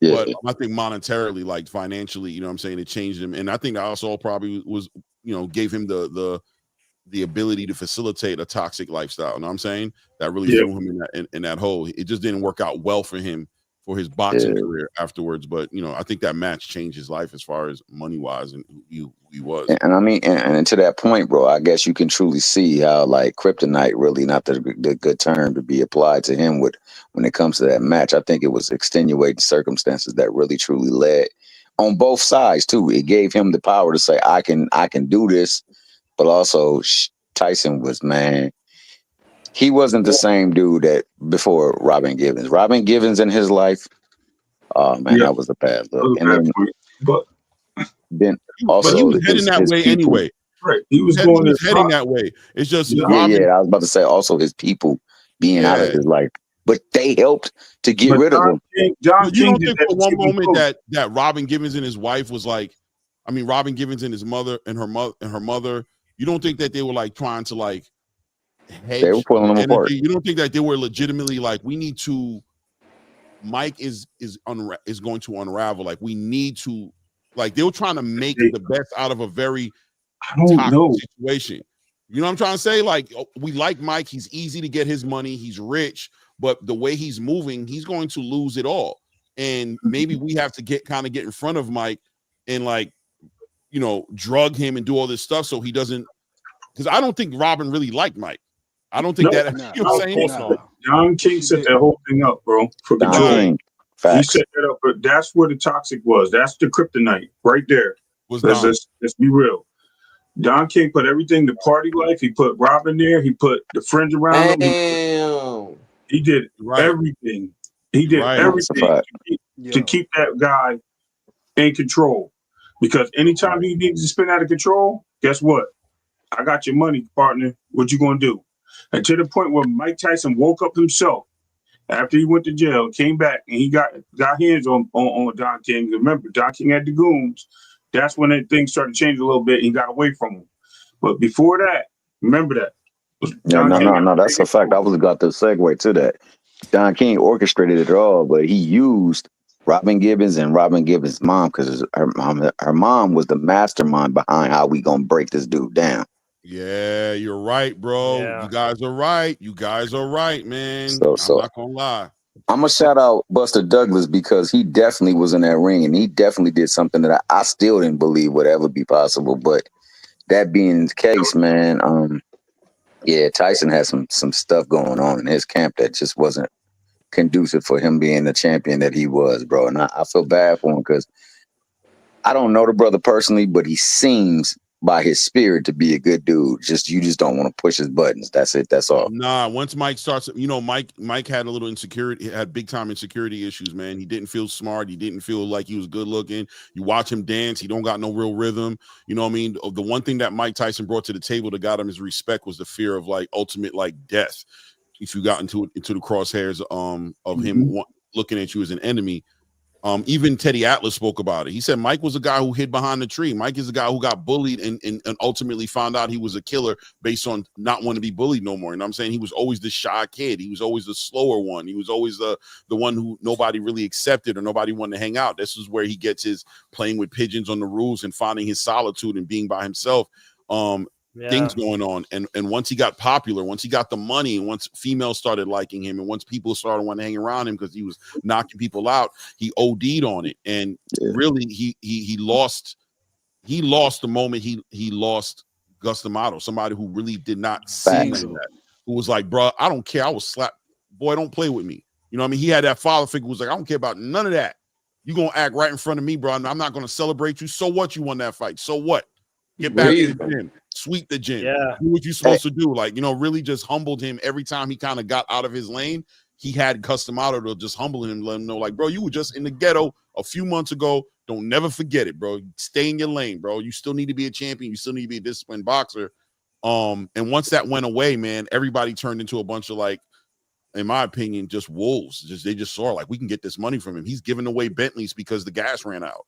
You know what I'm saying? Like, he's giving it to He's doing crazy stuff. You know what I mean? You just need to position yourself in the right place with that man, and you don't gotta do nothing for the rest of your life. You know what I mean? Hey, one last thing, man, because I wanna corroborate what you just said, because what you said and ultimately what Ray said is the guy's honest truth, bro. The one person who actually truly cared for that man was Cuss and had his best interest in mind. Everybody else was in his corner because of Cuss. He raised that man. His own mother didn't even want him. So like that was the moment that Don King, once Cuss was out, Don King saw, oh, now he's vulnerable. Now we can get him. Man, so let's how do we do this? And fabricated everything else, man. Shout out to all those people, man, because Tyson young, was a phenomenon that we hadn't seen since Muhammad Ali, bro. I will say this though, man. That shirt you got on, bro, that shirt fire, dog. That shirt, man. I was like, oh shoot, this is what they got on the Green Lantern. But yeah, man. Hey, y'all cooking, man. I won't take up no more of your time, man. I appreciate everybody's insight on the channel today. Y'all was cooking, bro. That's crazy, bro. I ain't gonna lie, bro. See, I'm young, so I ain't know half the shit that was going on back then. Right. That's crazy, bro. Like, Don King really is crazy. I used to always hear it, but damn. No, Don was $1 million. Don was a legitimate. People don't know. Like, you look at all that hair and him smiling, legitimate gangster, bro. People do not know how Don was giving it up, bro. He was really giving it up like that. Like, he was really not the guy to be crossing hairs with. He was really connected with the mob. He was really into everything. He was not to be taken lightly. People knew, who Don was. That hair and all that was just a big old facade just to make you comfortable with being in the room with me. Because in all reality, if I was to come dressed in who I was legit a whole Suge Knight out here. I was legitimately, you know what I'm saying? I was legitimately a whole problem out here. Like, you know what I'm saying? But if I do this with the hair and I smile in your face and I go only America, you tolerated me long enough in the room for me to walk out with a deal that made me a lot of money. You know what I'm saying? Right. Other than that, you wouldn't even have let me on the property. You would have had the guards stop me at the gate like, you wouldn't even let me in this room, bro, if you really knew I was really giving it up out here, bro. Facts. Don was like that, man. Don was legitimately like that. We got a lot of fights coming up, man. Yes, sir. Yes, sir, man. So we got Keyshawn. We've got Keyshawn and Dennis, obviously, and we've spoken on that. We've got Abdullah Mason on the undercard. But I'm telling you guys, the fight I'm looking at, and me and Ray been talking about, and I've been bringing it up. This is one of those fights that me and Ray be talking about. This lines up right with the Martin Bacoli, Jared Anderson fight, right next to Serhii Bahachuk and the Virgil Ortiz fight. I'm telling you guys, this Xander Zayas, Slaughter Spomer fight has all the boxes checked to be one of the fight of the nights on that card, brother. I'm telling you. He like that? What? First of all, Xander is going to be tested. I'm telling you, whenever these Eastern Europeans get involved in these type of conversations, the fight gets interesting. If you're not going to learn, you're going to learn at some point and realize it. You want to learn? Know his record? His record is 20. He has one loss. I'll give you his record right now. Hold on. How many knockouts? I don't think he's undefeated, Clay. Is he undefeated? Yeah. I think he has one loss, doesn't he? No, yeah, he's undefeated. Sorry, he's undefeated. 20 wins, 11 knockouts, a little 55% knockout ratio. His last 1, 2, 3, 4, 5 fights he's had 4 knockouts out of the last 5 fights he fought. His last fight was a first round knockout. Oh shit! I might gotta watch that one. Look, you wanna know who he fight like? I was telling Clay, he fight like Peterviez or Beterbiev, whatever you want to call it. Fight just like him. Don't they got a press conference today? Yeah, they actually. I think right now the press conference is going on as we speak. I would say going on. Check and see if it's on. If it's on, I'm watching that. Okay. Yeah, he's a monster, bro. He can fight, and that's gonna be a great test. This is that might be fight of the night. I'm being honest with you. This is going to be the litmus test for Xander Zayas. This is Xander's talking about he wants Sebastian Fundora. He wants to pursue all these different things. Let me tell you right now, this fight right here is going to let us know if he's talking for real. Here right now. And go ahead, bro. Go ahead. They're up right now. They're actually on stage right now. For real? Yep. Hey Clay. Yeah. What comes to your mind when you hear the name Joe Calzaghe? Well, like what fight or what? Like he was. What comes to your mind when you hear Joe Calzaghe's name? I mean, what? Roy Jones, Bernard Hopkins, him exposing a lot of fighters in America. I mean, that's what I think of. Right. You know, I think he was one of the nicest. Yeah, he just exposed a lot of the great fighters that we had. Calzaghe was like showing out, like, yo, they're all right. They all right, but they not real. Let me fix my camera. Man, I'm about to go watch this press conference, man. How long y'all gonna be on here? We about to get off. I ain't gonna lie to you. We about to get off. I had to put on my other camera now because this one, the battery died on me. So it is what it is. I'll be up here. Can I just ask you guys a question? It's about Dave Benavidez. I've actually gained a reputation of being a Dave Benavidez fanboy and a Canelo hater, even though I'm neither. I just really like what Benavidez is doing as a contender, but I really don't like this news of him pushing for a Zurdo Ramirez fight. Like, if he goes for Zurdo Ramirez and doesn't push for the winner of Bivol Beterbiev, then I can't lie. That's a duck. Like, you had the opportunity to. You gotta think though. If Bivol win this fight, it's gonna be a third fight. Yeah. Nah, I hope. Well, I hope there isn't. I don't want there to be a third fight, and I think he should get the winner regardless. I mean, yeah, I do too, though. Yeah, me too. I will say this to that though. I've had doubts in David Benavidez since a little maybe. Jeez, I can't tell you how long, and he surprises me every time. Now I thought he was just beating up smaller fighters, but the actions he took against Morrell, I don't care. That dude showed me that he can fight, man, and he's willing to put it all on the line. And he dogged it out. He dogged it out. He came out the ring looking the worst, but he won the game. And I'm going to tell you, that right there says a lot to me as a professional. And he won my fandom. Unfortunately, I agree. You know what I mean? He won my fandom. And if he says he wants to go up and fight Zurdo, I believe he can do it. I'm not questioning him no more. I'm not. He proved that was the last time he proved me wrong. That's what I'm gonna say. I'm gonna tap in and say this. David Benavidez is jaded with his experience with the Canelo Alvarez journey. And what I mean by that is he's decided he's no longer waiting for nobody. He's not holding his career up for nobody. And the whole Zurdo Ramirez game plan is letting you know that I'm not going to allow Beterbiev and Bivol's rematch or promises made for them hold me up from doing nothing. And I'm not going to, and I'm not fighting any more pointless fights. Right. No more fillers. These fights are going to start to count. He made his statement by telling Jesse Hart, I appreciate you, brother. You got great things maybe you're going to do, but you know as well as I do, I ain't supposed to be in no damn ring with you, bro. I'm not fighting you. I'm going to go out David Morrell. In his next fight, if it's not the winner, Beterbiev Bivol, then I'm going to continue to challenge myself, show and prove to the world that I'm really like that. I'm going to show you guys why Canelo Alvarez was ducking me and that he had right to duck me because I'm a whole problem out here. And if I don't get to fight these fights, I'm going up to fight the next biggest challenge I got, which would be Zurdo Ramirez. And if Beterbiev Bivol ain't ready after that fight, then I might even go fight Jairo Patah, bro, and unify the division.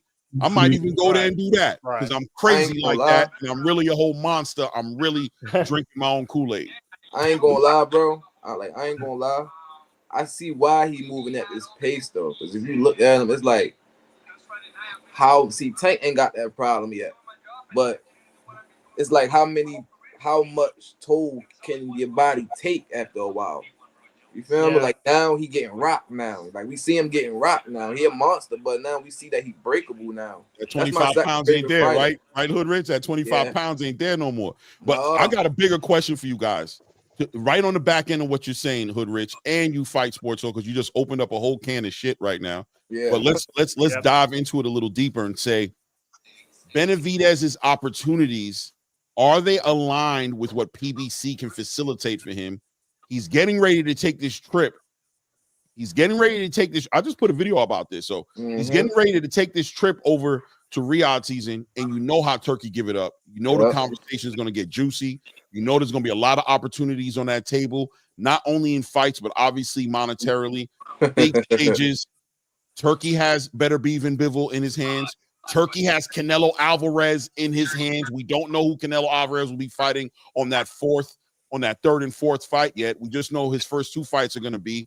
We know he has access to Oscar De La Hoya and Golden Boy, so he has Zurdo Ramirez in his hand, and he has Jai Opata in his hands. Everything David Benavidez is talking about, what he's going to do with the future of his career, Turkey can facilitate that. How does that conversation look like to you guys happening over there on February 2nd? Look, right. Let me start it off. See, Turkey to me, bro, he like a side chick, bro. He never wants you to go home. He never wants you to go back. Once I get you, I got you. You feel me? Like, he like that. Right. David, you gotta think. He say he not in it for the money and all that. But when that money comes, when you be like, man, 40 million, 30 million just for a fight? I'm like, L. Like, how L? Come on, L. Like, come on, like, that's how it get. Like, I'm saying when he gets home, he's gonna have a conversation, right? Yeah, he's gonna talk. He's gonna tell him what happened. He's gonna be like, "Yo, so everything was great," and he's gonna sit down in front of Al and the PBC representatives. They're gonna be like, "How was the trip?" He's going, "No, it was a great trip, man. We talked about what y'all talk about, man. I ain't gonna lie. We talked about a lot of stuff, man. I ain't gonna lie. So let me ask you though. So what you guys got planned for me though for this year? What we gonna do? It's gonna be right. Like I forget what happened over there. So what's up, man? I just won this fight with David Morrell. 150 to 160,000 pay-per-views. Everybody's saying I'm the future face of boxing. Right. I mean, I got a lot of momentum right now. So like, when's my next fight, and who do you got me fighting next? Right. That's the question. Right. That's the question. And he got to weigh both options. Turkey giving me this, and now let me see what L going to offer me. It's like I ain't going to say like he middleman and L out because I feel like Turkey probably still going to have to pay L to even get to him. 100%. Yeah. So it's like, shit, damn if you do, damn if you don't. If the money bigger, shit. The fights are bigger. The legacy is there. The titles are there. And like I said, the little wild card that Turkey has in his back pocket is the possibility of being able to coordinate that Canelo Alvarez fight in 2026. Right? Like it's still not there, but I have him here. He's here. He's no longer there. He's here with me. This is a chess piece that I have on my side of the table right now. Yo, this dude Keyshawn cut his hair off. Cut his hair off. You notice? Yeah, he did. Well, but Clay. But I have something to add to the table after this. Okay. I got a question, but we're gonna wait. That's a really good question. It's gonna be off topic. That dude is a problem, though, Ray. He a problem, Ray. He is a problem. Yeah, is it a good thing or a bad thing? Bro, it might go all bad. Zayas, right? I keep telling y'all about the Mike Tyson theory, man. Make sure you leave the dance with who brought you to the party, right? Whoever brought you there, make sure you leave. Is Keyshawn changing his stripes in the 9th inning? This man cut hell. Just to respond to what you mentioned about Benavidez and Turkey and Al, I mean, I think personally, I'm praying that Dave Benavidez leaves Al Heyman like Boots did. I mean, he wasn't directly signed with him, but he did have connections to PBC like Wilder did, because his career is going to go nowhere with PBC. I know they got the Morrell fight together, and that was a tremendous fight between two contenders, but there's really nothing out there for him. He's got to go with Turkey, and I really hope Al Heyman can't. First of all, Canelo's never going to fight Benavidez. I've been saying that on so many panels, and I'm convinced of that you could give this guy $500 million and he'll still find an excuse, because that's what he's done for the last 2 years. You just say, okay, here's some money. Oh, move the goalpost 1,000 times. So there's really no reason for him to stay there. Which is why I really don't like what he's saying. Oh, the fight with Bivol Beterbiev has to be in the US. Huge fan of Benavidez, but as the challenger, you go where they tell you. And that's where he's going to Fight Sport. He can talk all that nonsense. When that fight happens, it will be in Riyadh. It will not be in your backyard, bro. Period. Right. Exactly. Which is why I'm really. I mean, I don't think he's going to hide behind this loyalty thing like a lot of other boxers do, but it's. I mean, this is going back into the past quickly, but it just goes to, again, when Eddie Hearn couldn't get the big fights together for his fighters, he had a lot of paper champions, and I say paper because they were good fighters, but they weren't defending against the best in their division. I mean, Tony Bellew ducked the entire cruiserweight division. He was a good fighter, but he was just sitting there waiting for that Usyk payday, and Usyk killed him. Kell Brook was he avoided the entire welterweight division and then took a stupid fight against Triple G. Eddie Hearn did a lot of good things with Anthony Joshua, but this is just an example. Like, we all criticize Al Heyman for protecting his boys, but a lot of promoters do this. And 100%. Right now, the guy who's not doing that, the guy who's breaking through this, who's doing what we want, which is getting the big fighters to fight each other. And His Excellency. He said, and he said openly, look, forget about this protecting this bullshit. Let's see the best fight the best. So Benavidez, I really hope he goes with Turkey. And I'm saying that he's saying all the stuff, oh, the fight needs to be in the US and blah, blah, blah. I think he's just saying that because he likes to talk. Not only that, but he's in a very, listen, man, David Benavidez owes a lot of his success to Al Heyman and PBC. They've treated him well. Yeah. He's spoken on it many a times. This loyalty thing it's easy to it's easy to just say, but when it plays out into the kind of questions he's being confronted with and the kind of decisions he's being confronted with, and he is getting ready to be confronted with on February 22nd, because I promise you, Turkey's going to make it good. He's going to make it sweet, and he's going to make you look real crazy if you walk away from it and say no thank you. You're going to lose a couple nights of sleep after you say no to something like that, right? He's going to tell you something that's going to test.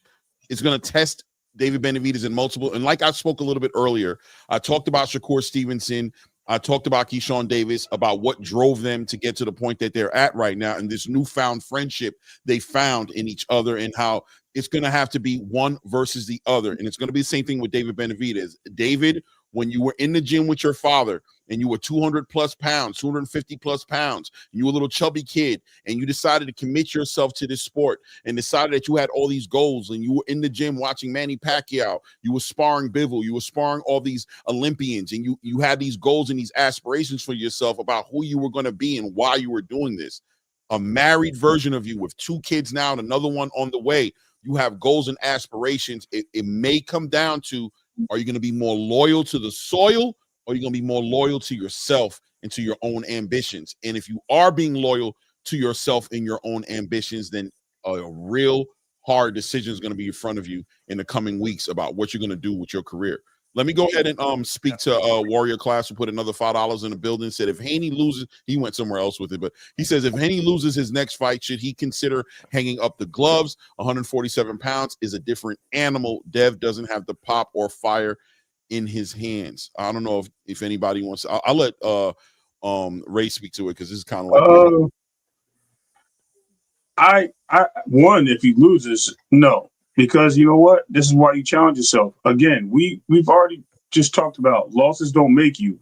You can make improvements. Now, if he gets dominated or destroyed, hurt real bad, something like that, yeah, absolutely. As far as him having pops in his hands, that's just what people say. Every boxer has a stunning jab. Every boxer can knock someone out. It's just a matter of. I think Devin Haney over the years has been gun shy, especially since the Linares incident, when he really tried to take that. He was fighting Linares that whole fight in the pocket.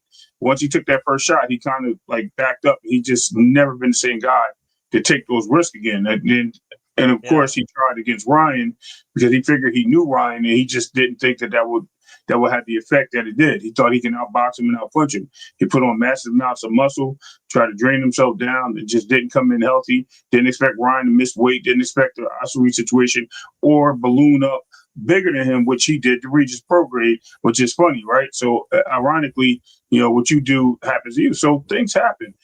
Do I think he could beat his next fight? I mean, win his next fight? Absolutely. And I'll tell you why. I think Devin Haney is a much better fighter than Barbosa. And I think if Barbosa can actually sit in the ring and fight with Ramirez, I think he has the opportunity to do the same thing. But it is what it is, man. Anything can happen. It's boxing.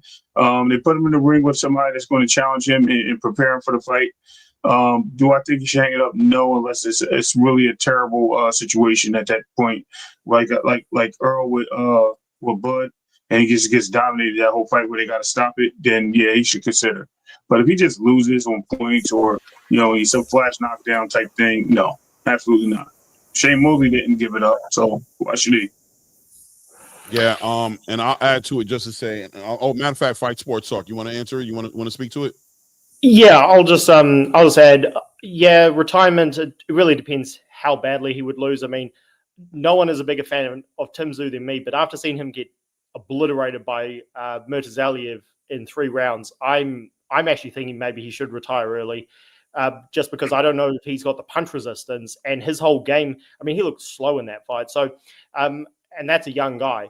Devin, I like his passion for the sport because, again, like anybody who fights Vasyl Lomachenko as a voluntary, which is what he did, that shows commitment to the game. I'm just critical of the Haneys because of the rhetoric that comes from them saying we're going to be pound for pound number one, we're going to be money made, we're going to rule the sport as number one. It's like, well, you've got a lot of work to do.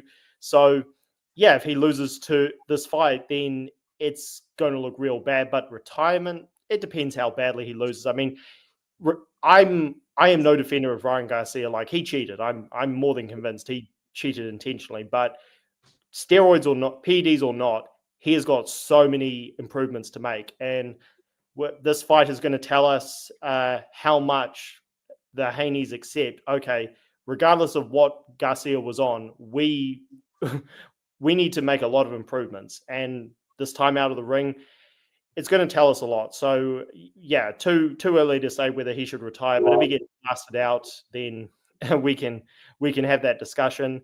But yeah, time will tell. Yeah. Listen, man, I'm glad I waited to go last, man. Yo, shout out to Fight Sports Talk. Thanks, guys. Your contribution. No problem. Stay around. I got a question for you.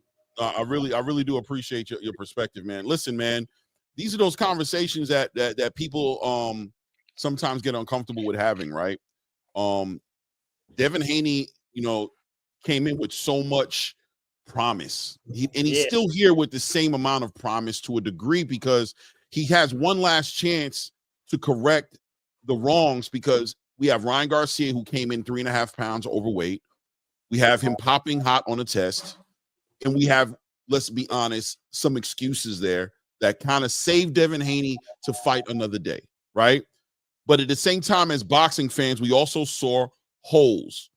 We saw problems in Devin Haney's approach to the fight. We saw problems with his punch resistance.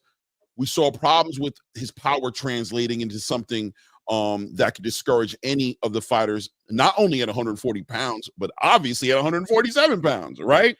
And you start to ask yourself, although Ryan Garcia had what he had involved in in the part he played in the fight being what is today a no contest, you still have some boxes that need to be checked by Devin Haney. And this fight with Jose Ramirez is way more important than I think people will give energy to it about, because most of us, I think, have gotten past the Ryan Garcia part of this conversation when we're talking about Devin Haney. We're more focused and laser focused on Devin Haney because we saw what we saw.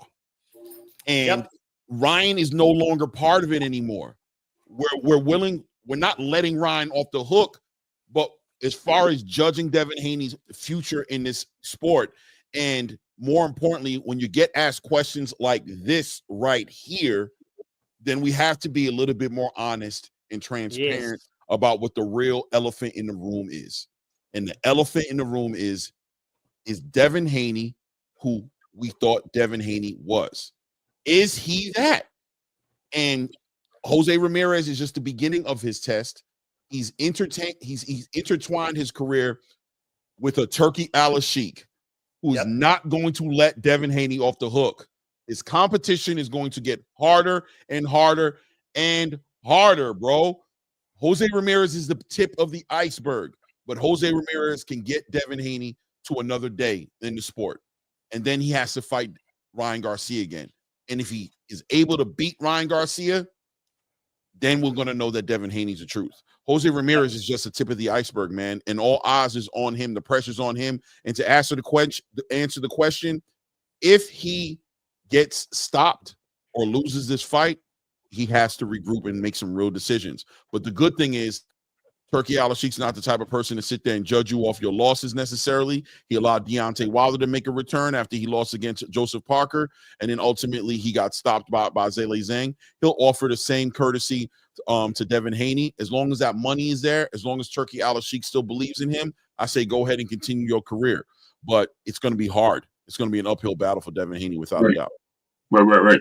Real quick before you tap in, let me just shout out Real Prison Talk with Tommy with the $5 holla. Says, Clay, you are setting the standard for quality boxing talk. Oh man, thank you, Real Prison Talk. I appreciate it. Just wanted to read that. I didn't know that's what it was. I swear, I just saw the name. I didn't know. But I mean, you ain't lying. If I would have read it, I would have read it anyway. Because yo. Yeah, I really appreciate you guys having me on. It's been a great chat, and I've got to head off in a few minutes. So Ray, you said you wanted to ask me something. Yeah. So I wanted to ask you guys a question. So my question to you guys is, the Kamal Moulton and Ilimano Vargas face-off. Do you guys see that prospect fight happening? And who you got?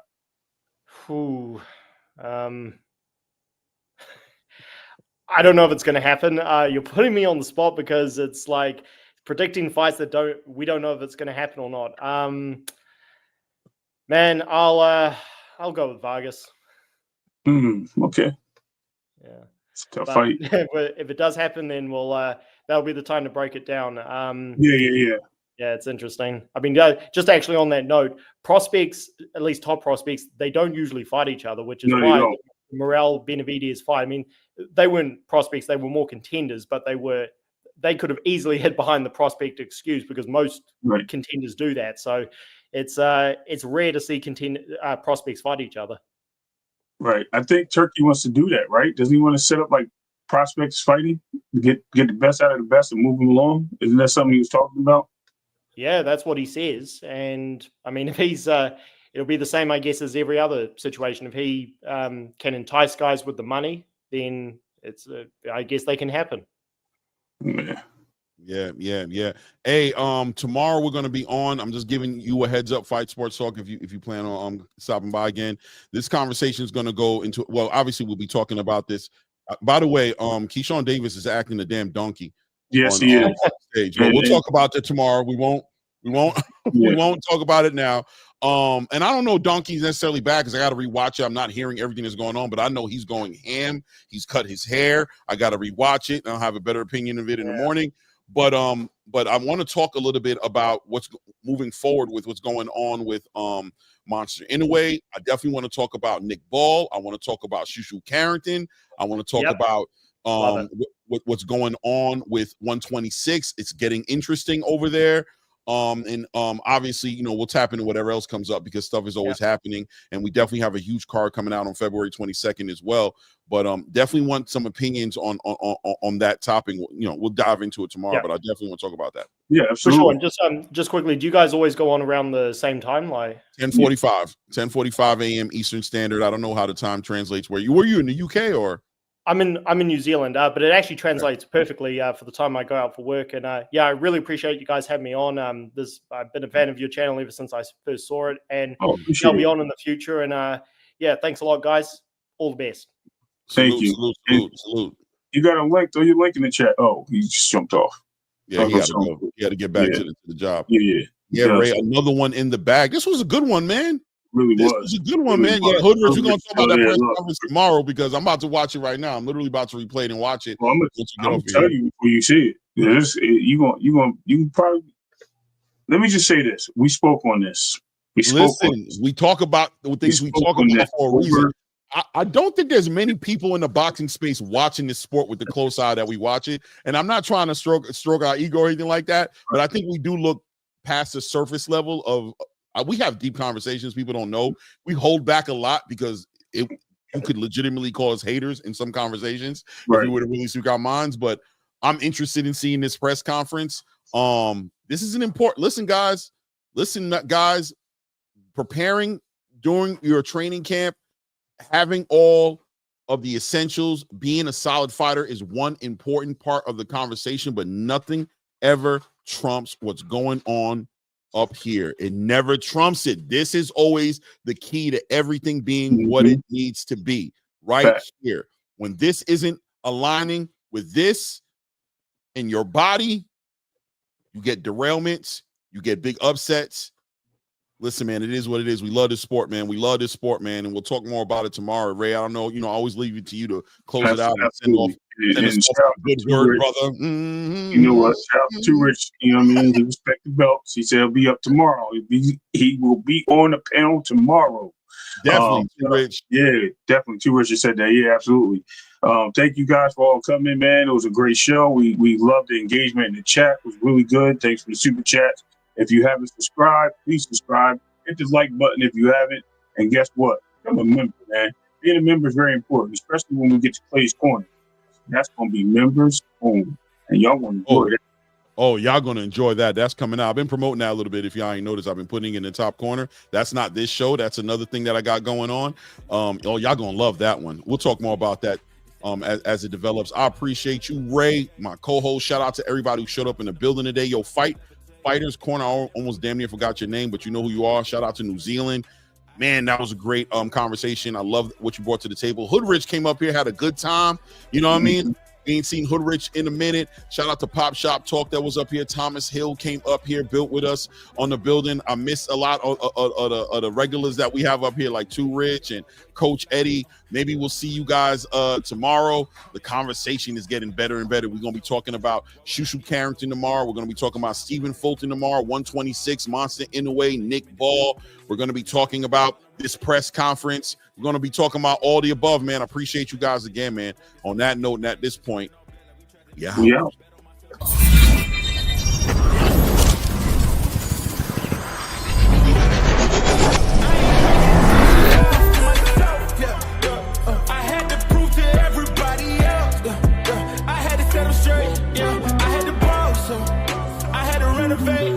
They hate when you elevate.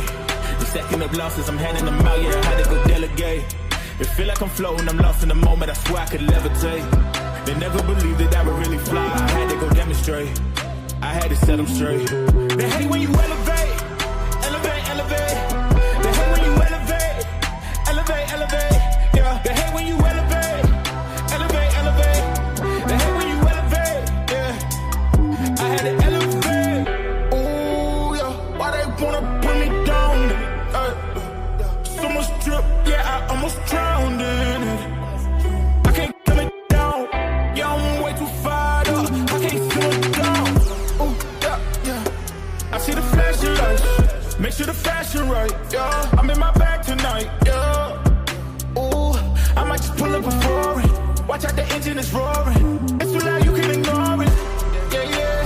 This that highlights for the view. You could have it all, no need to choose. First, let me demonstrate how you can rise to the top. Yeah, I had to elevate. They hate when you elevate. Yeah, they hate when you elevate. They hate when you elevate. Yeah, I had to elevate. They hate when you elevate. The second of losses, I'm handing them out. Yeah, I had to go delegate. It feel like I'm floating, I'm lost in the moment. I swear I could levitate. They never believed that I would really fly. I had to go demonstrate. I had had to set them straight. Hey, when you elevate, the second of losses, I'm handing them out, yeah, I had to go delegate. It feel like I'm floating, I'm lost in the moment, I swear I could levitate. They never believed that I would really fly, I had to go demonstrate. I had to set them straight. Hey, when you elevate.